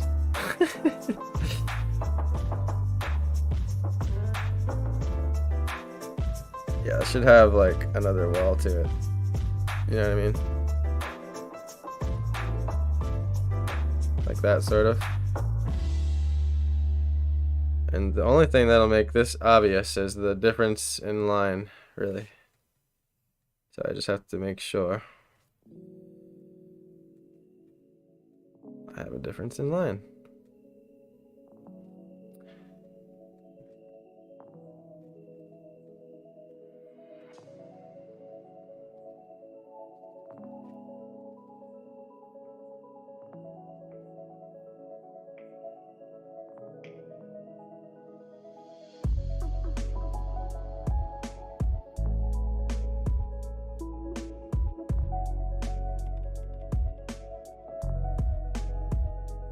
Just kind of make it these like little outcroppings.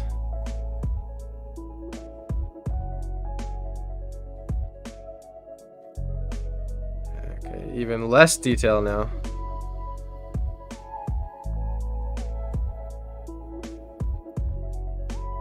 Just that, really. Maybe the line on the bottom. Yes, sounds good there. Good. Well, at least it's working on 2 and the video's still going to Twitch. Sorry, Twitch fans.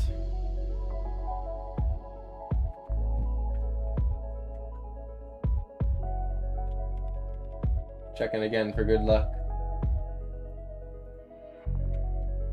I don't know how long it took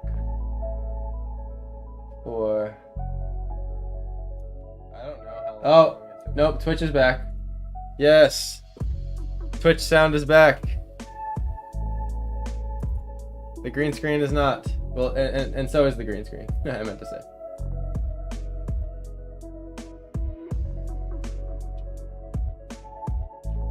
Okay. I like how this cliff turned out.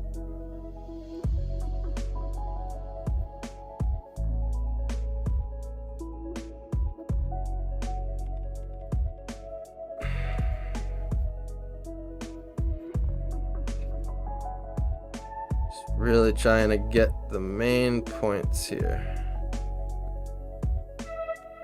In shape, that is.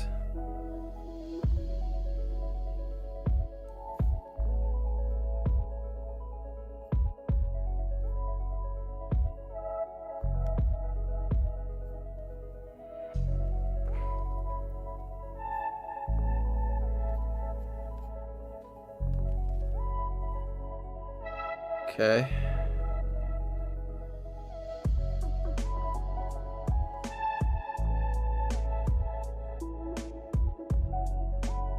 And then we have the temple coming out with here.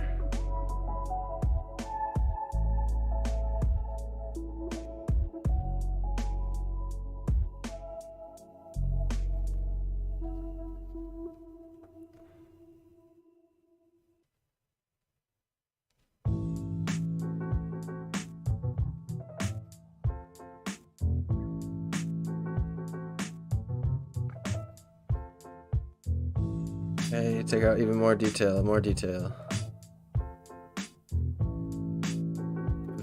Now the tree lines should not be as fuzzy. Just a line, basically. Kind of a... If I could average out the amount of spikiness and the fluffiness of the of the profile of the bush, that's what I'm talking about. I know that was a lot to say one thing.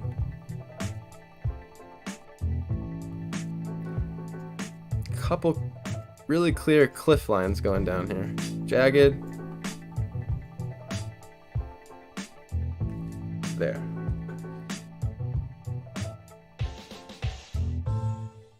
I'm so excited about this. Yay, I'm glad you're liking it. I'm just having fun. No idea it would turn out this way. So now we have the roads.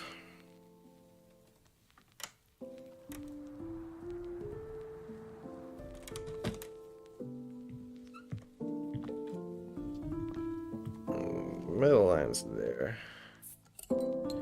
Be okay to disobey that 3-point right there particularly.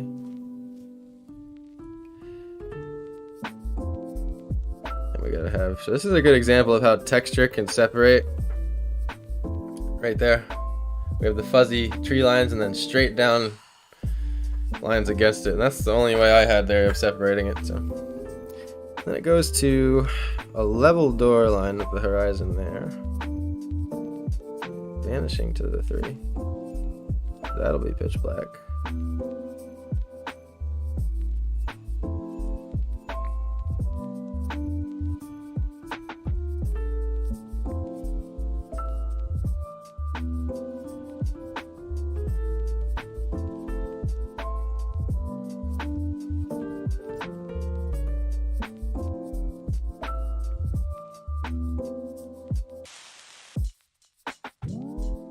Don't need to draw the cobblestones on that.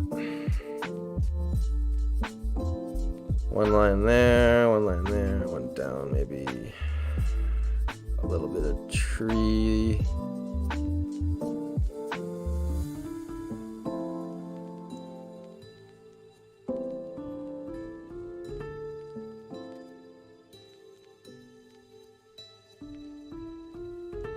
Okay. Now for this side.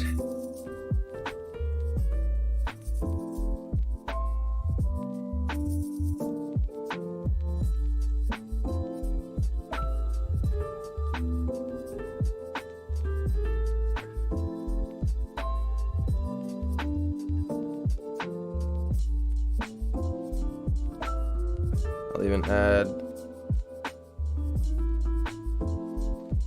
All right.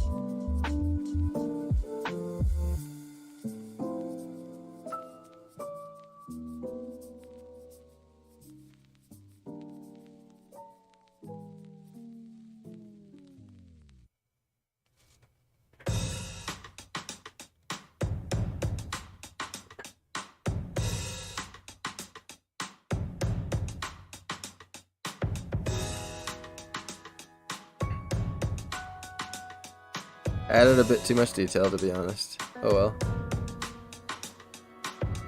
I'm gonna make this another door over here.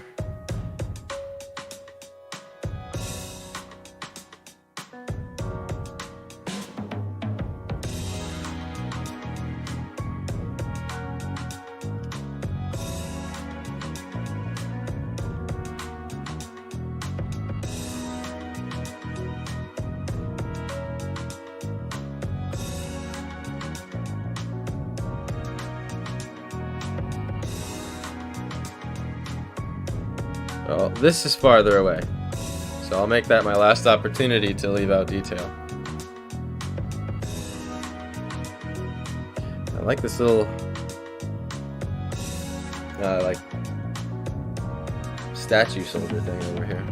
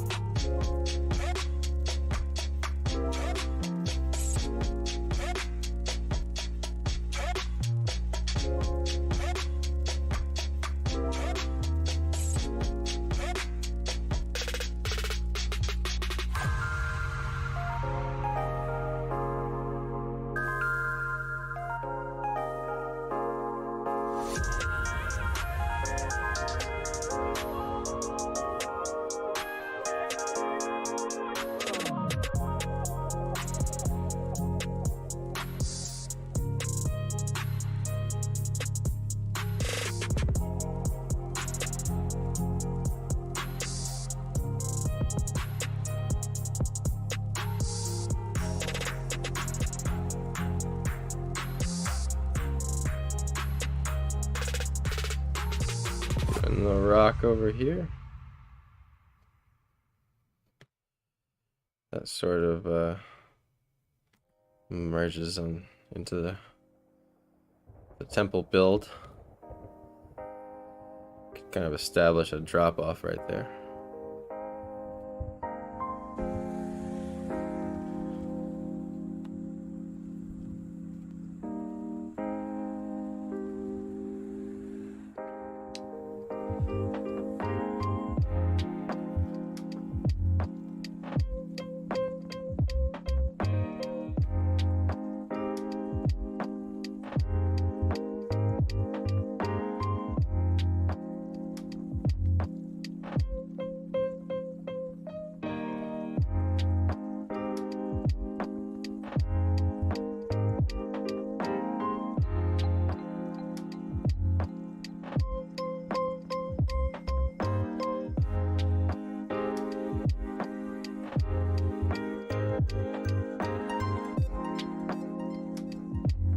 Column.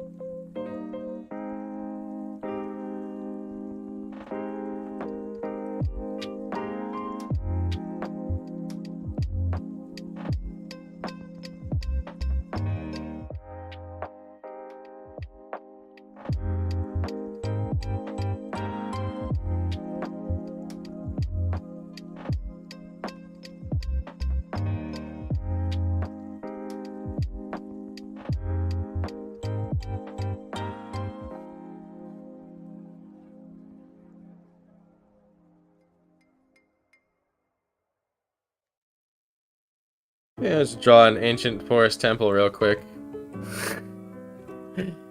Didn't I say at the beginning of the stream? I can never help myself.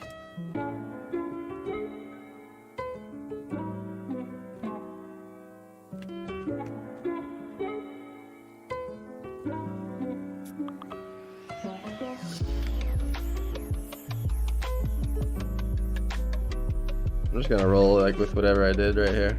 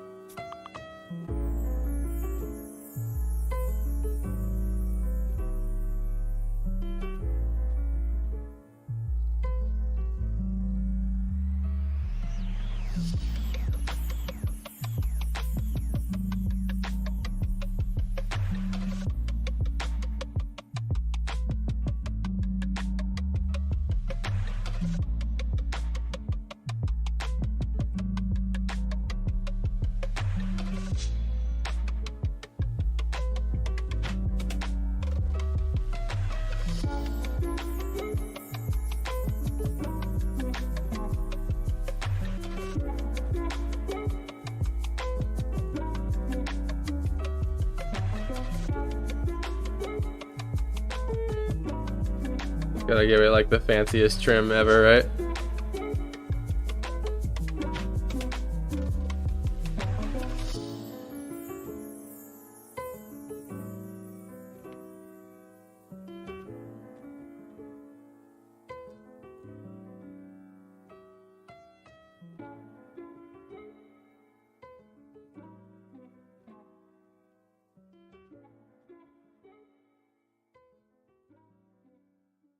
There's a doorway.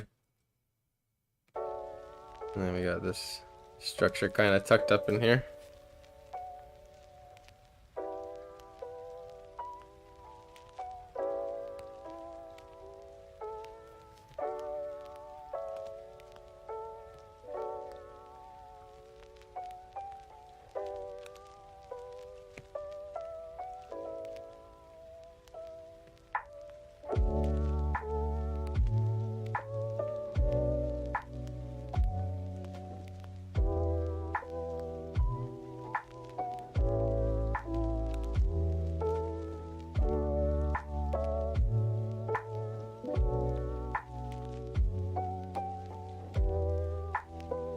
Another easy thing to overdo is the rock lines, let me tell you.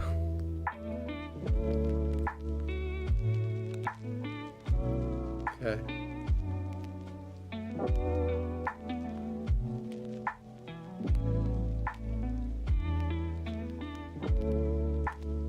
It's also easy to just not think about your lines.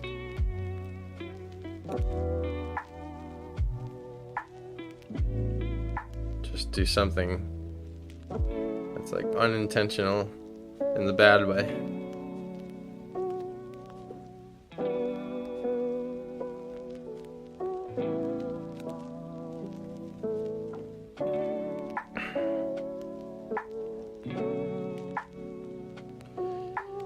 I think what I like about pen and ink is it's sort of a discipline to where you gotta be mindful with your lines. You only have so many chances before you run out of negative space, you know.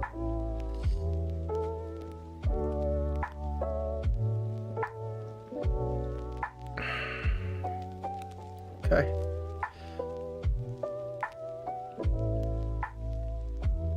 Here it is.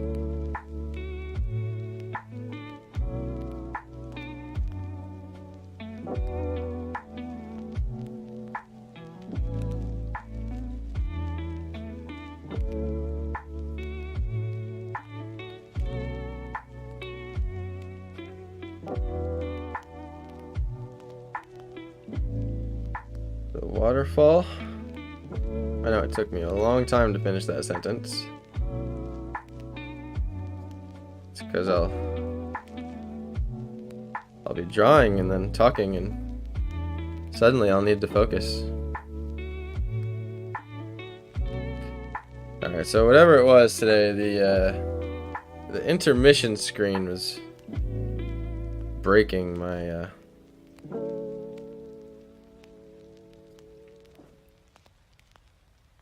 stream, so not gonna do that anymore.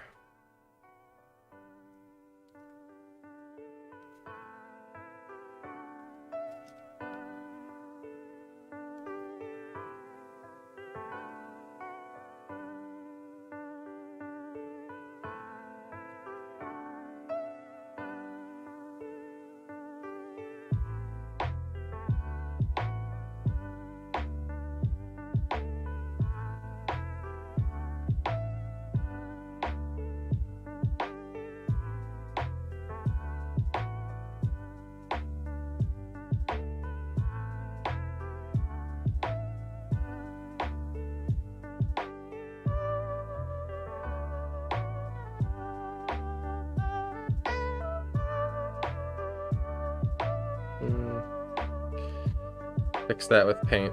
At least you got that if you're painting in ink afterwards. Okay. Super simple cliff, Joko. No detail. Just that. All done. A little indication there. all done. That's it. And then the tree line up here.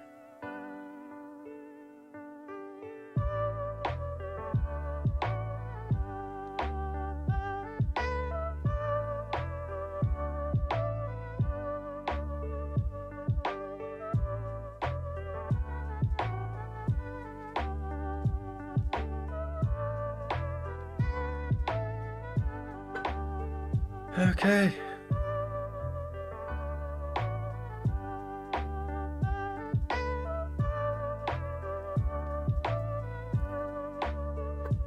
And there is the outline. Oh, I gotta finish the little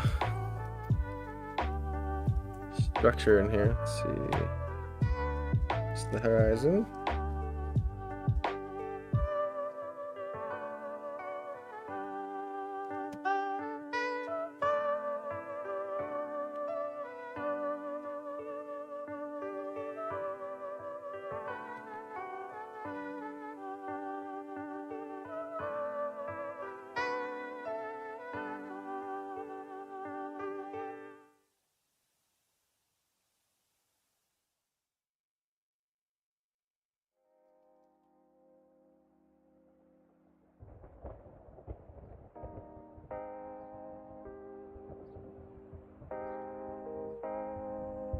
Just kind of adding some pure blacks that I know will be.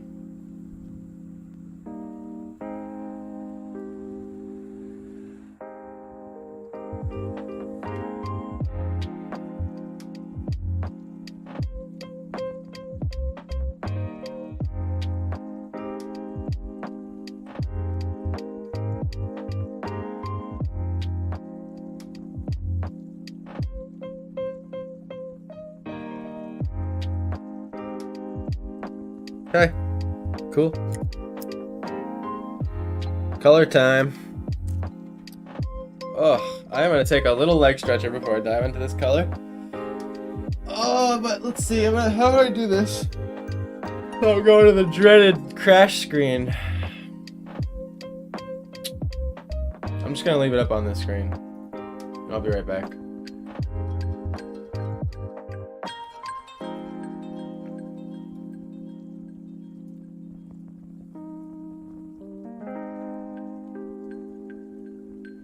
Alright, be right back, be right back.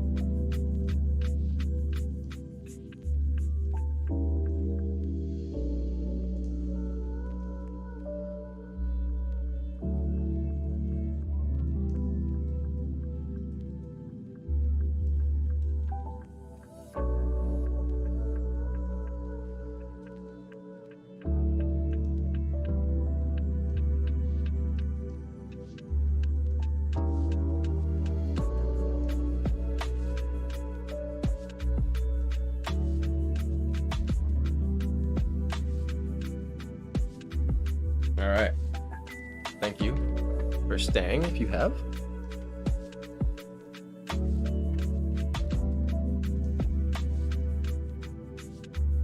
Looking at this brazier, actually.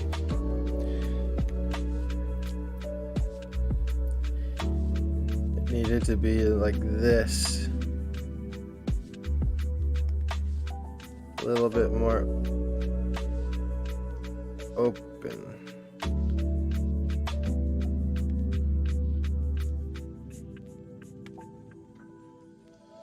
Yeah.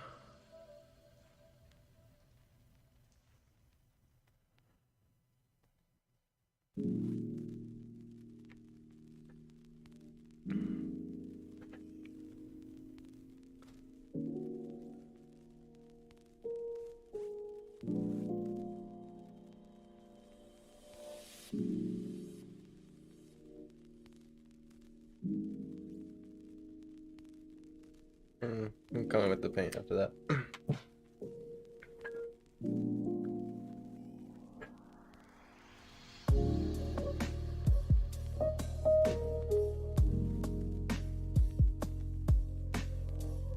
I already know which wall this is going to live on. Across from the crystal cave, because in my head that's what's behind the temple door. I like it. We're connecting distant paintings now.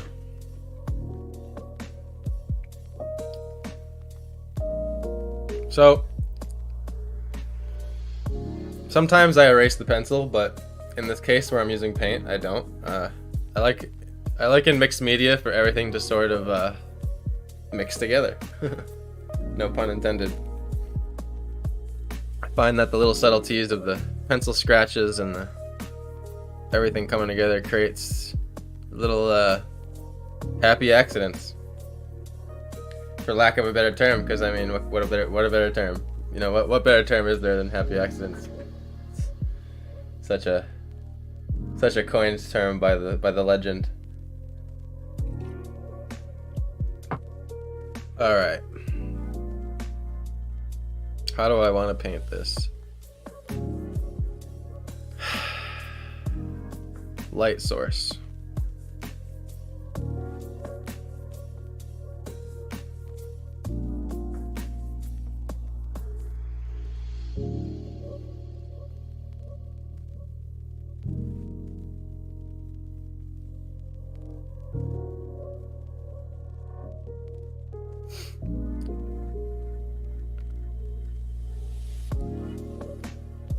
Could be cool if it was like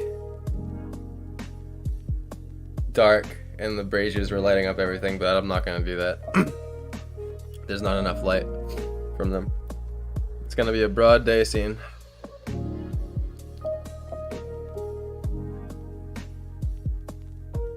You're in a t-shirt too, so continuity of the story.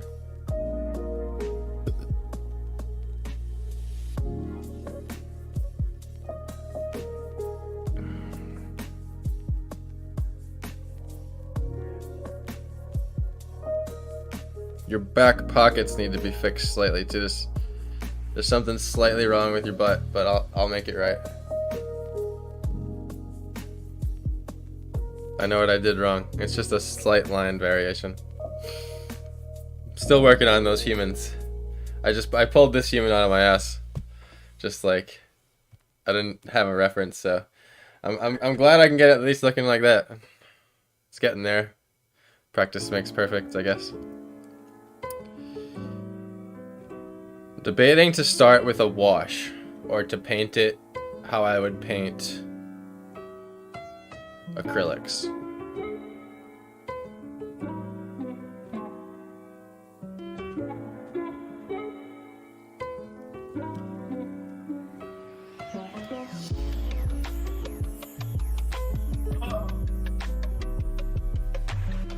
Turn on the light.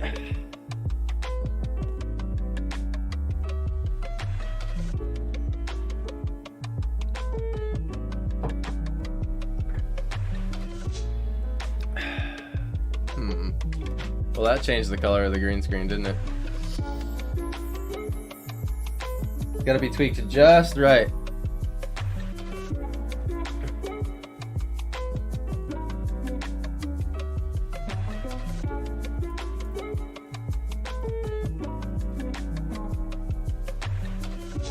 Hey, there we go.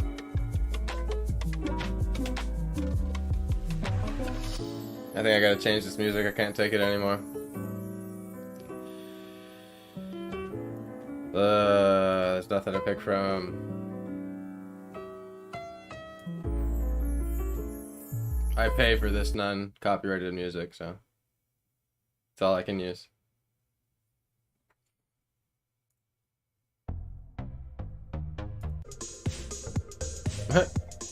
It's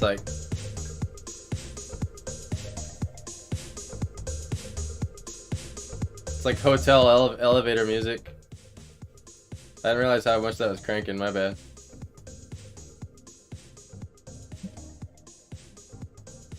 Not quite the vibe I'm looking for.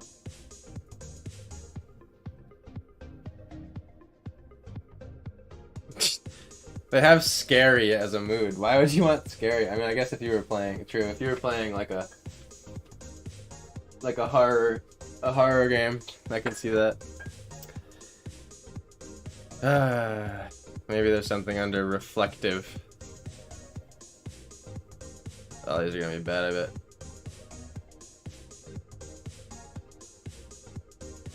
Floating. Let's see what floating sounds like. It's probably too meditative. That's what they tend to be like. Yeah.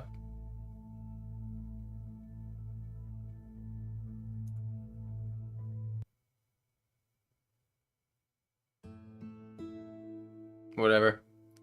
It's chill. I'll let it play. I don't care.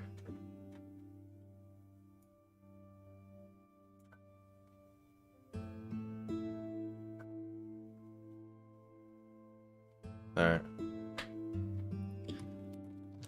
I just couldn't deal with the snare on the 3. The 1 and the 3 anymore. I needed the snare. I needed like to get rid of the drum kit. I was just like, you know, like when you're blinking your eyes when someone's like hammering in a nail. It's like, that's what it started feeling like to me. Alright. Cool. I did not like see this idea coming. Man, right here, this is why I still draw. That's why it still makes me a little kid. It's like, can just create these worlds on paper. I remember that's what immediately addicted me. Was realizing like, I saw MC Escher and I was like, no way. People are doing that on pieces of paper? You're kidding me. And here I am. Still broken, drawing on pieces of paper. Because it's just too fun. Let's see, I have my water already up. Okay. I'm still like deciding on color theme here. Just like, I'm imagining myself walking behind you and saying hi and leaning on the railing with you and looking out. Sometimes I actually close my eyes and visualize it, believe it or not, as silly as it is. Like, I'm just picturing the breeze, fresh air, the smell of the waterfall, the mist. There's gotta be mist coming from that waterfall. I can smell that waterfall just thinking about it. That combination of like 72-degree weather with a breeze and a waterfall mist. Oh yeah.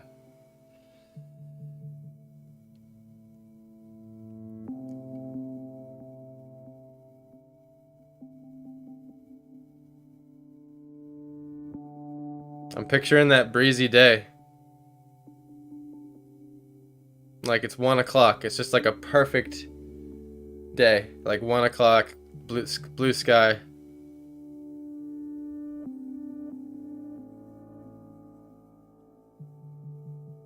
I'm debating if it would be worth having a harsh light angles for some cool shadows, but you're kind of in a valley.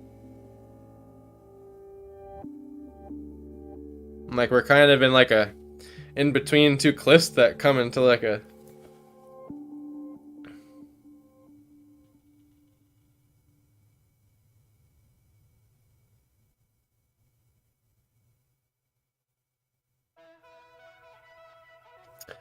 I am going to erase here.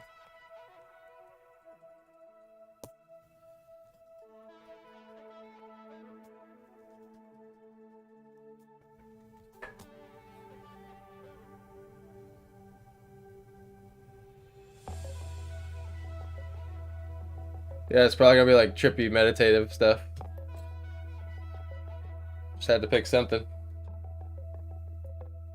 I'll tell you, the biggest struggle has been music and streaming. Yes, vivid greens.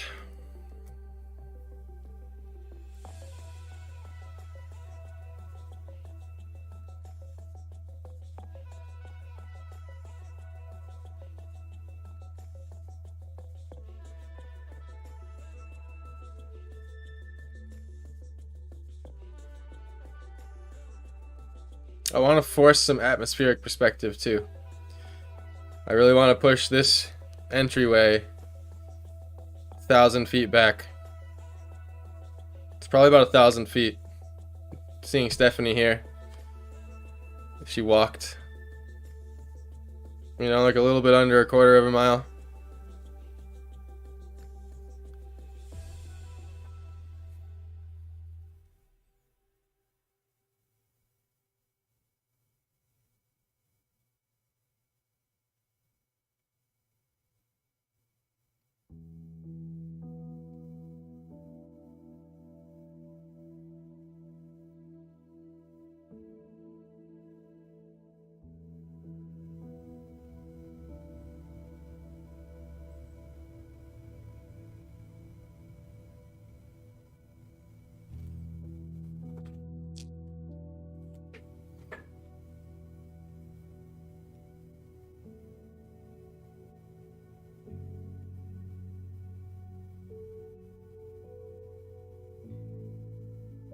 I feel like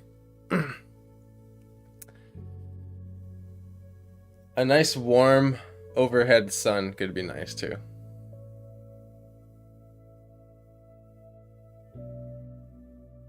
Because at 1 o'clock the sun's about right over your head.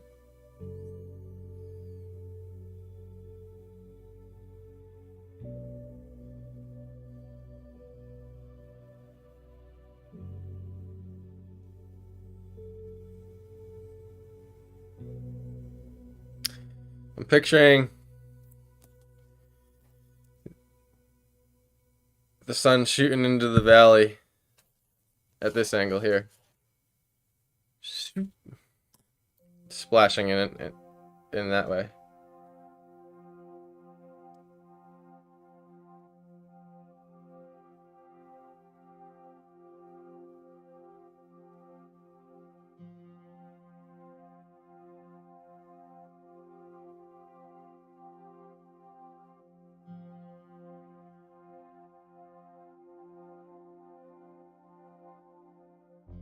So we'll make it warm.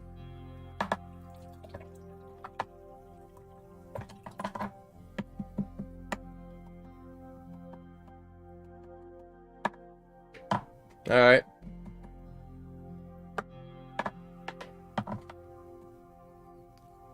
All right.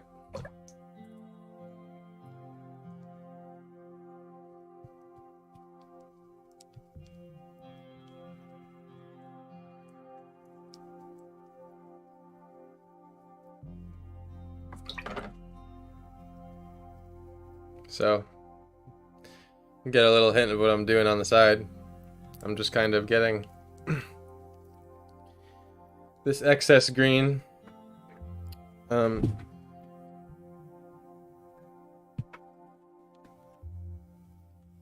it is.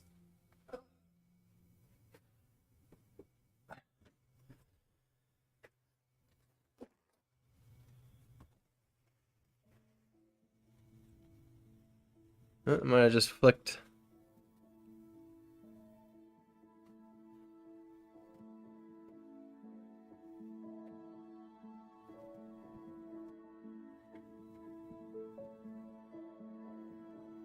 And so,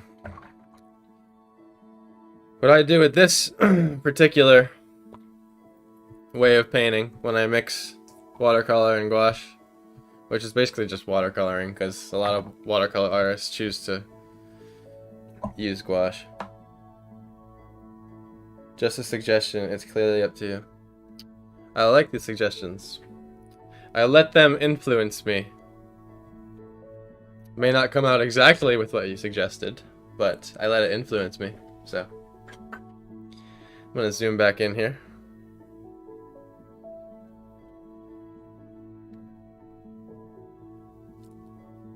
Stop the shaking of the camera a little bit, hopefully. It's on this like bendy arm thing, so sometimes it gets a little shaky. I remember that one stream I did. I remember Stephanie was on it where I was outside in the wind and I had like those two different tripods and the thing just started shaking. And Steph has her gemstone catalog, of course. Yeah. Oh yeah, no. Oh, on the railing, you're saying. Oh, good eye, nice. Yeah. Are you using fountain pen colored inks? Am I using fountain pen colored inks? Like inks that are colored by the fountain pen, or inks that are meant for fountain pens, you mean? I'm not starting to understand the question.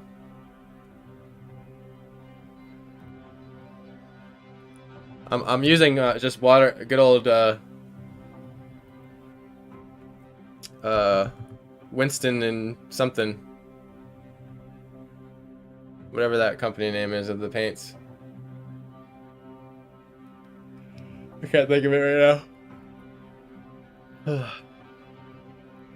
So I'm just like kind of massaging this yellow because I want a really, really pure yellow for the wash so that it will react purely with whatever color comes in contact with it.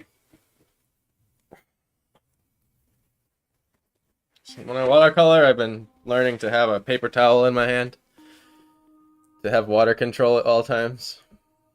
I'm still way better of an acrylic painter than I am a watercolor painter. I have way more hours, but that's why I'm still trying to keep some watercolor going, get good at it.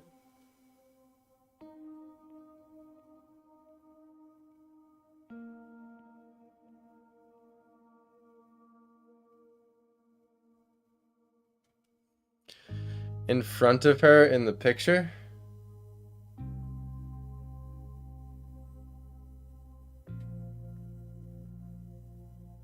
Are you talking about her pen in the drawing? Is that what you're talking about? Because I obviously didn't get it.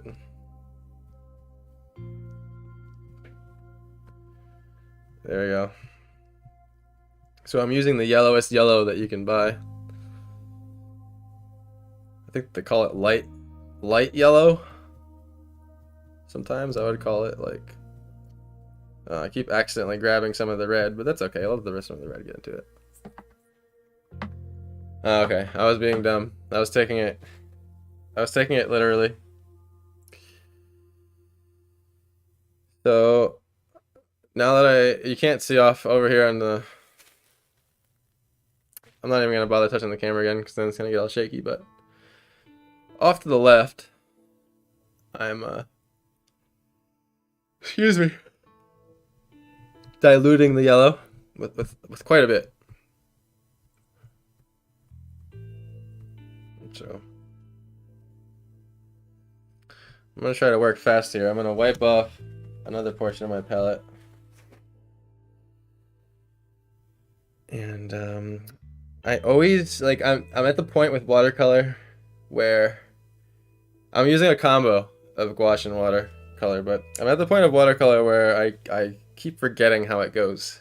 Every time I sit down, I'm like, how does it react again? So it's always like this adventure where like acrylics, I know it's gonna happen. They're safe. I have control over them 100%. I can control them 100%. Make them do whatever I want down, but watercolor, nope. So but it's all about controlling the chaos.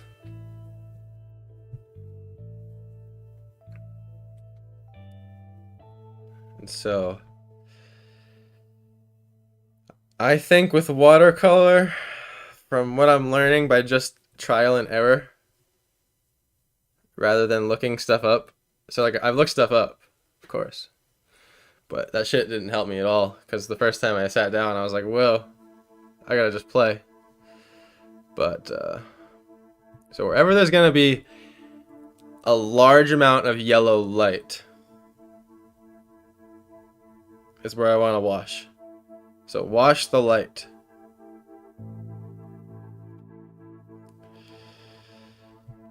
So right away, I'm gonna do a little dab so it's not too much.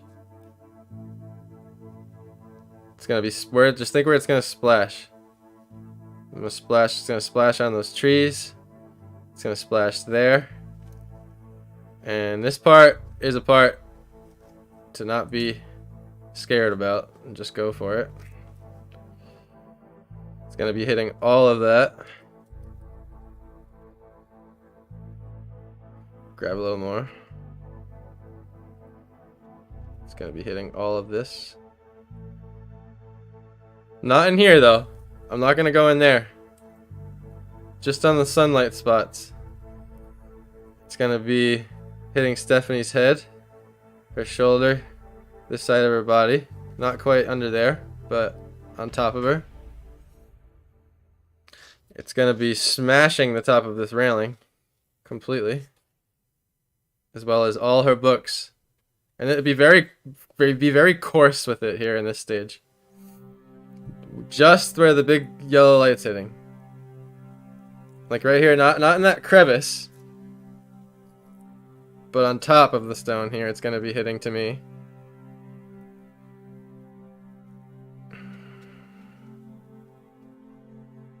And this is purely, I mean, this is one way to watercolor. You can just go straight up, illustrate like one thing at a time. I've been trying to make this way work by experimenting with it, because I love it, how this color later, as you go to watercolor, reacts. So just over here, the trees are going to be getting tickled by the sun there. I would say maybe that's getting hit. So I'm thinking this is the sun angle, right? So it's coming in like that. So bam, it's hitting this here. This is just getting smashed by the sun. So is this. Not the back end of that brazier, so I'll wipe that off quick, but just the front side of it.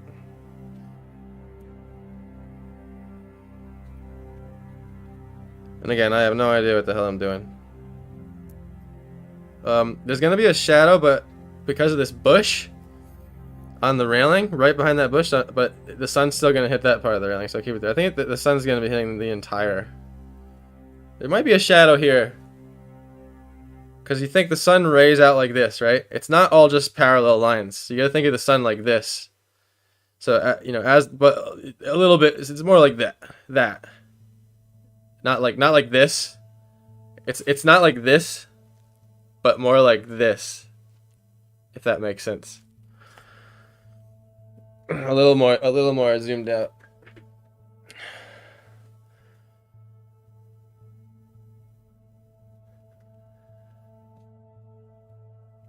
That's going to be getting hit by the sun. That's going to be getting hit by the sun. Watching you do this makes me so happy. That makes me so happy to know it makes you so happy.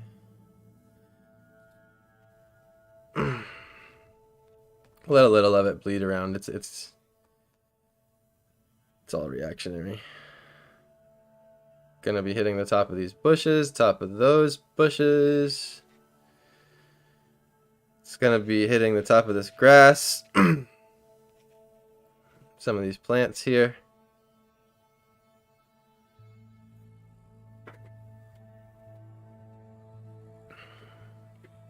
Just trying to imagine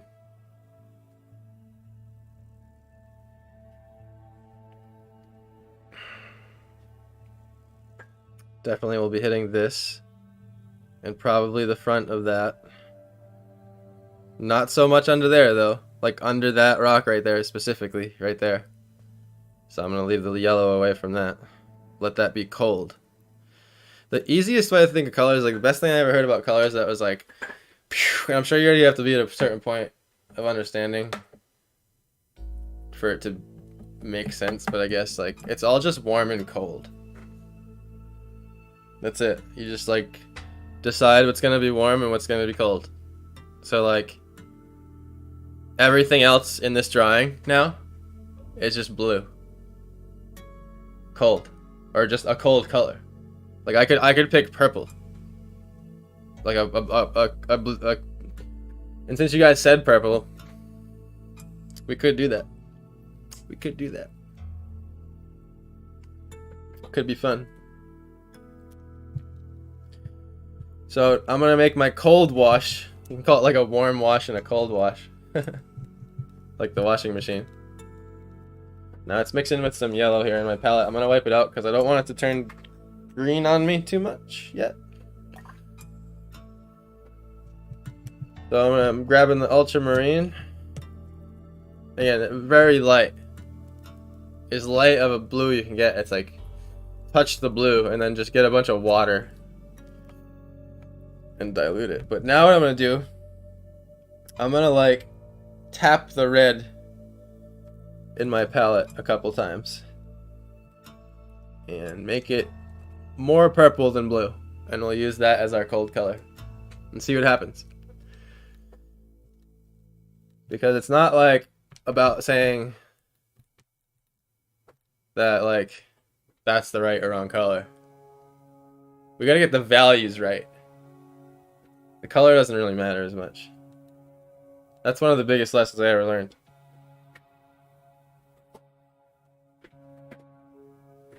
There's a fun experiment you can do at digital art that'll reveal that truth to you with color, where you can in Photoshop you can turn off the color but make it so you're still painting in color, so that you can like bring up the color picker and pick colors, but it'll only be registering to you as black and white, but the program will be putting down what you would have picked for that color, if that makes sense. And it's this fun experiment you can do where you draw something and you color it in as long as your values are right. So you just like the whole experiment is about picking a random color on the color palette, and just nothing, no related color, but just making sure the only thing is that's related is the darkness and lightness of the color. It's really cool how it comes out, because all the colors are like wrong, but it's right. It's like it ends up taking on like your brain. Like the best way to say it is like your brain still knows exactly what you're looking at, but it takes on a certain mood instead. I at this stage in my painting, I would say I have a very safe color choice. But there's painters I admire that I'm aspiring to get to, that they throw these really risky splashes of color in certain spots that make your eyes like go right to, and it's like when you really like if you cropped that color out of the painting and moved it aside out of context, it would be like, really, like that color is what he put there. And it's the theory of that really brings out magic in painting, like, and it's a really cool experiment.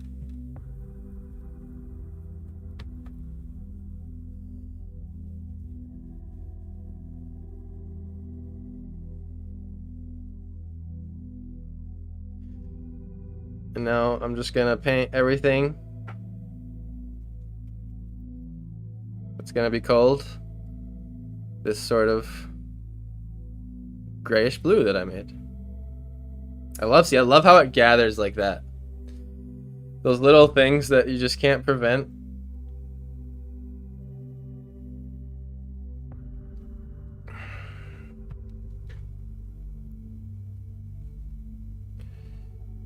And that's probably still gonna be getting hit by the light, honestly, over like right there.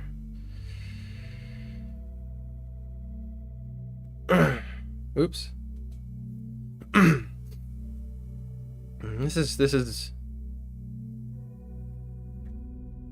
and I with watercolor, I'm sure the more confident one gets with it, the darker you could go quicker. But I personally like to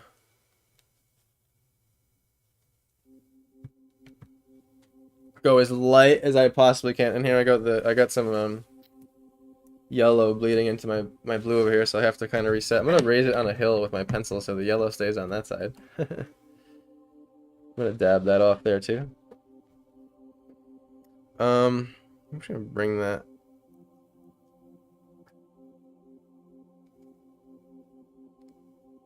Kind of.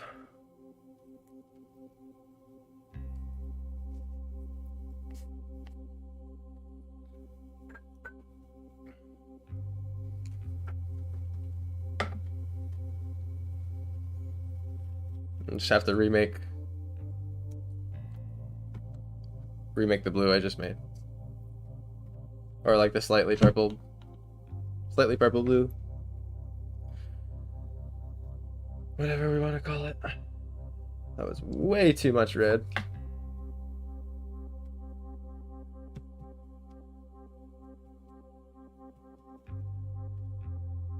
Sometimes a little dab can't hurt.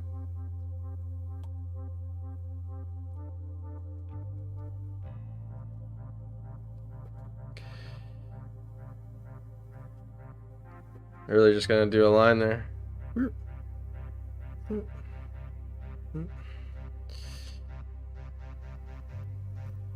Now that dried a little bit, I'm gonna go a little bit darker. Layer the same color. The cool thing about transparent colors, one of the cool things, is you can get a lot of different colors from one color because of the way it darkens over itself. I don't know if that makes sense. Excuse me.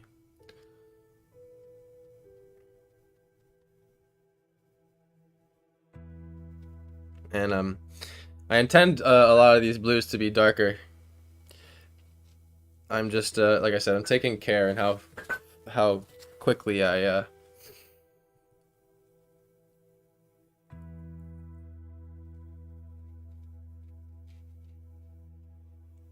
layer the darkness.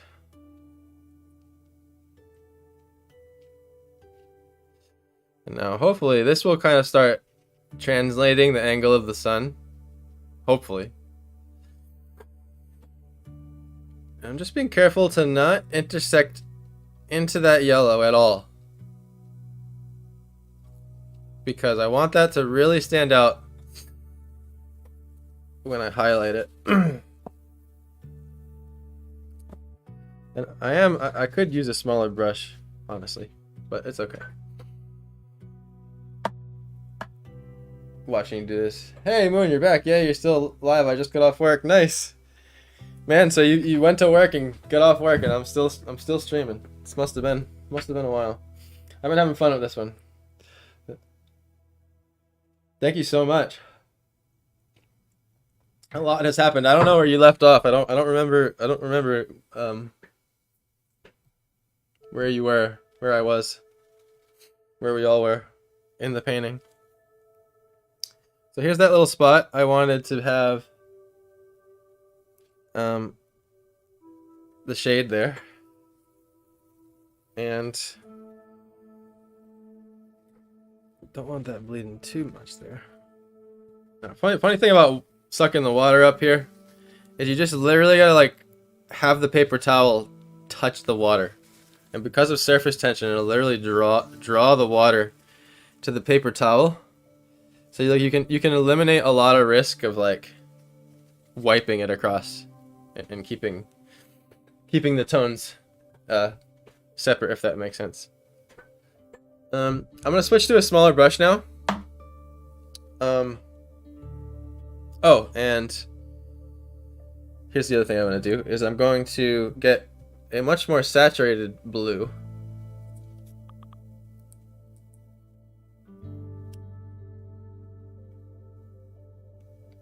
Lunch break to end of shift. Gotcha. Yeah, I was gonna say, damn. Didn't work that long.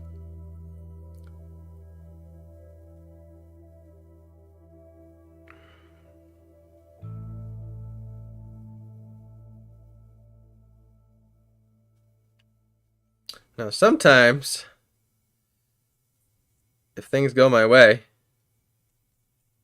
I get sort of little happy accident clouds And what I'll try to do is I'll try to draw them with the water before it dries. You know what I mean? It just does all the work for you. And now what I want to do is like, see, I didn't mean to do that. That's not what I wanted to do. So, all right, there you go. Good chance to show you how to fix a mistake quick. I just get water and draw it back down. That's all. Just get a bunch of water. And that's it. Basically it. All fixed.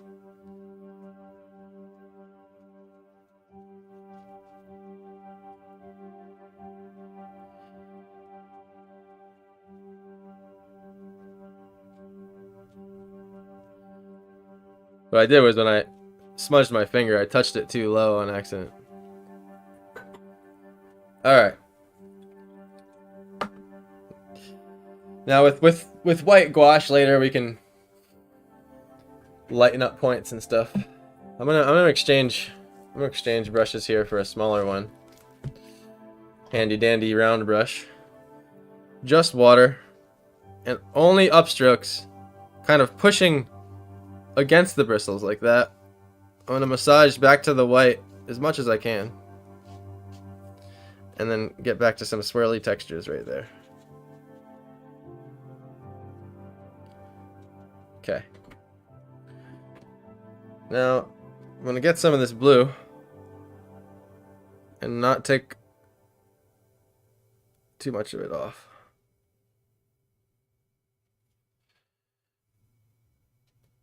Really try to indicate like, yo, the sun's coming from this way. Is camera still out of focus? Is that better? It probably just doing that, right? Yeah, it's doing the autofocusing thing. That's pretty good. That's my phone, by the way. All right. So with this blue, I'm just going to dance around with this blue.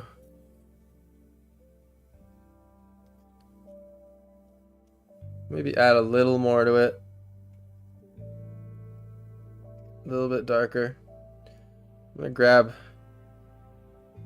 the slightest bit of gray, mix that in there. And it's called Earl Grey. It's a very cold gray, and it's pretty much blue. It's a good watercolor color. I pretty much want that to darken up in there. Behind that,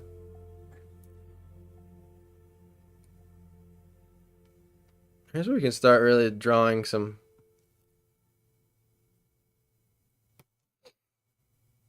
Here's where the magic of watercolor ensues. So like, because I did that wash, I'm gonna start getting accurate color gradients because of just the way everything blends. And obviously that doesn't come with like without looking into color and messing around with it a bunch, but so I'm taking it slow because I'm thinking about my values and I'm trying not to rush that.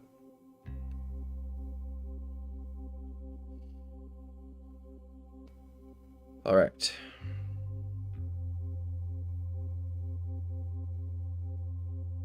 First things first.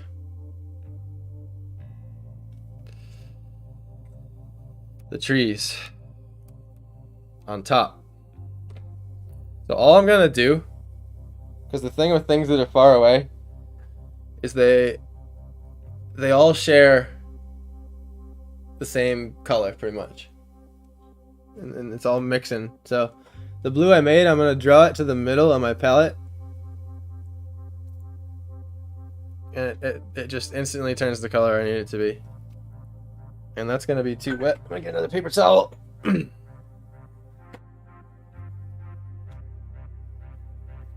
And bear with me, it looks very yellow and blue now, but it won't be the case later. It's sort of a reactionary layer. And like now I'm gonna go ahead and paint it. Hopefully. Not make it look like shit.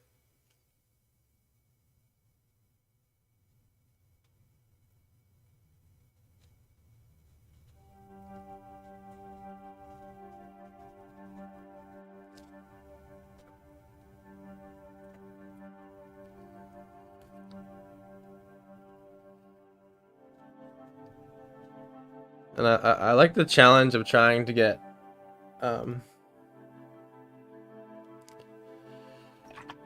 it's just like the calm unsaturated look with watercolor, because it's pretty tricky. It's pretty damn tricky.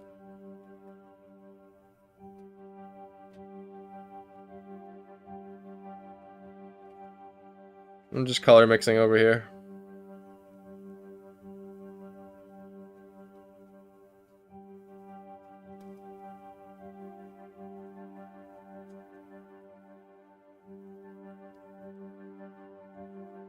I'm just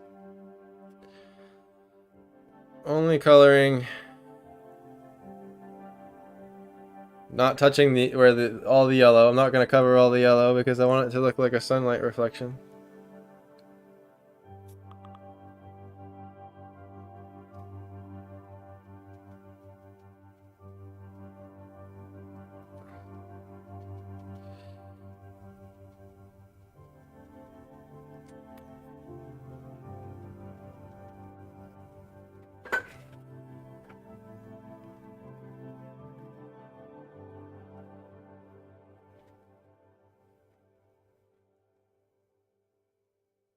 Sometimes it's cool, you just like touch the paper and it does things.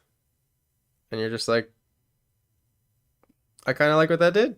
I don't gotta change it. You know?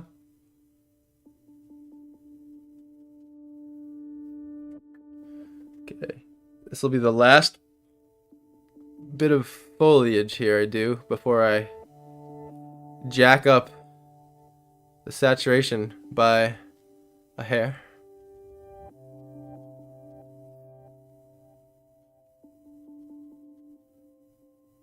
Oh man, you're so out of control with watercolor.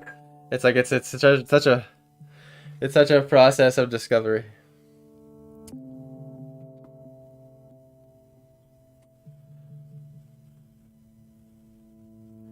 I can see on the camera that there's a light reflecting on the water.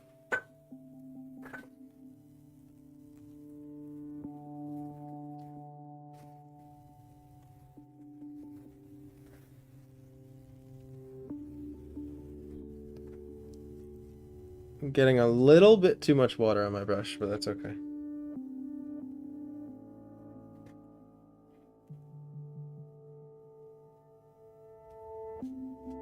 I'm trying to stay as light as I possibly can.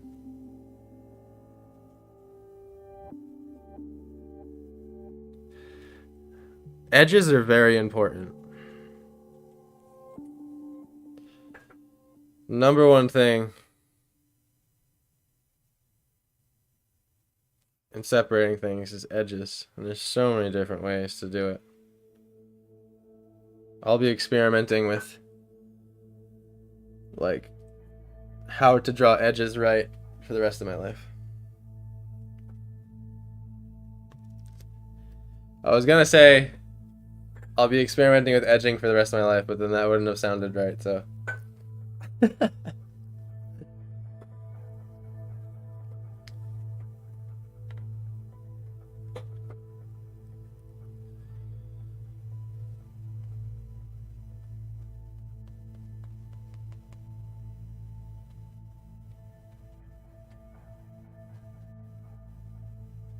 Slowly just stacking up the darkness there. Just letting it dry.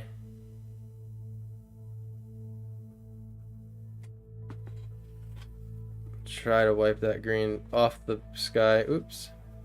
There we go.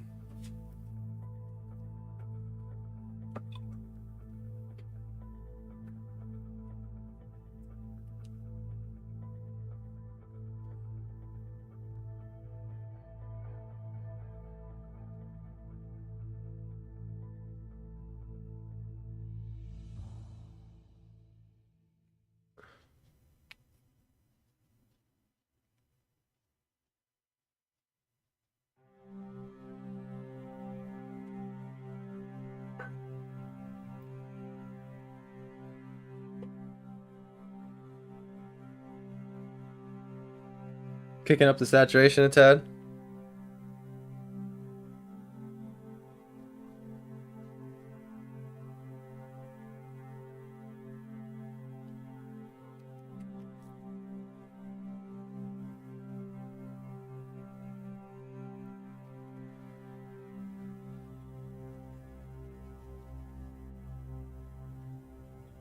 Really, I should have left a little bit of yellow there. Fine.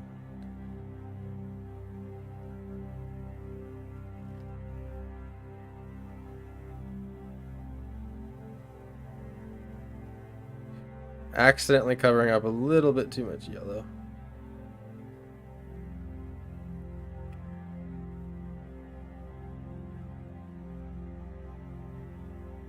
Alright.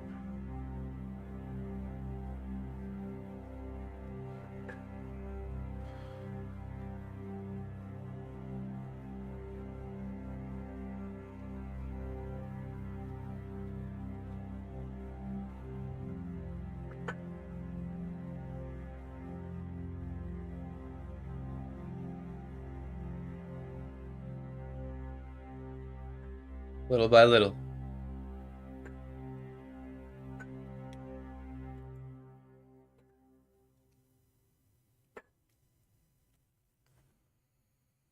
Okay, now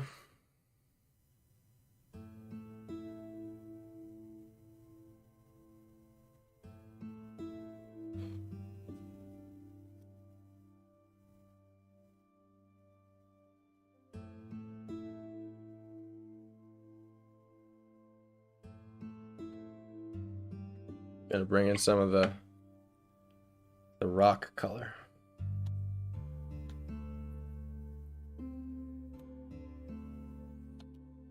I'm gonna start by making a little more of that blue I had. The purple blue or whatever.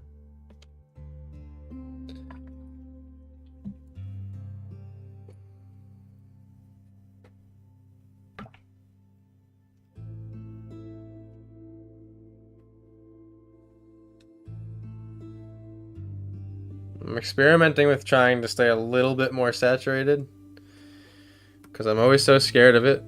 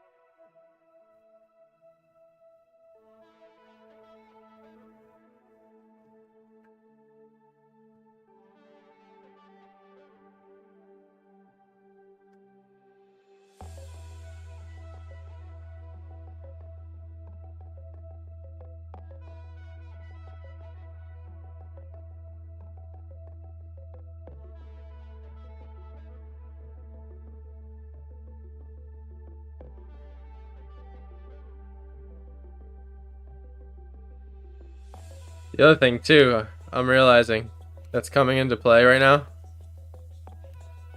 is my drawing table is on a slant. So it's like everything is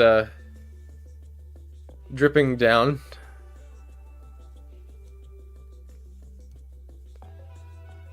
So I've been like using that to my advantage low key.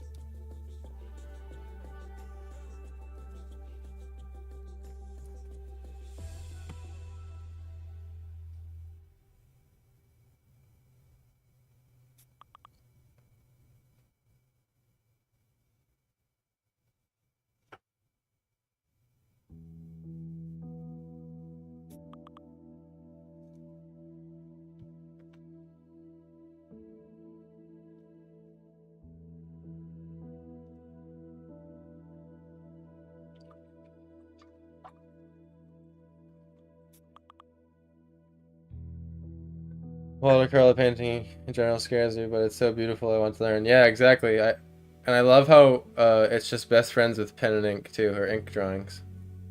I love the blues. Awesome. I'm having fun with them. I'm kind of at a point where I gotta let it dry for a second.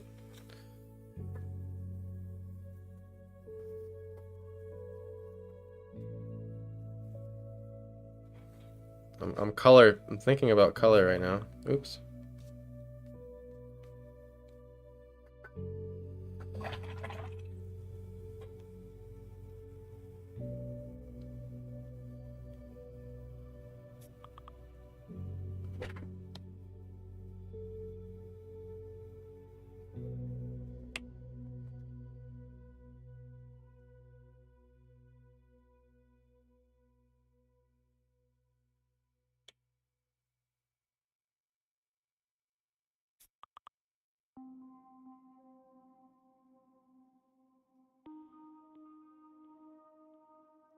Huh. Oops.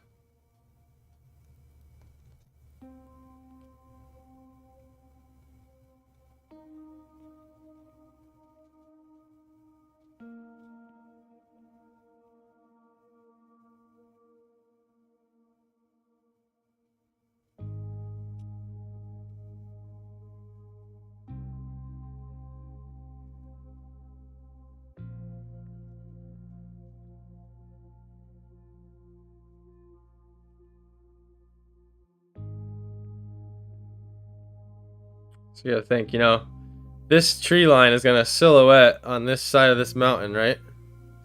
So at least these two tree bulges here, try to like, maybe they'll appear like,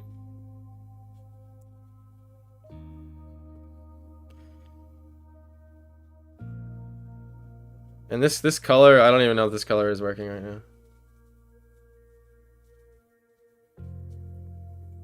Did not mean to do that there. Whatever. That's where gouache comes in. There we go. There's the two trees. You know what I mean? Like the sun's coming in like that, you know? Looks like blue marble stone.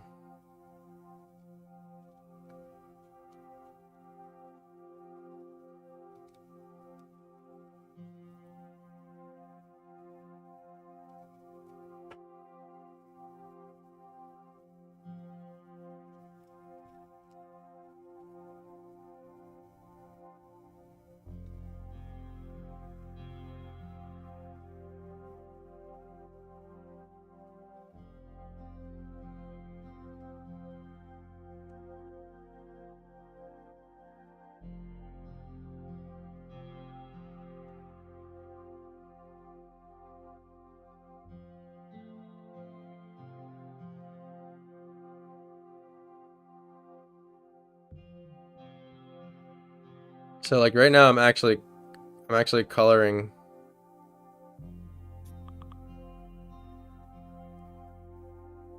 the stone. I'm just allowing it to react with this yellow and over into this blue here.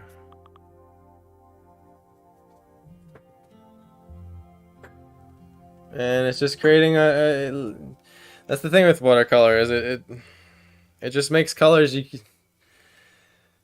they're hard to think about because they're so reactive.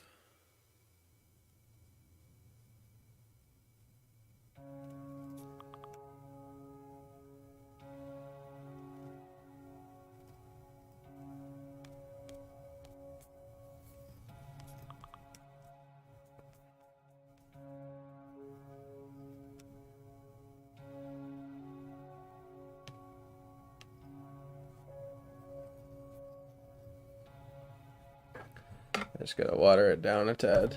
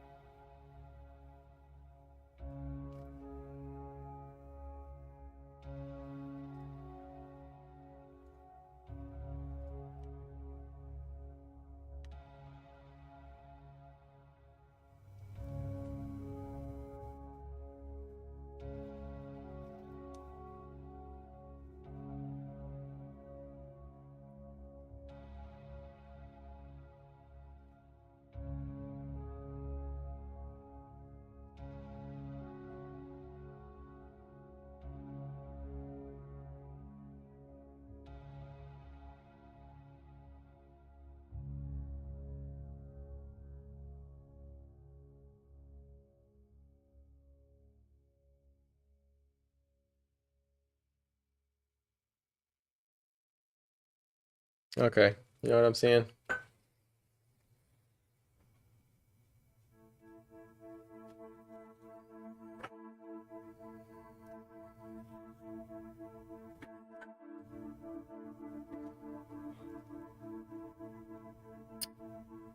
There's an edge right here.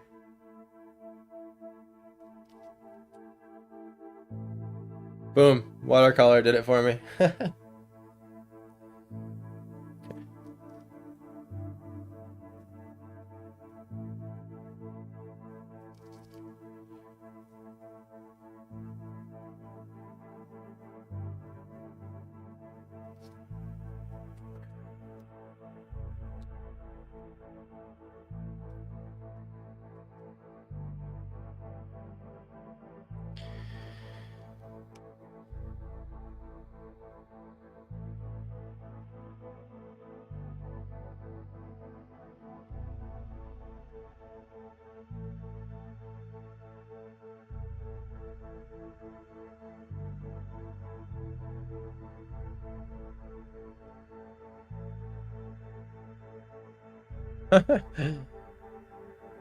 No idea where this color theme is going.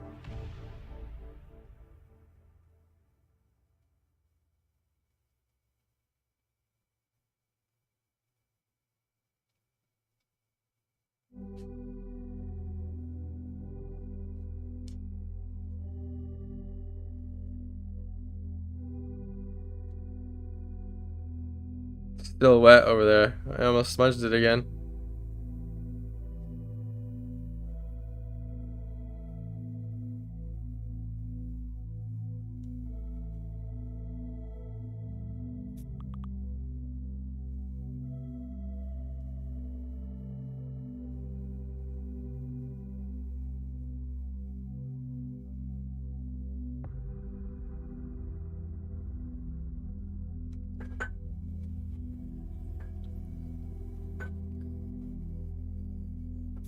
And I guess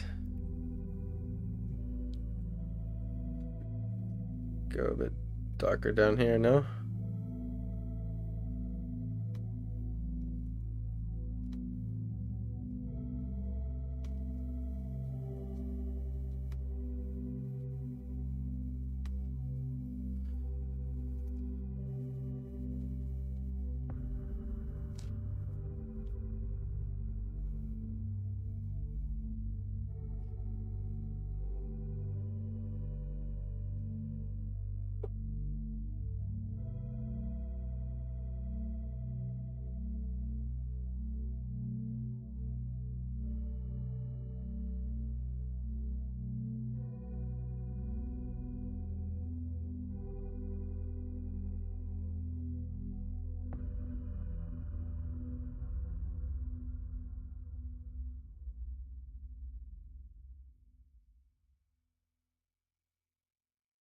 Nice. The blue, I don't know.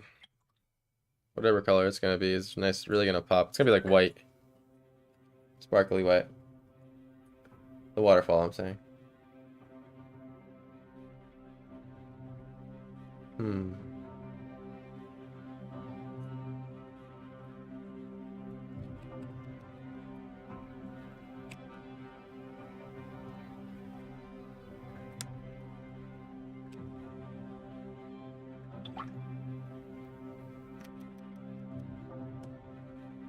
Making some like stone color.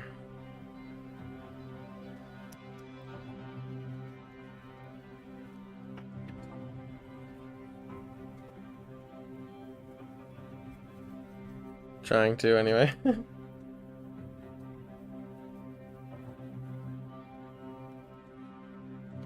By mixing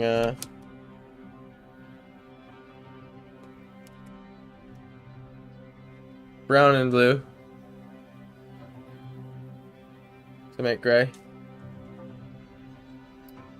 A warm gray. Picking a warm brown, picking burnt umber. Mixing it with ultramarine blue. Yeah. Now they say to pick color ratios in your drawing. And I've already decided that Stephanie's red hair is going to be the only thing that's orange. It's good to have those ratios.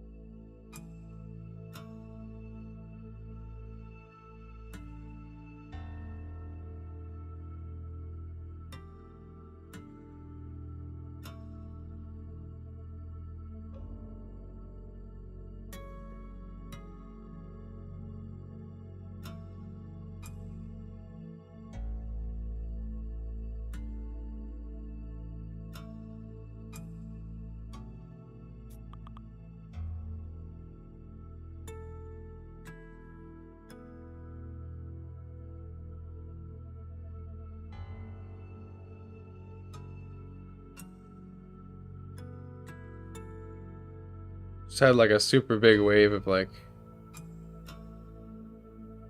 feeling wicked relaxed. Just kind of falling into the painting right now. Love when I find that state.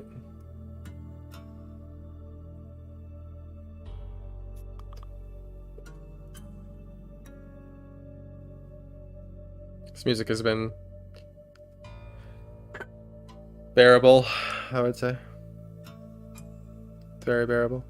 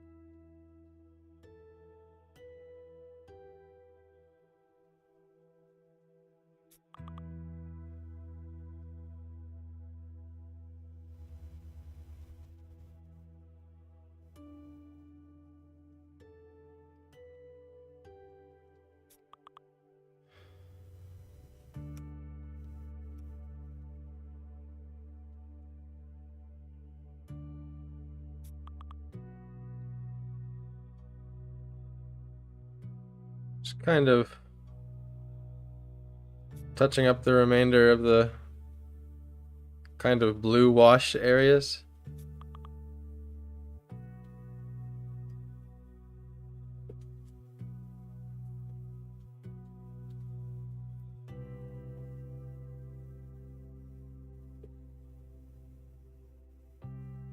Nice, I'm just gonna let that bleed. Not even gonna touch that.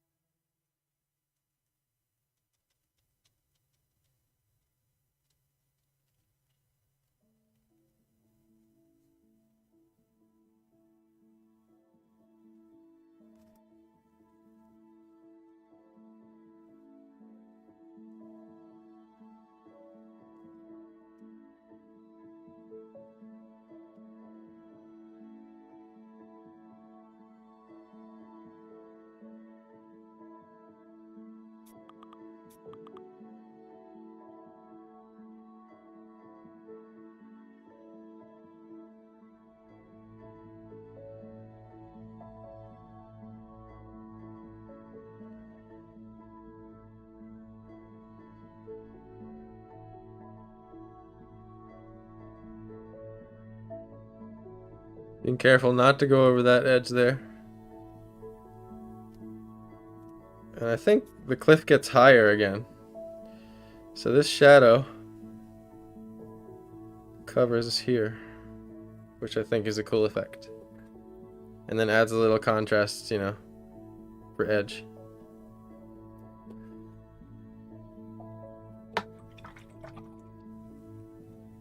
Alright, one layer at a time. Let's see if I can make more of this stone color here.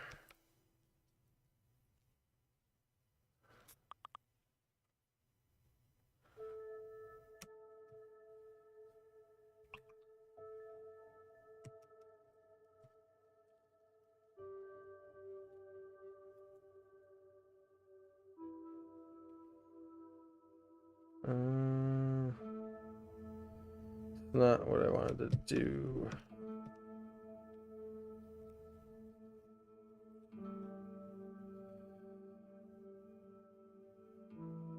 Nope.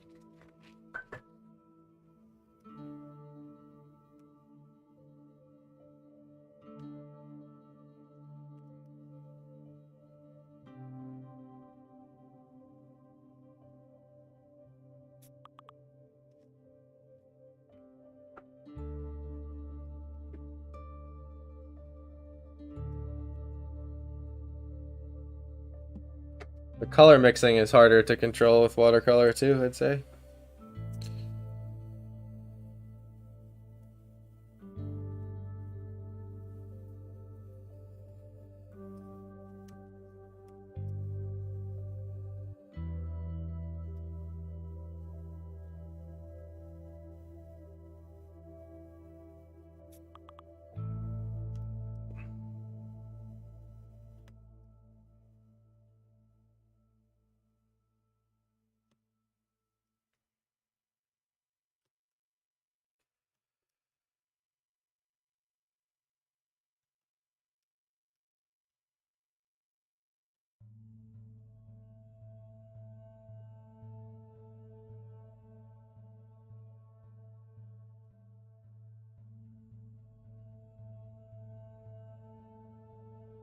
The goal is like to do as little rework as possible with watercolor.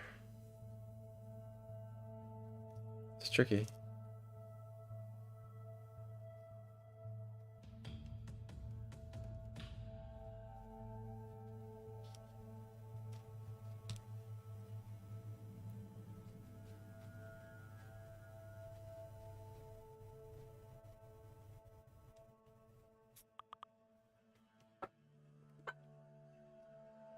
Just getting this stone a little bit of its color.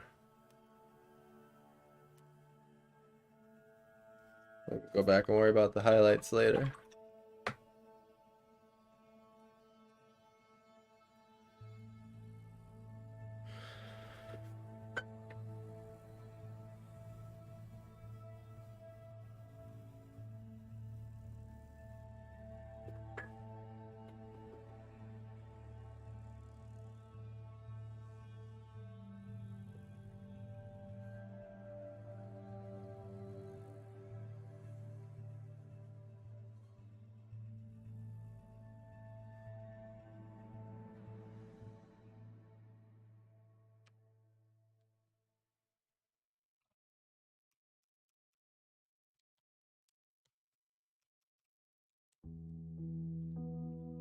Making some darker blue.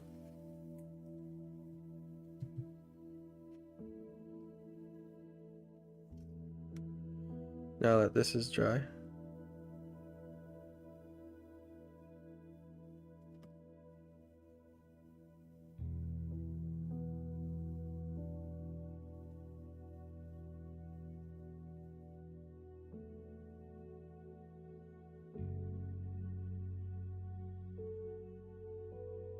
Just being careful.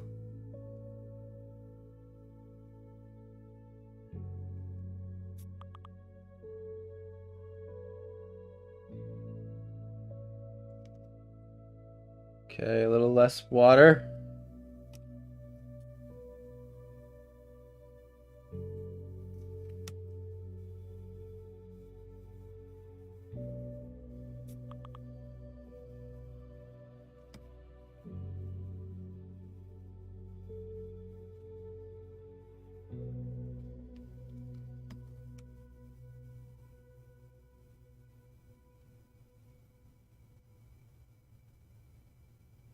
think I might need to make more coffee.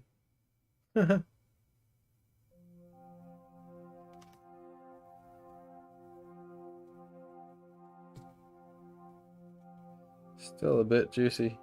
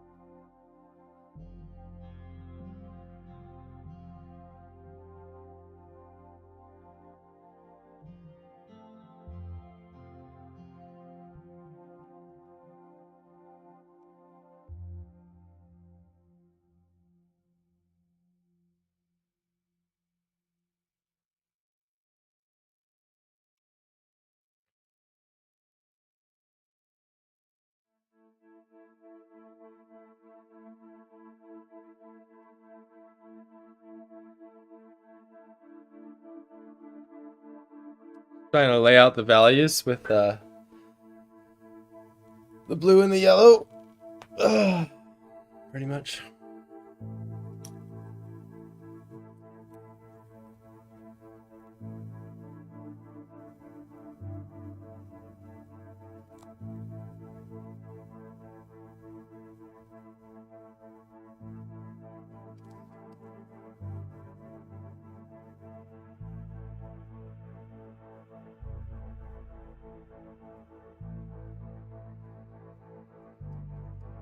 Dabbing and letting the pigment kind of settle seems to be doing a better job than spreading it around. Just a backpack.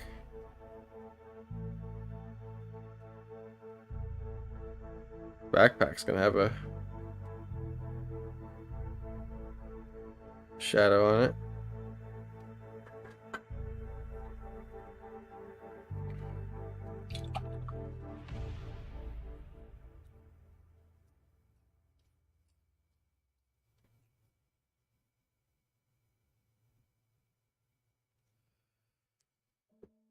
Okay.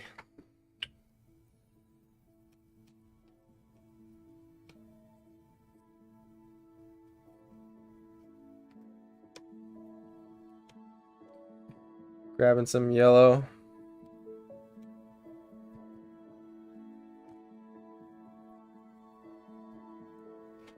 Getting some more exaggerated green here.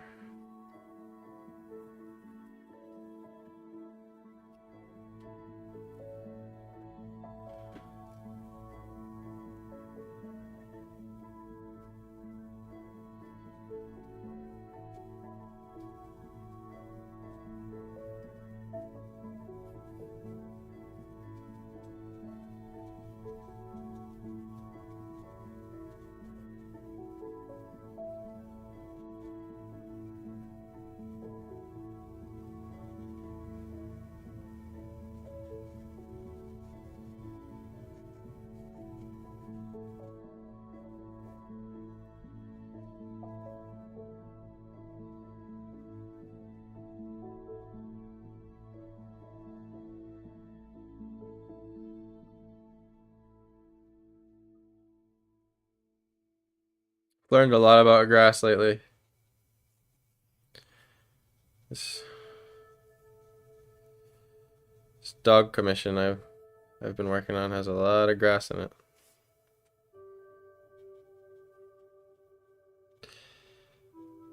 Grass is hard to paint. It's, at least, like, realistically, it's hard. have a tough time with it sometimes, but my most recent painting definitely improved me by a lot.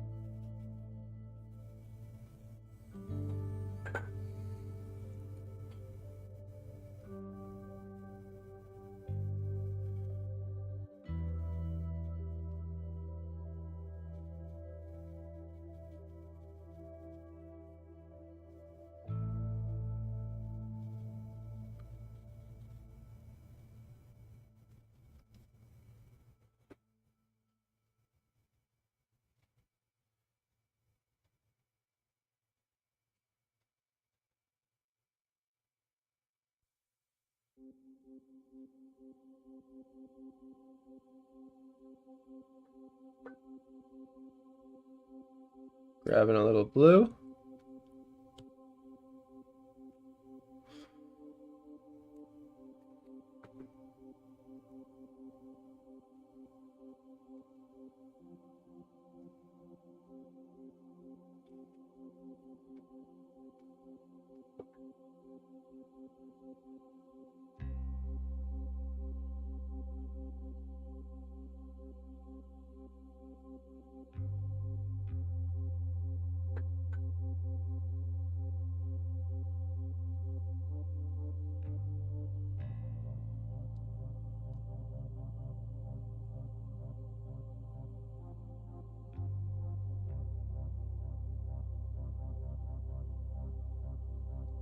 Kind of just hopping around. I really don't have any like particular process right now.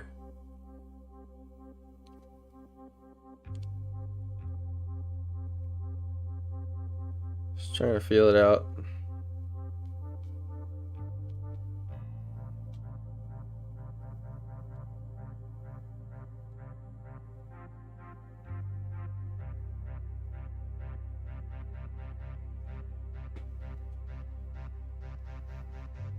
That just didn't make sense.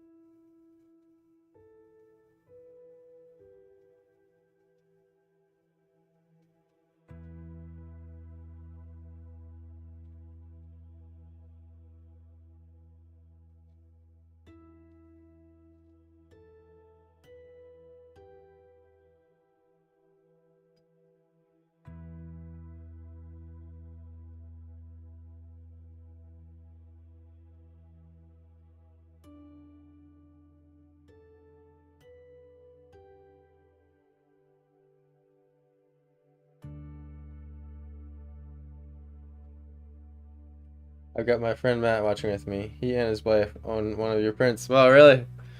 Hey guys. Thank you so much. Appreciate it.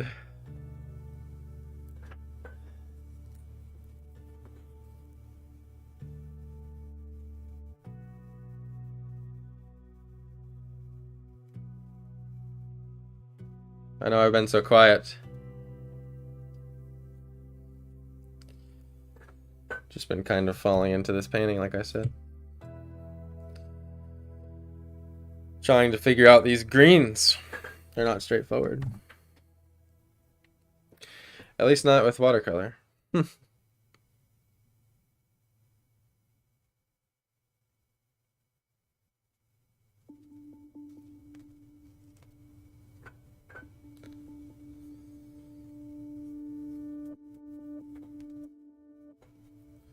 So basically I'm hopping around and I'm trying to find the mid-tone green now. It's funny because acrylic you work opposite well, I work opposite in acrylic. I'll go dark to light.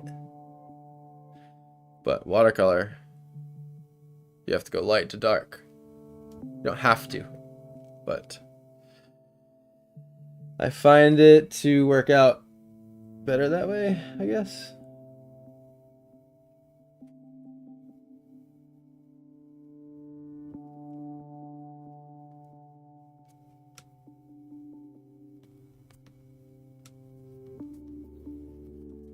Oops. Because, I mean, it's like almost always transparent, so it's, let's see what happens if I just get some brown here. Mix it.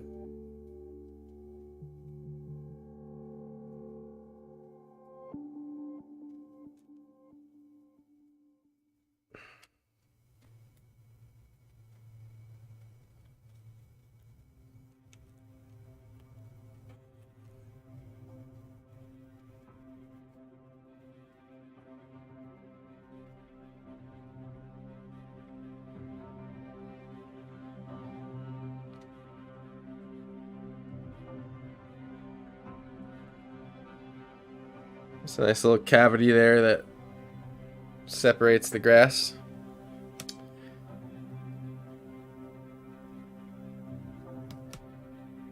Now I'm trying to use this blue to now give me a sort of reaction with this rock color I'm going for now. Same thing with the yellow.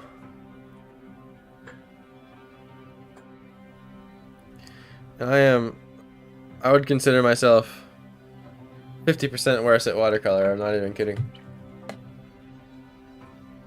It's like, I don't know how to explain it. It's so unpredictable that it's like you feel like you'll be getting somewhere on the watercolor, and then suddenly it just takes a turn for the worst. It's like, oh no, what do I do with this like, this isn't a happy accident.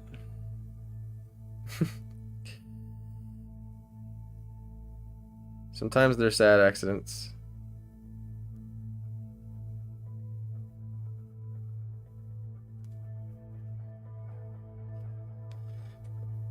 There's a lot of like, once you do this, you can't go back in watercolor. I guess that's the way I'd put it. A lot of like moments of patience.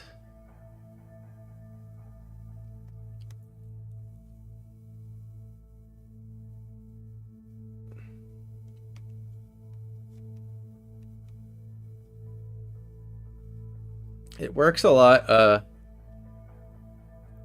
it works a lot like ink and water does, like when I use my gray pen. So the experience from the way that that ink works has helped me a lot.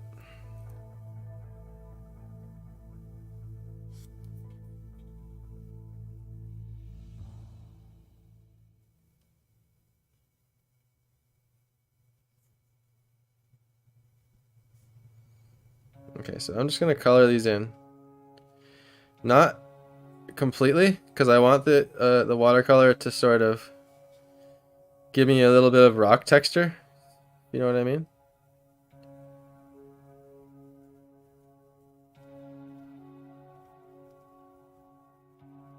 And then I'm gonna come in with one shade darker, one tad darker, and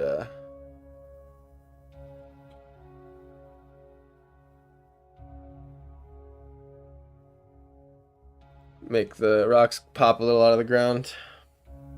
Let's see. A little bit of that, a little bit of that. Mix it all together. Brown and blue make a warm gray. Who knew? I didn't till like 2 years ago.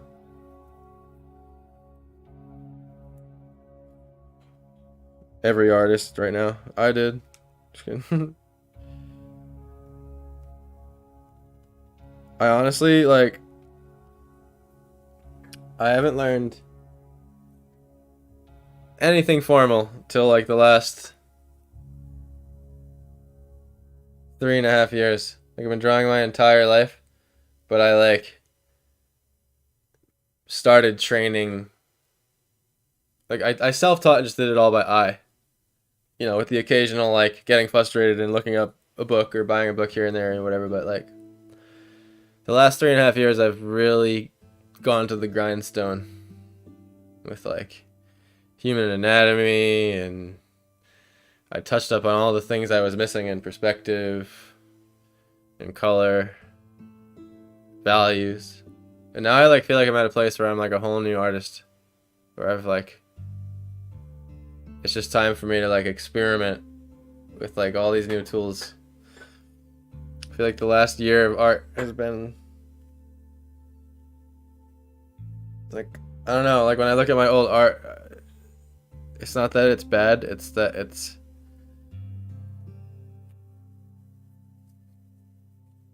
not it's not as nuanced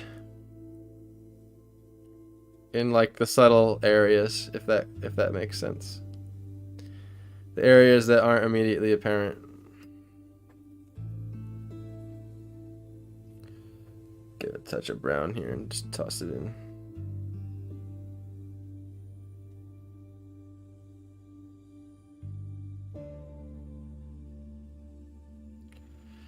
Like, I didn't even discover like graying out colors till like pretty recently in my life. like I did it on accident a bunch, you know?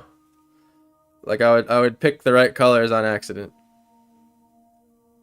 And then I would pick the wrong colors. More often than I would pick the right colors on accident. And yeah.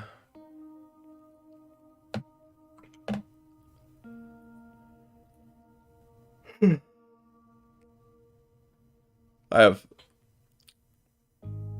from studying the color, it's allowed me to like lessen the rate in which I strike out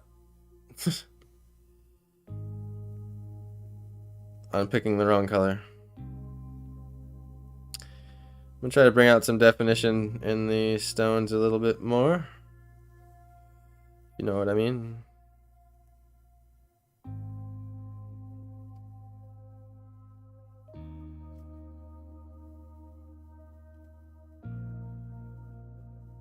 Today's Friday, right? Man, I'll tell you. I don't even think about the days of the week that much these days.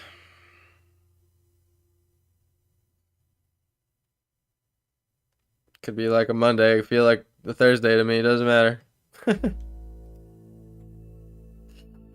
I mean, I know some people can't live that life because they got schedules and stuff, but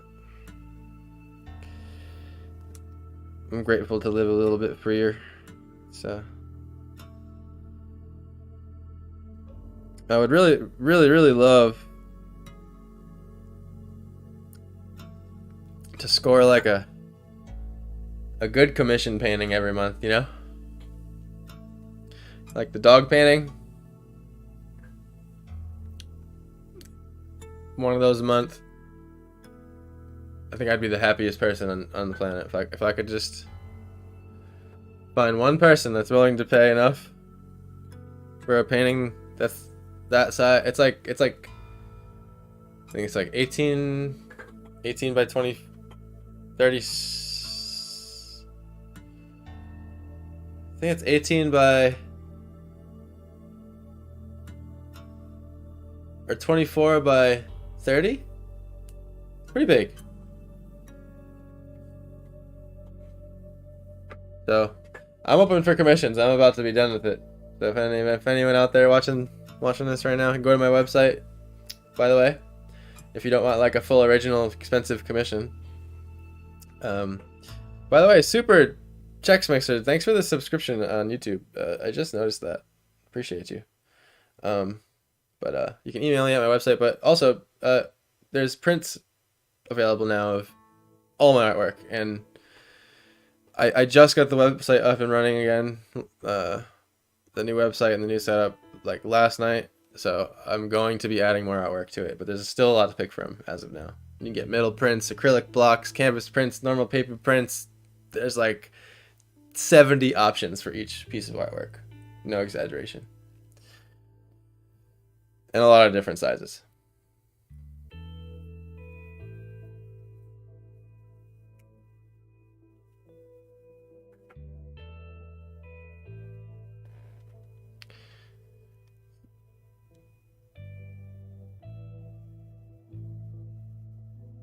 But yeah, that's a dream. If I could keep the commissions coming in. That dog commission has been a blessing, let me tell you. It has allowed me to keep doing what I love and keep painting while paying rent and the bills. Because we all got bills, right? Would be a dream to get the YouTube channel to a point where it's rolling, monetized. But for now, I have to rely on the actual sales of my artwork. I feel like the mortar in between the stones here would be darker. I'm gonna get a smaller brush really quick.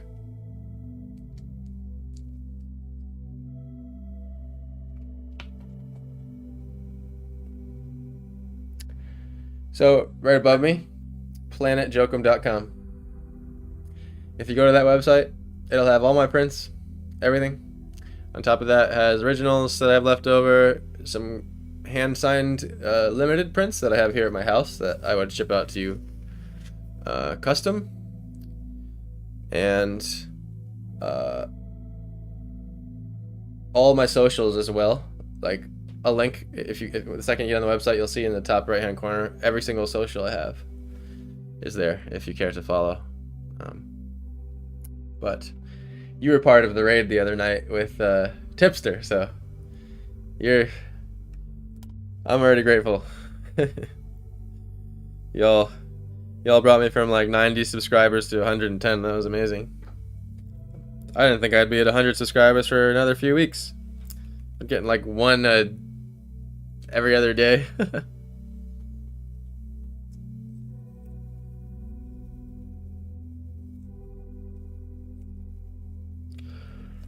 Also, I'm currently working on it, and it's gonna be a while before it's done. But I'm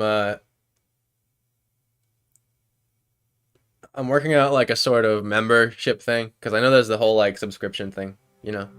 But I don't want you guys to like sub to me if like there's really nothing valuable. So I want to like spend some time to make stuff that like if you do pay me monthly for a subscription, that like it's worth it, you know. I've been thinking about that for years, and I just don't want to buy a bunch of t-shirts and say like, oh, you get my t-shirts now, you know. So like what I'm thinking about doing is I'm gonna make like a bunch of like lessons. So I'm gonna like make a bunch of like random art hacks and tutorials, and they're all gonna be like tightly edited videos that you all won't have access to unless you're subscribed. Obviously, you have access to everything else for free. Like anytime I stream, all my videos on YouTube, all my time-lapse painting time-lapses, and I do upload tutorials and stuff. But I'm thinking like, you know, like a really in-depth way at how I'm looking at it, how to do it. Like, but it's gonna take me a while. It's gonna take me like a really long time to make all those videos and edit them and package them up. But I don't know. What do you guys think? Like, I honestly never even wanted to get into it. Like, I just want it to be something that's worth it, you know? Like, you already can come here for free to watch me. I don't know. everyone just asks, is like asking everyone for money these days, and I know we all need it, you know. I don't want to contribute to like the like and sub thing if it's not meaningful. Like, I don't want to just sit here and say like and sub all day unless you enjoy my content, you know. Like, in one way I want to like give into the beast and be like clickbaity and like do the thumbnail thing, and like, and in one way I'm gonna do it, but like I don't want to sacrifice like quality of content, you know. Like, I'm trying to wake up early and get these. This got in depth. This painting. We're close to the end, but I just want to. I don't know. Yeah. I don't know. I feel like I said what I said. I don't want to just keep uploading to upload because the algorithm wants content, you know. And I don't want it to be designed to make you watch it. I want it to be designed so that it makes you enjoy watching it.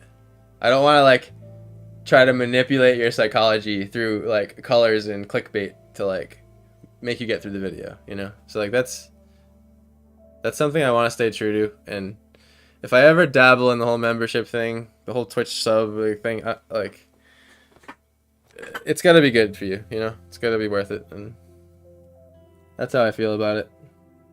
For now, like, I'll just do like the Facebook stars, and it means more than anything in the world when people buy my artwork, because that's what really gets it out in the world. And I try to make it cheap, you know, where I'm not burning myself.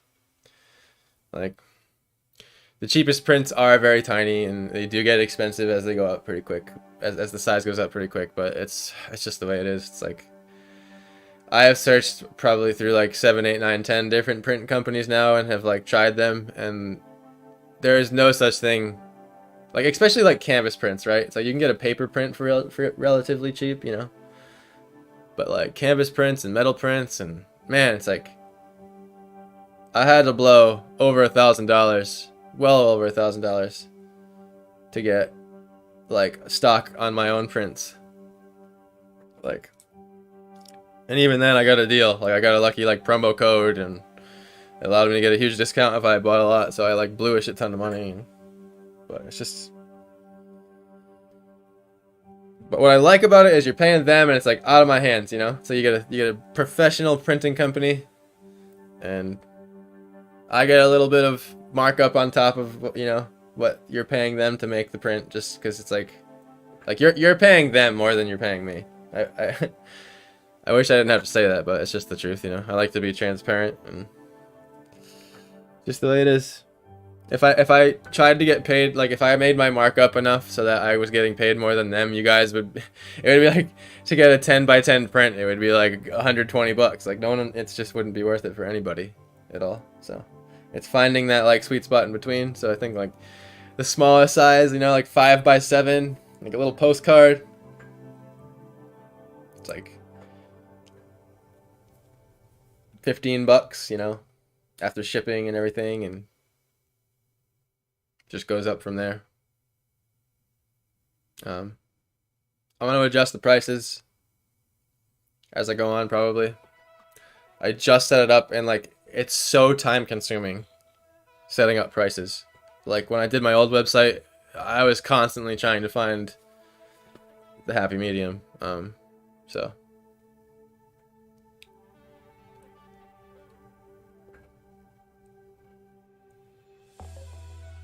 that would be awesome. Your art is great, and I'd love a tutorial from you. Good to know. If that's something, I mean, because I know that like it's like the internet is like filled with like tutorials. It's like that's all it is. It's like there's plenty of art tutorials out there, right? But I feel like everyone looks at it a little bit differently.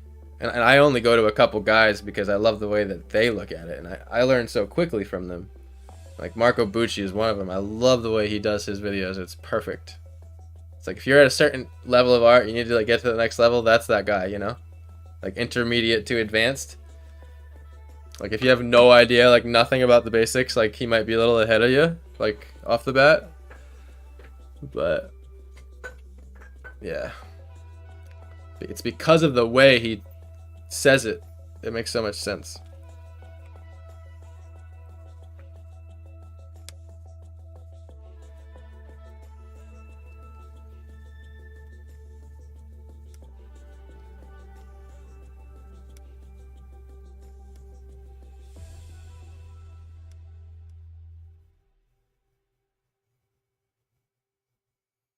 So I'm still developing my own like watercolor style. Um, so essentially, this is a you're buying an experiment, Stephanie, because I guess they all are, right?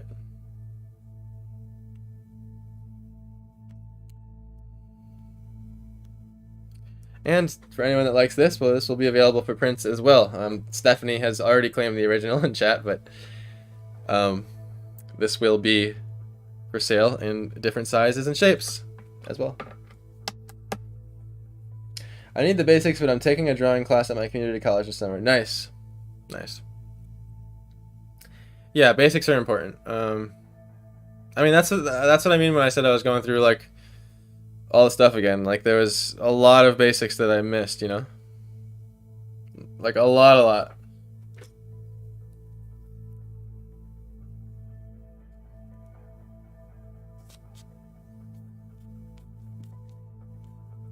I'm just adding some randomness down in here.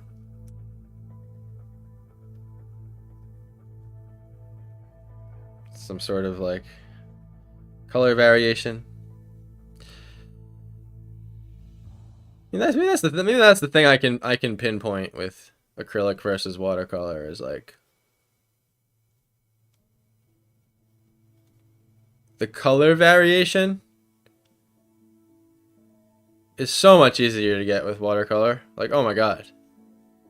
Don't even have to think about it. It's just like, boom, 17 shades of green, realistic forest. But acrylic, definitely got to think about it a little bit more. The color's a little bit more sort of forced, if that makes sense.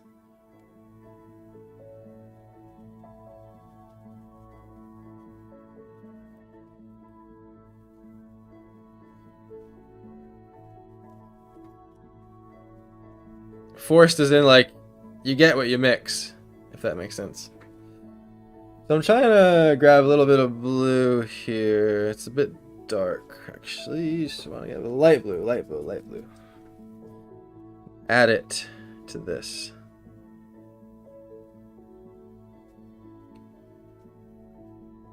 Just want to share the same color there.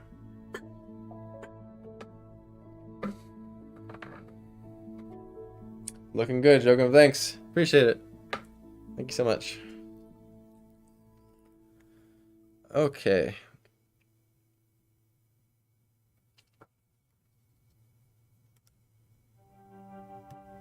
Gotta convert this blue wash a little bit.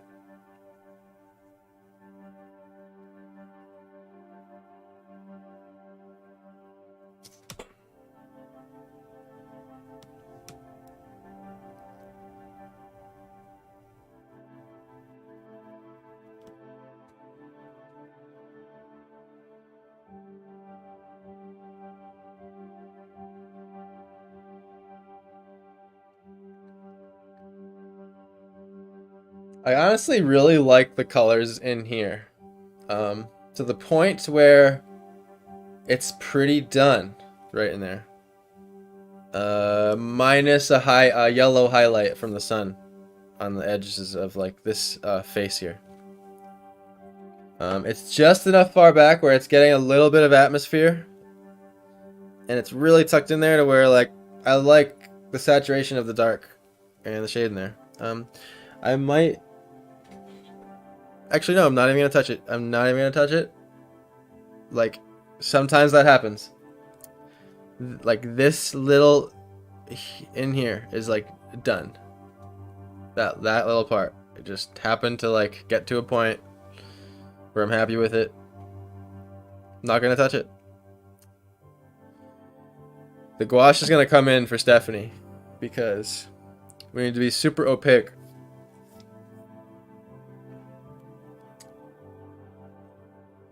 I love the colors in there. They're perfect. Well, I'm glad you love them because you're the one that will be hanging it on your wall, looking at it every day. Oh, and there goes the green screen. Look at that. Went so long. with such a good green screen streak.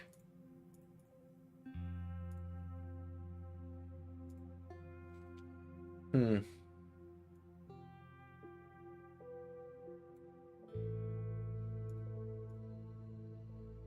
Weird. I can't get rid of it now.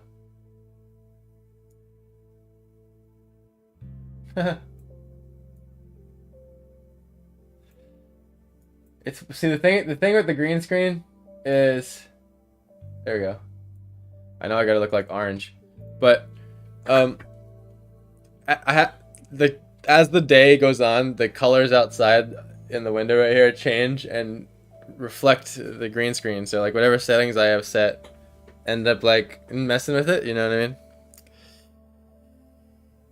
Let's see. I think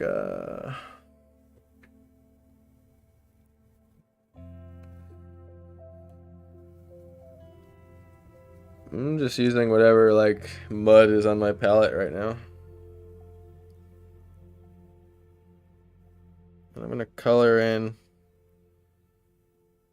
this grout so that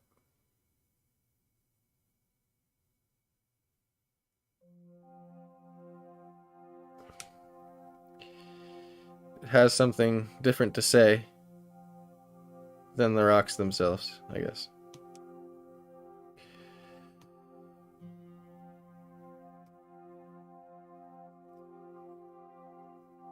I like this painting. I am excited about like the idea of it. It's been fun to paint something fantasy again. I've missed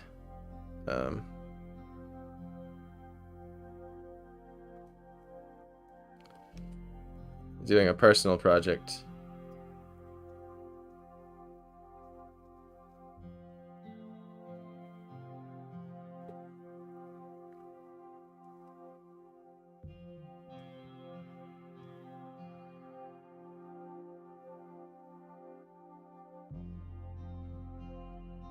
Okay, the values are getting there. Starting to get some contrast going on. But I'm trying to keep it a bright, sunny, nice day. I have to go to the bathroom again really quick, so I will be right back. Thank you so much for hanging out thus far. Really appreciate it. This has been a much longer stream than I suspected. It's okay though. I'm having a great time. Be right back.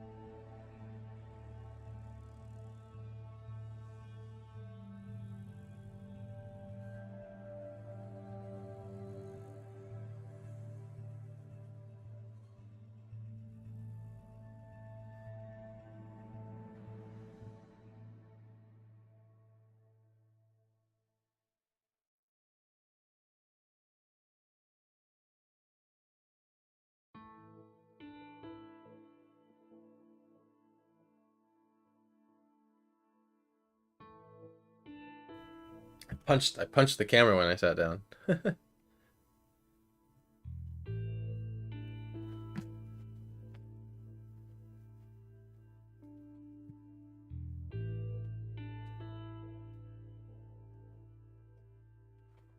Hey, what's going on?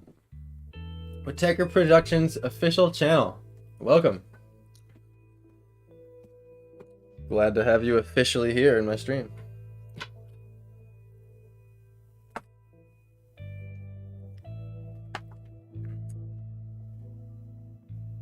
Okay. So I still think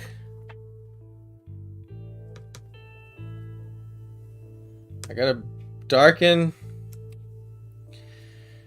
these blocks here.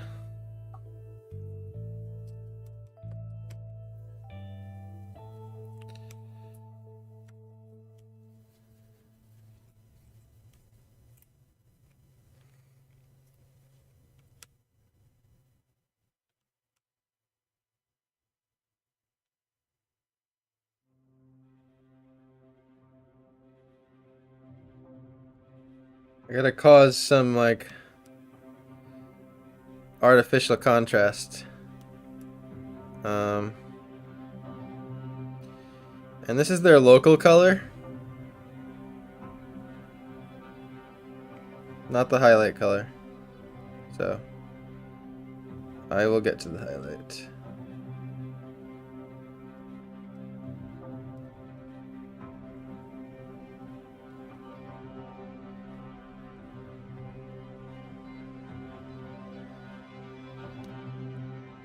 Just trying to get some texture.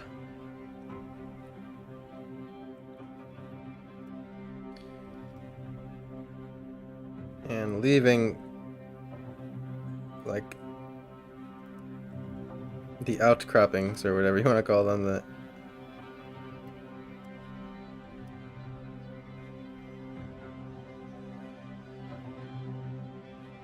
we've been watching but taking a break now too. Oh, alright. I just noticed that. Sorry. Thank you so much for hanging out. I love you so much. Good to see you, Mom. And sister. Glad you all hopped in.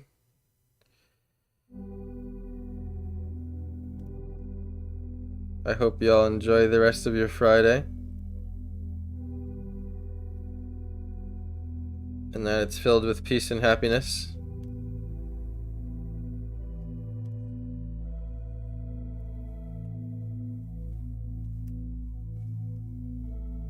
I'm kind of liking this cool gray color for this. And I'm going to fix that oversaturated blue shadow there. Well, oversaturated to me. It's not quite what I was going for. Man, I'm gonna have to literally, like, finish the stream and go right into my commission painting for another 5 hours.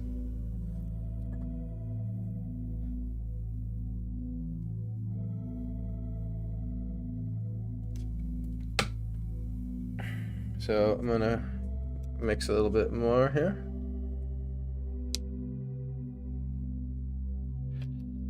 It was the dash of white that I added and the dash of brown.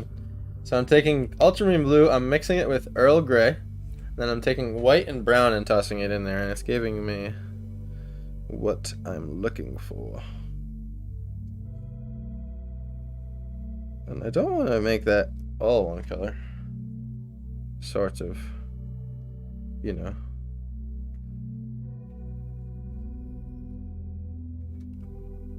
Yeah, maybe for now. Damn, the hustle is real. Yeah. I'm sweating this month. Not gonna lie, so I'm just trying to fucking make it. Basically, like, the rent's due, and I gotta finish this commission painting before the end of the month, or I'm not paying it. So, painting for my life. I kind of like it that way, though.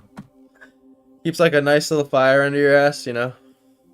No, I mean, I wish I could be a little more comfortable. I'm not saying, like, I love that, but it's, you know, it's it's yin and yang. You know, you take away the challenge, and then life gets a little boring. Um, I guess what I'm saying that I like specifically about it all is that I like that even though it's like just making it, I'm still paying it by doing what I love, and that feels so much better than like working a job I absolutely despise and having a lot more money. I've been there. I mean, I've been there so many times. Like having plenty of money to do whatever I want, buy whatever I need. But hating my job, and I just can't go back there. I can't. I'll always do what I have to do, but I can't ultimately commit to that. Is what I mean. I've decided at this point in my life. I just can't ultimately commit to that. It's too brutal. I only have so long to be alive,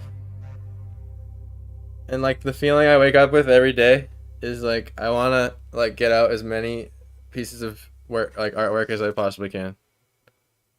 Like I just want to like get as many paintings done as I can before I die. That's basically what keeps me going. And like the only way I can do that is by just trying to make money off of it, you know? The only way I'll paint enough. On top of that, you only sell like, well, I mean, it depends, I guess. It's how fast you get the paintings done. That's the thing that kills you. So it's like really big painting that costs a lot of money, that takes you a month and a half, or a bunch of short and tiny ones that a lot of people buy. So I tend to survive more off of the big ones because there's less people buying, if that makes sense. And when someone does buy, they're serious normally, and they don't mind spending that much money. So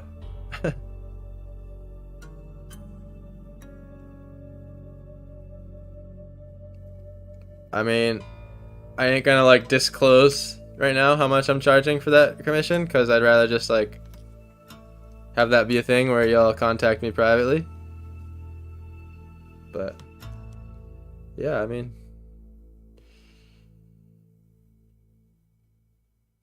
it's been a fun challenge painting a dog, let me tell you. That's given me a whole new array of color and brushstroke challenges and whatnot.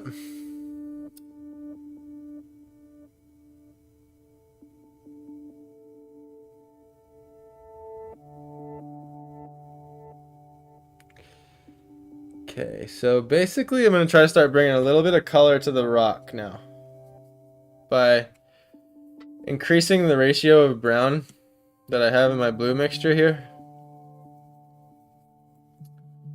Let me add a little dash of white. Basically brown has a lot of red in it, so brown's I find a better way to redden something in nature without just being like red. And that's not quite the right amount, especially burnt browns. You have raw umber, which is just like super straight up brown, a higher mixture of black and white to dull it out. But then there's burnt umber, higher concentrations of red. And I just want to add some of that to this rock here. I feel like we're missing some rock color, you know what I mean? It's too gray. There we go. And this is the beauty of watercolor. I don't have to think about what the color needs to be when I mix this reddish brown with this blue as much. It just mixes, and it's the best. with acrylic, I would have to think exactly what exchange would happen between the colors, if that makes sense. There's always some sort of trade-off in the colors. So it's like the red's like either eating something, or the yellow's taking over, changing something, or the blue is darkening something. So on and so forth. And so on and so forth. And forth and so on and on so and forth on. So I was trying to say it backwards on the spot and I couldn't. On forth and so backwards.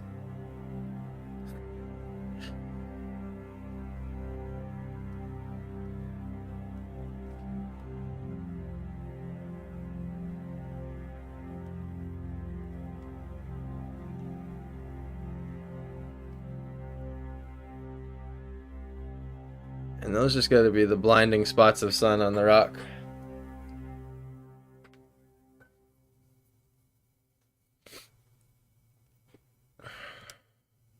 Got Oz's dragon in there though. I don't know if you're still watching Oz. We got the dragon in there. Before you came in, Stephanie, and claimed this painting and influenced its story, we had someone else add or requested a dragon find its way in there. So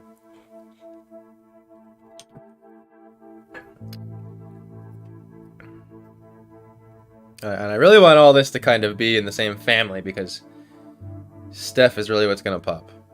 We're gonna make her backpack and her hair maybe share something, but the 1% of color is gonna be that orange.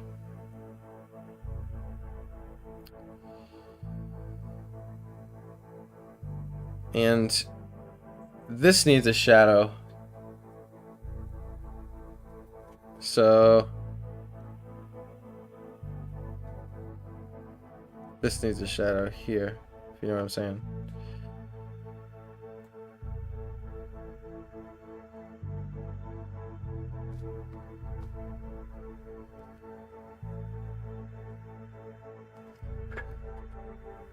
And it needs to be more blue.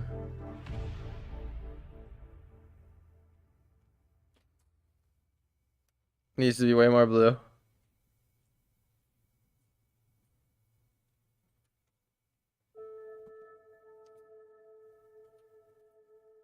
Hey.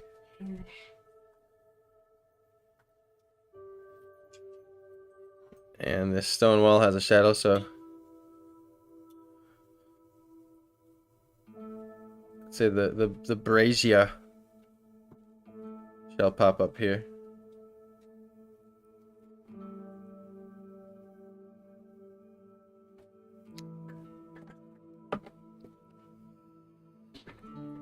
All right. We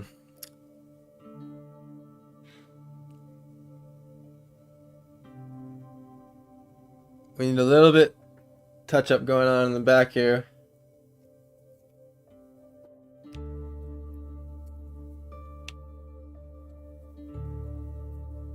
With shadow blue, which isn't actually a shadow, it's a light. It's a light because it's the sunlight bouncing off of the sky and then hitting this stuff, and that's what turns it blue. True shadow is ambient occlusion, because that's where no light reaches.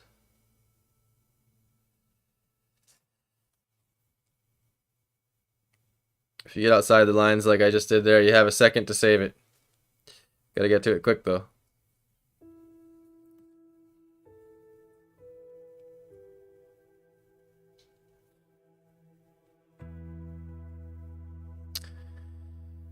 I'm coloring these rocks predominantly blue because they are far away. I'm going to add the dose of red though. I think there needs to be a splash of yellow happening on the side of the cliff here. Sun hitting it, yes. A little bit of that red. Just slightly. just implies it to your brain. Like, watercolor is still a bit very mysterious to me. That is the color I was looking for, though. And this needs to all be shaded.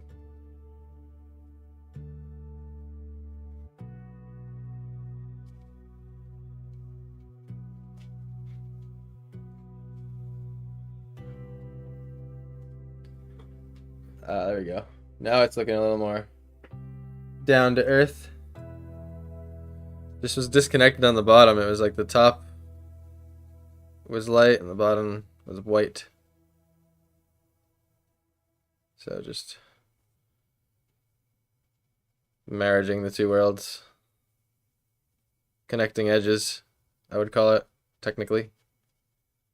Edges are very, very important. It's another reason why I love the pen and ink watercolor style. Gets a lot of edges done for you with just the black line. You can do a lot of that in the line work and get it done. Speaking of that, I'm going to grab the black pen in the middle of this, actually, wherever it is, and use that to bring out the crack here a little bit more.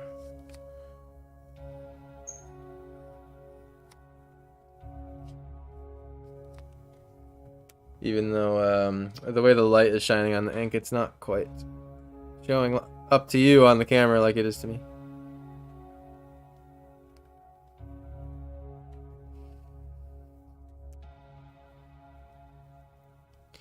You ever see like a painter do a painting and just out of nowhere he'll just like whip the brush at it and make a bunch of dots fly everywhere? Not really care where they land? Well, that's pretty much what I'm doing with the pen right now. Because it's just a thing. There's just dots on things. Like just look around and there's just like dots on everything. Like randomly.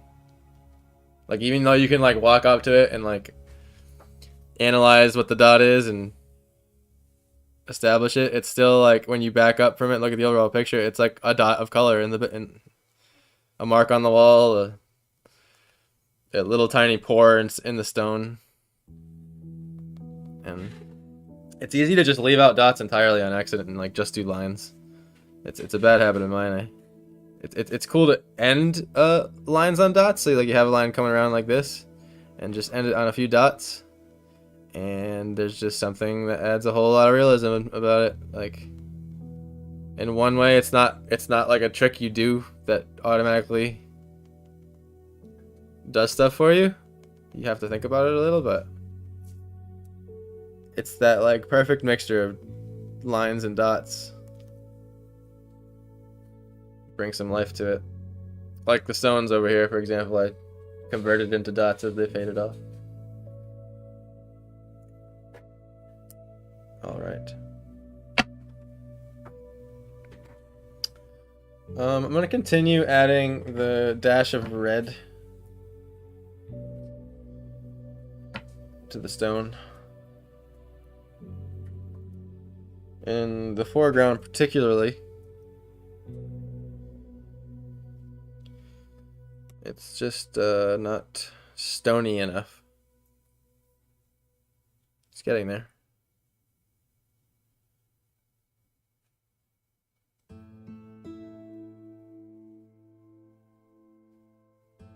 I like how this music has like the occasional lute. Okay, drop like that.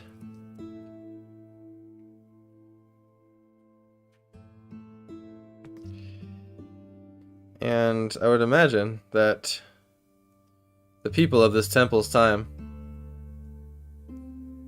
used the rock from the land to build it, so we will have this red characteristic showing up in the stone.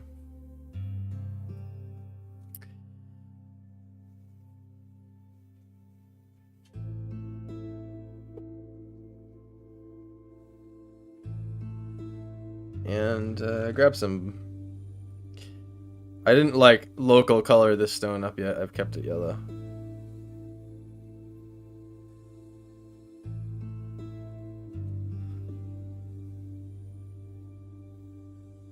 I really didn't even color this section at all. It's still just washed. We're making my way to it slowly, steadily.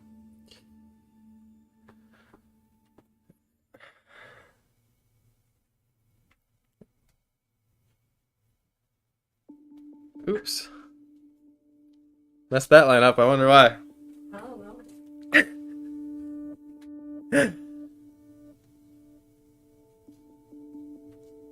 Alright. Coming to life. Stephanie's gonna be the final touch. This is one of my favorite drawings I've ever done. Can I just say that? I'm not even just like saying that right now.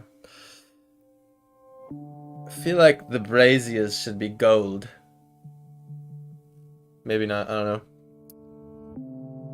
Or like rotted, rusted bronze.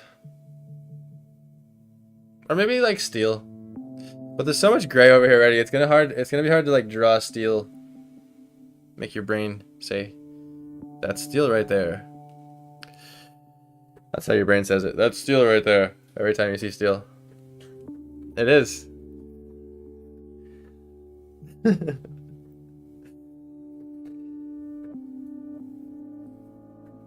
Scientifically proven. Weird thing. No one understands it. Even females. It's a male voice in their head too. It's steel right there, and no one gets it. I don't know. It's weird. Animals, everything.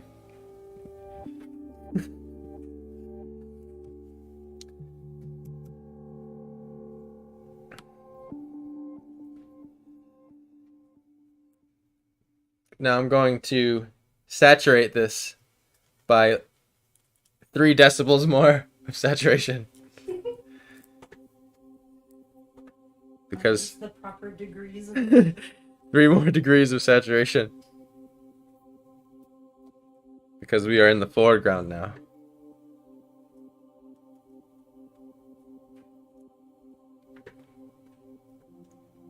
And so we must see color.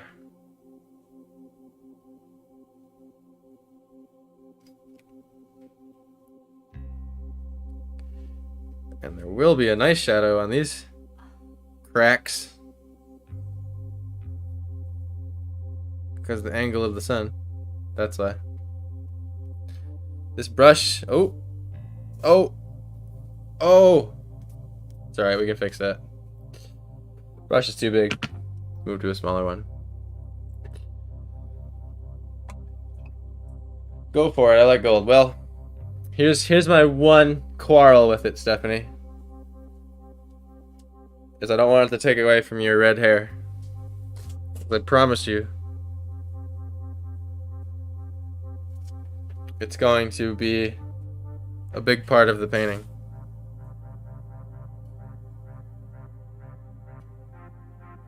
It's the only red you'll see. Okay, it's time to change the music. I had that thing in my brain just tick like, okay, I can't hear it again. Vibes, does that look like done last time? Nope.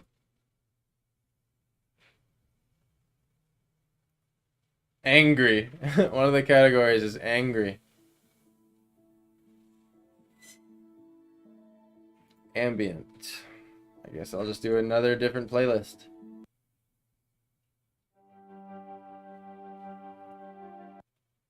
Was it the same song?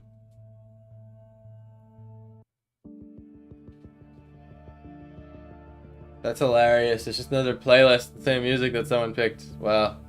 You can't escape it! Ah. Alright, what's this one?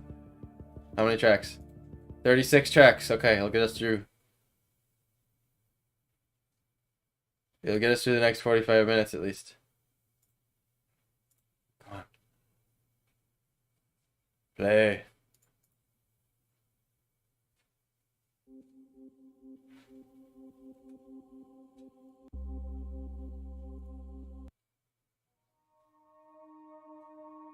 Whatever. I think it's different. That's fine. Oh, the green screen. Like the second I like change into another screen, maybe that's what's causing it.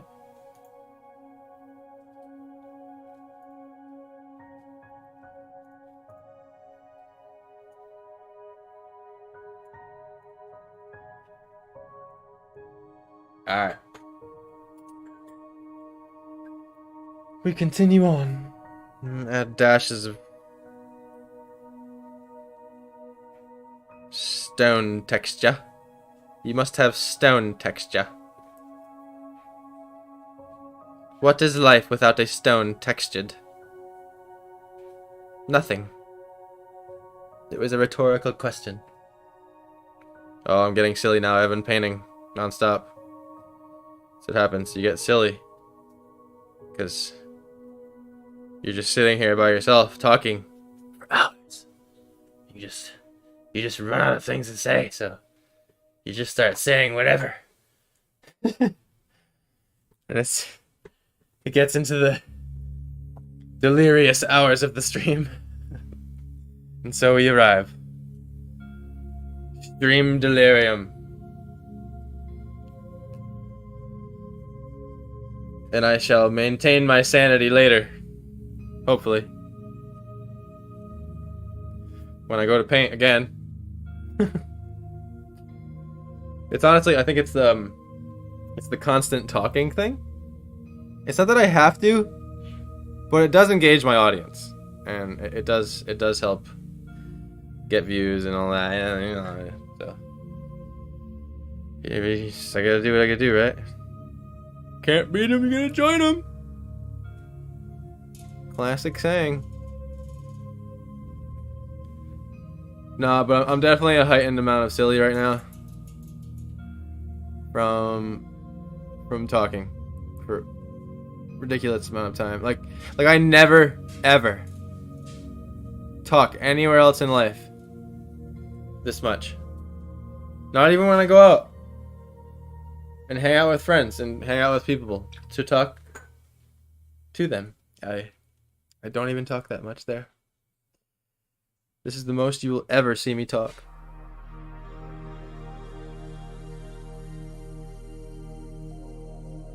Really bringing out that shadow in the backpack, you know what I mean? Know what I'm saying? And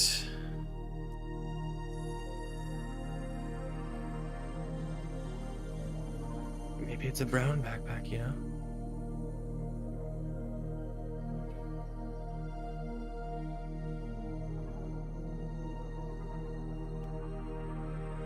And I will whiten it.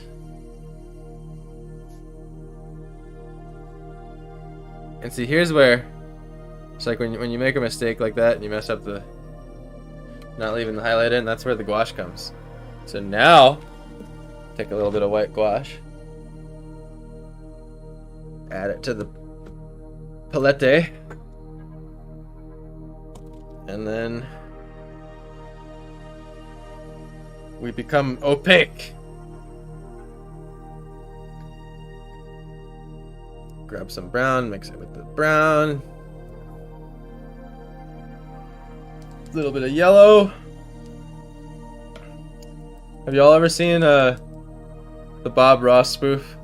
I know there's like a few out there, but there's this one where the guy he's making fun of all the colors. It's fucking brilliant. It's hilarious. I love it. All right, check it out. I forget the guy. Just look up Bob Ross spoof, and it's like instead of being like ultramarine blue or yellow or red, it's like the colors be like Dad's watch.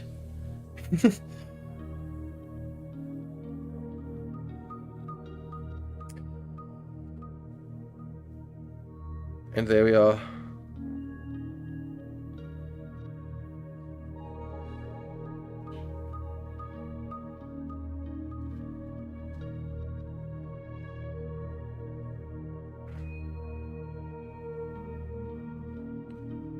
I didn't want to get rid of the pen line necessarily.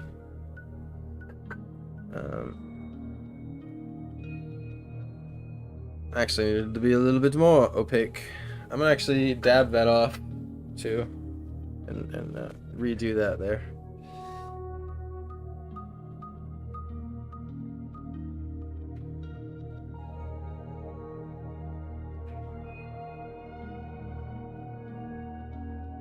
There we go.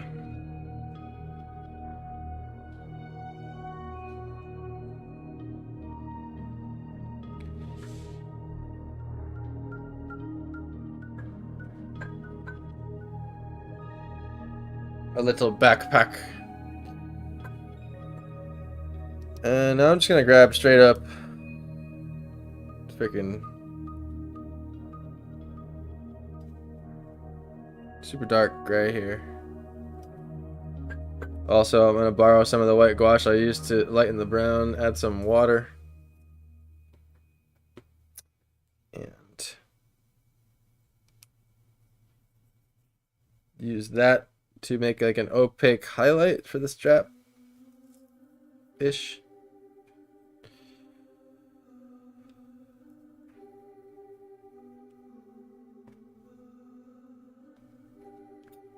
Hey, what's going on, Productions? How you doing? Welcome back.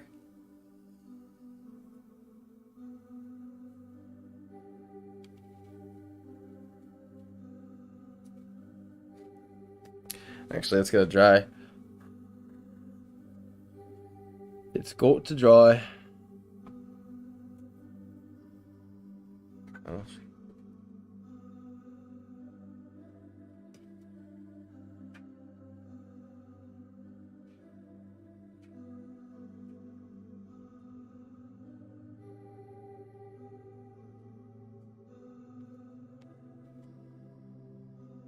Just bring a little more definitions to the rocks here too.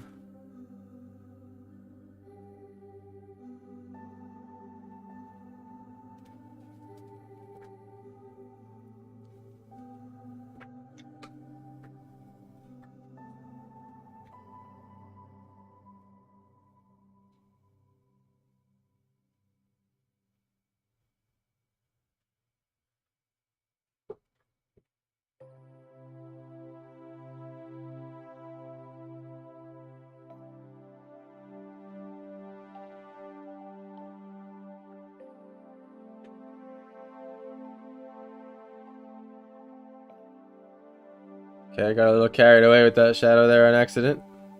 It's nice having what you guys see. It helps me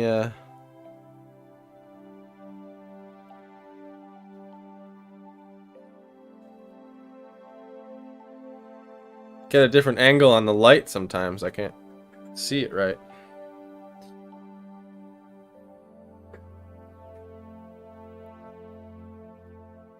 Okay. Try to grab some of this blue.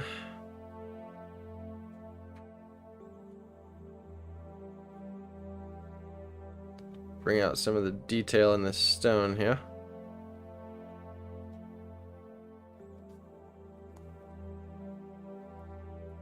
Make it more stony. Hey, Moon. Didn't realize you were still chilling.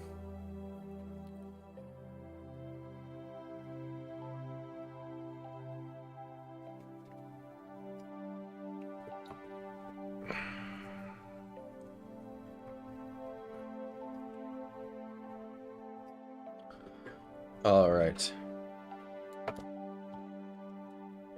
Getting there, getting there.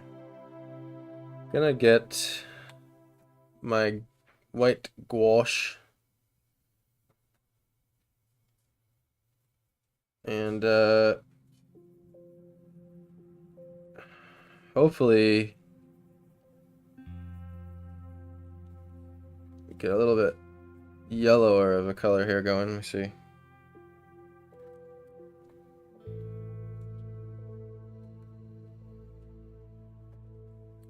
I just want to make the highlight on this backpack a little more sunny. Yeah. Something like that.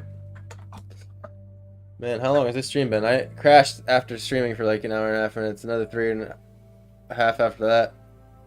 Well, I've been streaming since 9 sharp. 9 a.m. sharp. So, It's almost full. how many hours is that? I'm bad at math. 6.5 hour stream. Maybe that's why it cut off. Cause maybe you're only allowed a certain amount on certain platforms. I thought The Facebook was 6 hours you get cut off, so. Meh.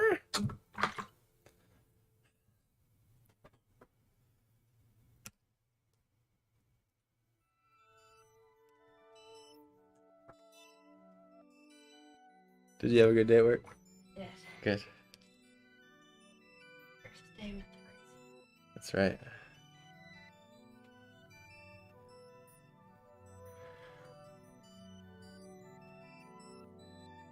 So, there's some ambient occlusion not dealt with.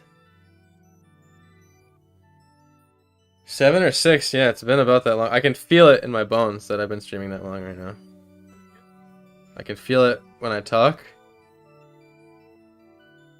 I'm tired of talking to you. No, I'm just kidding. I love talking to y'all. Not like that. I love talking to y'all. Really, thank you for hanging out for so long. This has been a lovely stream.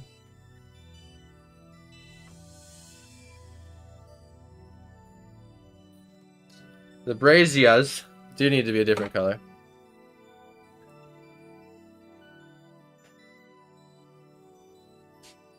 I think we still need to bring in some of this brown red to the rock. You know? It's missing some of its ancestry. You know?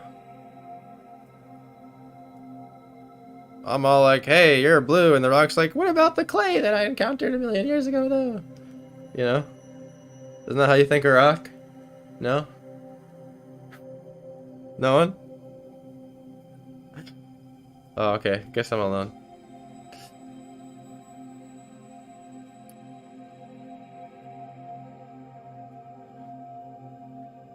That needs to be darkened.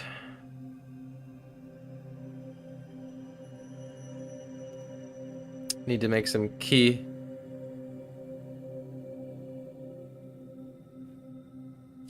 Dark spots in the bush here.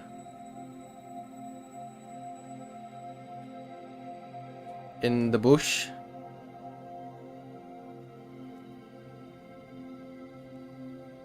Yeah, you know.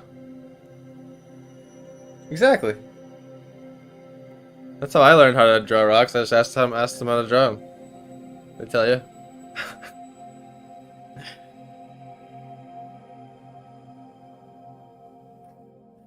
Thought everyone talked to their rocks that way.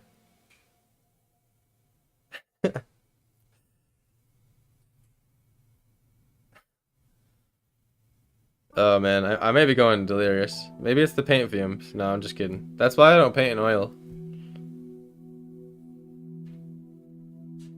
I don't want to be around paint thinner all the time, know what I mean?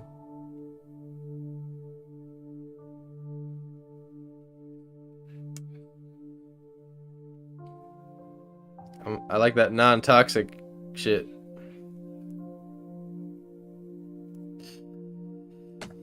Oh boy.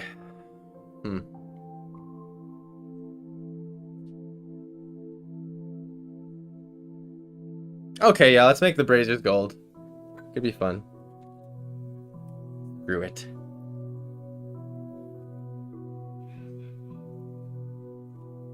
Screw it.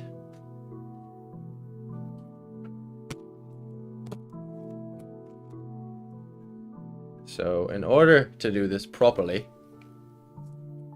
it's going to be a little bit of red, a little bit of yellow, a little bit of black. Very little red, actually. Like the littlest bit of red ever. Like, that was too much red. You guys can't see. And then I'm going to add black.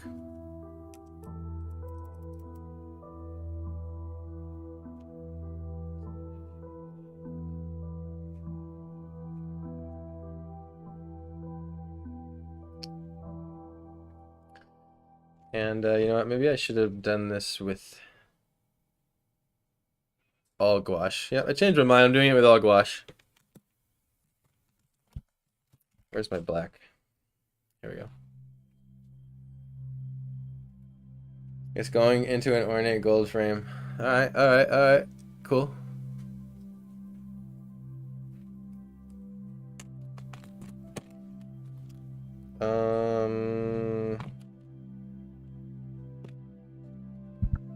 Where's my yellow? There it is.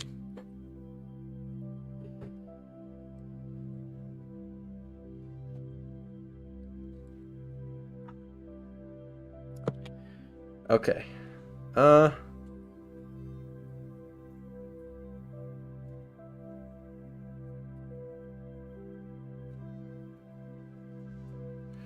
just starting with a base color. So the shadow color of the gold, if you will.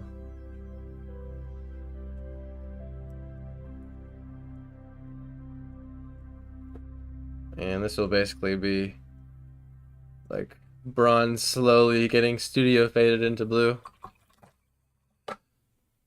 This gross, like, it's actually a pretty gross color. The proper color.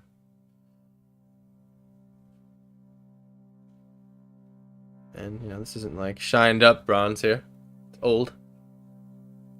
We're talking, this is older than the Falmer. Older than the dwarves.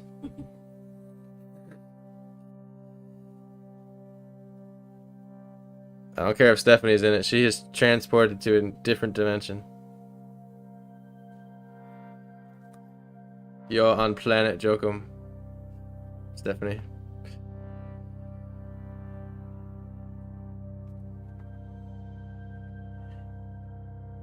Base color.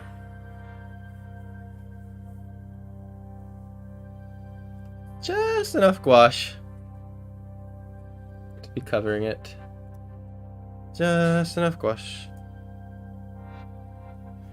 It's like green. It's like take a trombone, dip it in the mud, then puke on it. That's the color. That's how you get that color. Then dry it out, grind it up, make it into a pigment, obviously. But I figured I didn't have to mention that step. Figured that was obvious. And look at me. Look at me coloring the rock like it's a brazier. Am I saying brazier right? No? Come on. You're the English teacher. Fine. Okay. Let me repaint that stone back to what I call non-brazier.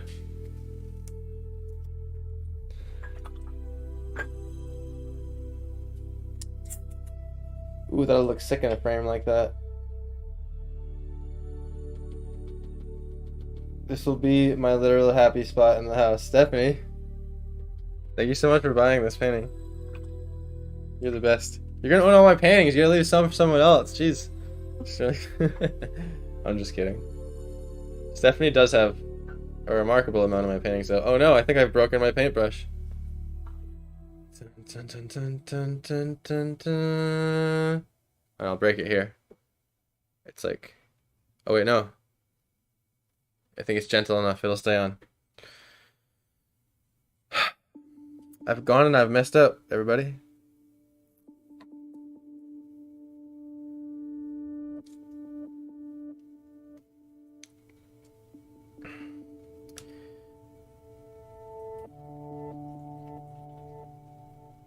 Maybe I can get it off with the paper towel.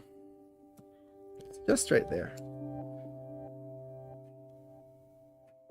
Ah, yes. Thanks to the gouache. Gouache to the rescue. You can think of gouache as like watercolor whiteout, you know? Like, oops! I suck at watercolor, good thing I have gouache. Go back to my acrylic roots to fix it, you know? A little more yellow needs to be on here. Apparently I'm singing everything now. It's the way it goes. On Planet Jokum. On Planet Jokum, we We sing our thought processes. Processes? Processes? Is it processes? Processes? Processius? Sounds like a Greek god.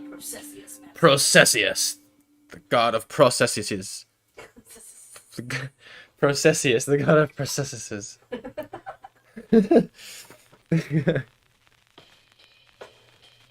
Oh, jazzy beginning to this tune, huh? I have to make this yellow make sense, though. Sense.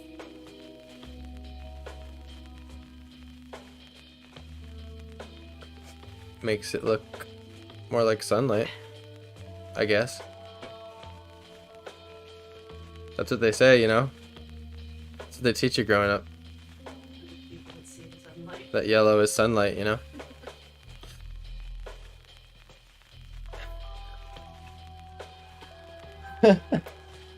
Processii. Gouache. Moon got it. That was the first way I pronounced gouache. Want y'all to know that. Yeah, I was in Michael's and I asked for gouache. That's what it was. I was like, you know where the gouache is? She was like, what? The what? It's like gouache. Gouache. You know, like gouache. Gooash. No, it wasn't that bad. But I did say gouache. But it was like, I didn't want to say it. I was like, you know, like you wanted to say it for you. You're just like, help me. Don't make me say it. Don't make me say it wrong. Like when you're ordering food in the Mexican restaurant. Or an Indian one. Oh gosh. Can I have the bad. guaybiosas? Gueniasas? And I'll get two You just like... Calpro. I'll get the number 1 and the number 2 and naan bread, because I know how to say naan. Naan bread, yes. Okay, let me actually paint just the brazier. I have to say it like that every time, I don't know why.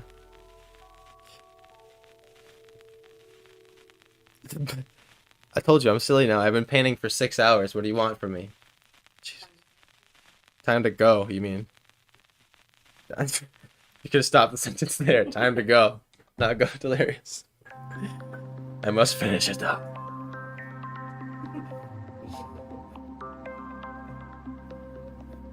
So we get the highlight color. And we draw the rim. I just got lightheaded from breathing like that. I want y'all to know, but I just played it off like nothing happened. But I just got real fucking lightheaded and I just had to fight through it. But now I'm back, and this is Planet Jokum, and we are live. All right.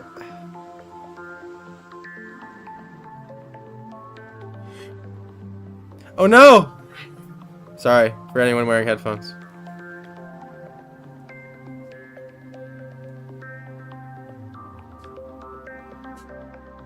This sounds like a guy playing with an electric didgeridoo that you hit with spoons. That's what this song sounds like.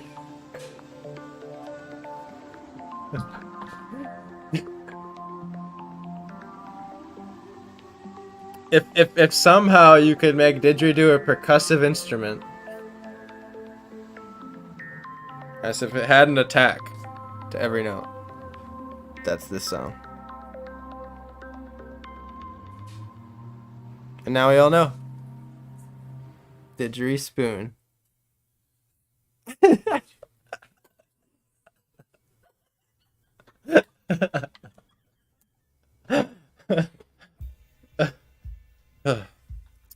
Okay. Oh, I can make it. I can make it.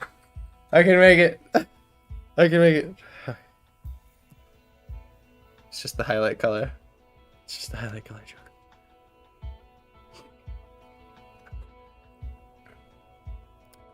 It's not quite undersaturated enough. And now I need to bring this back to gray. Because I fucked that up real bad.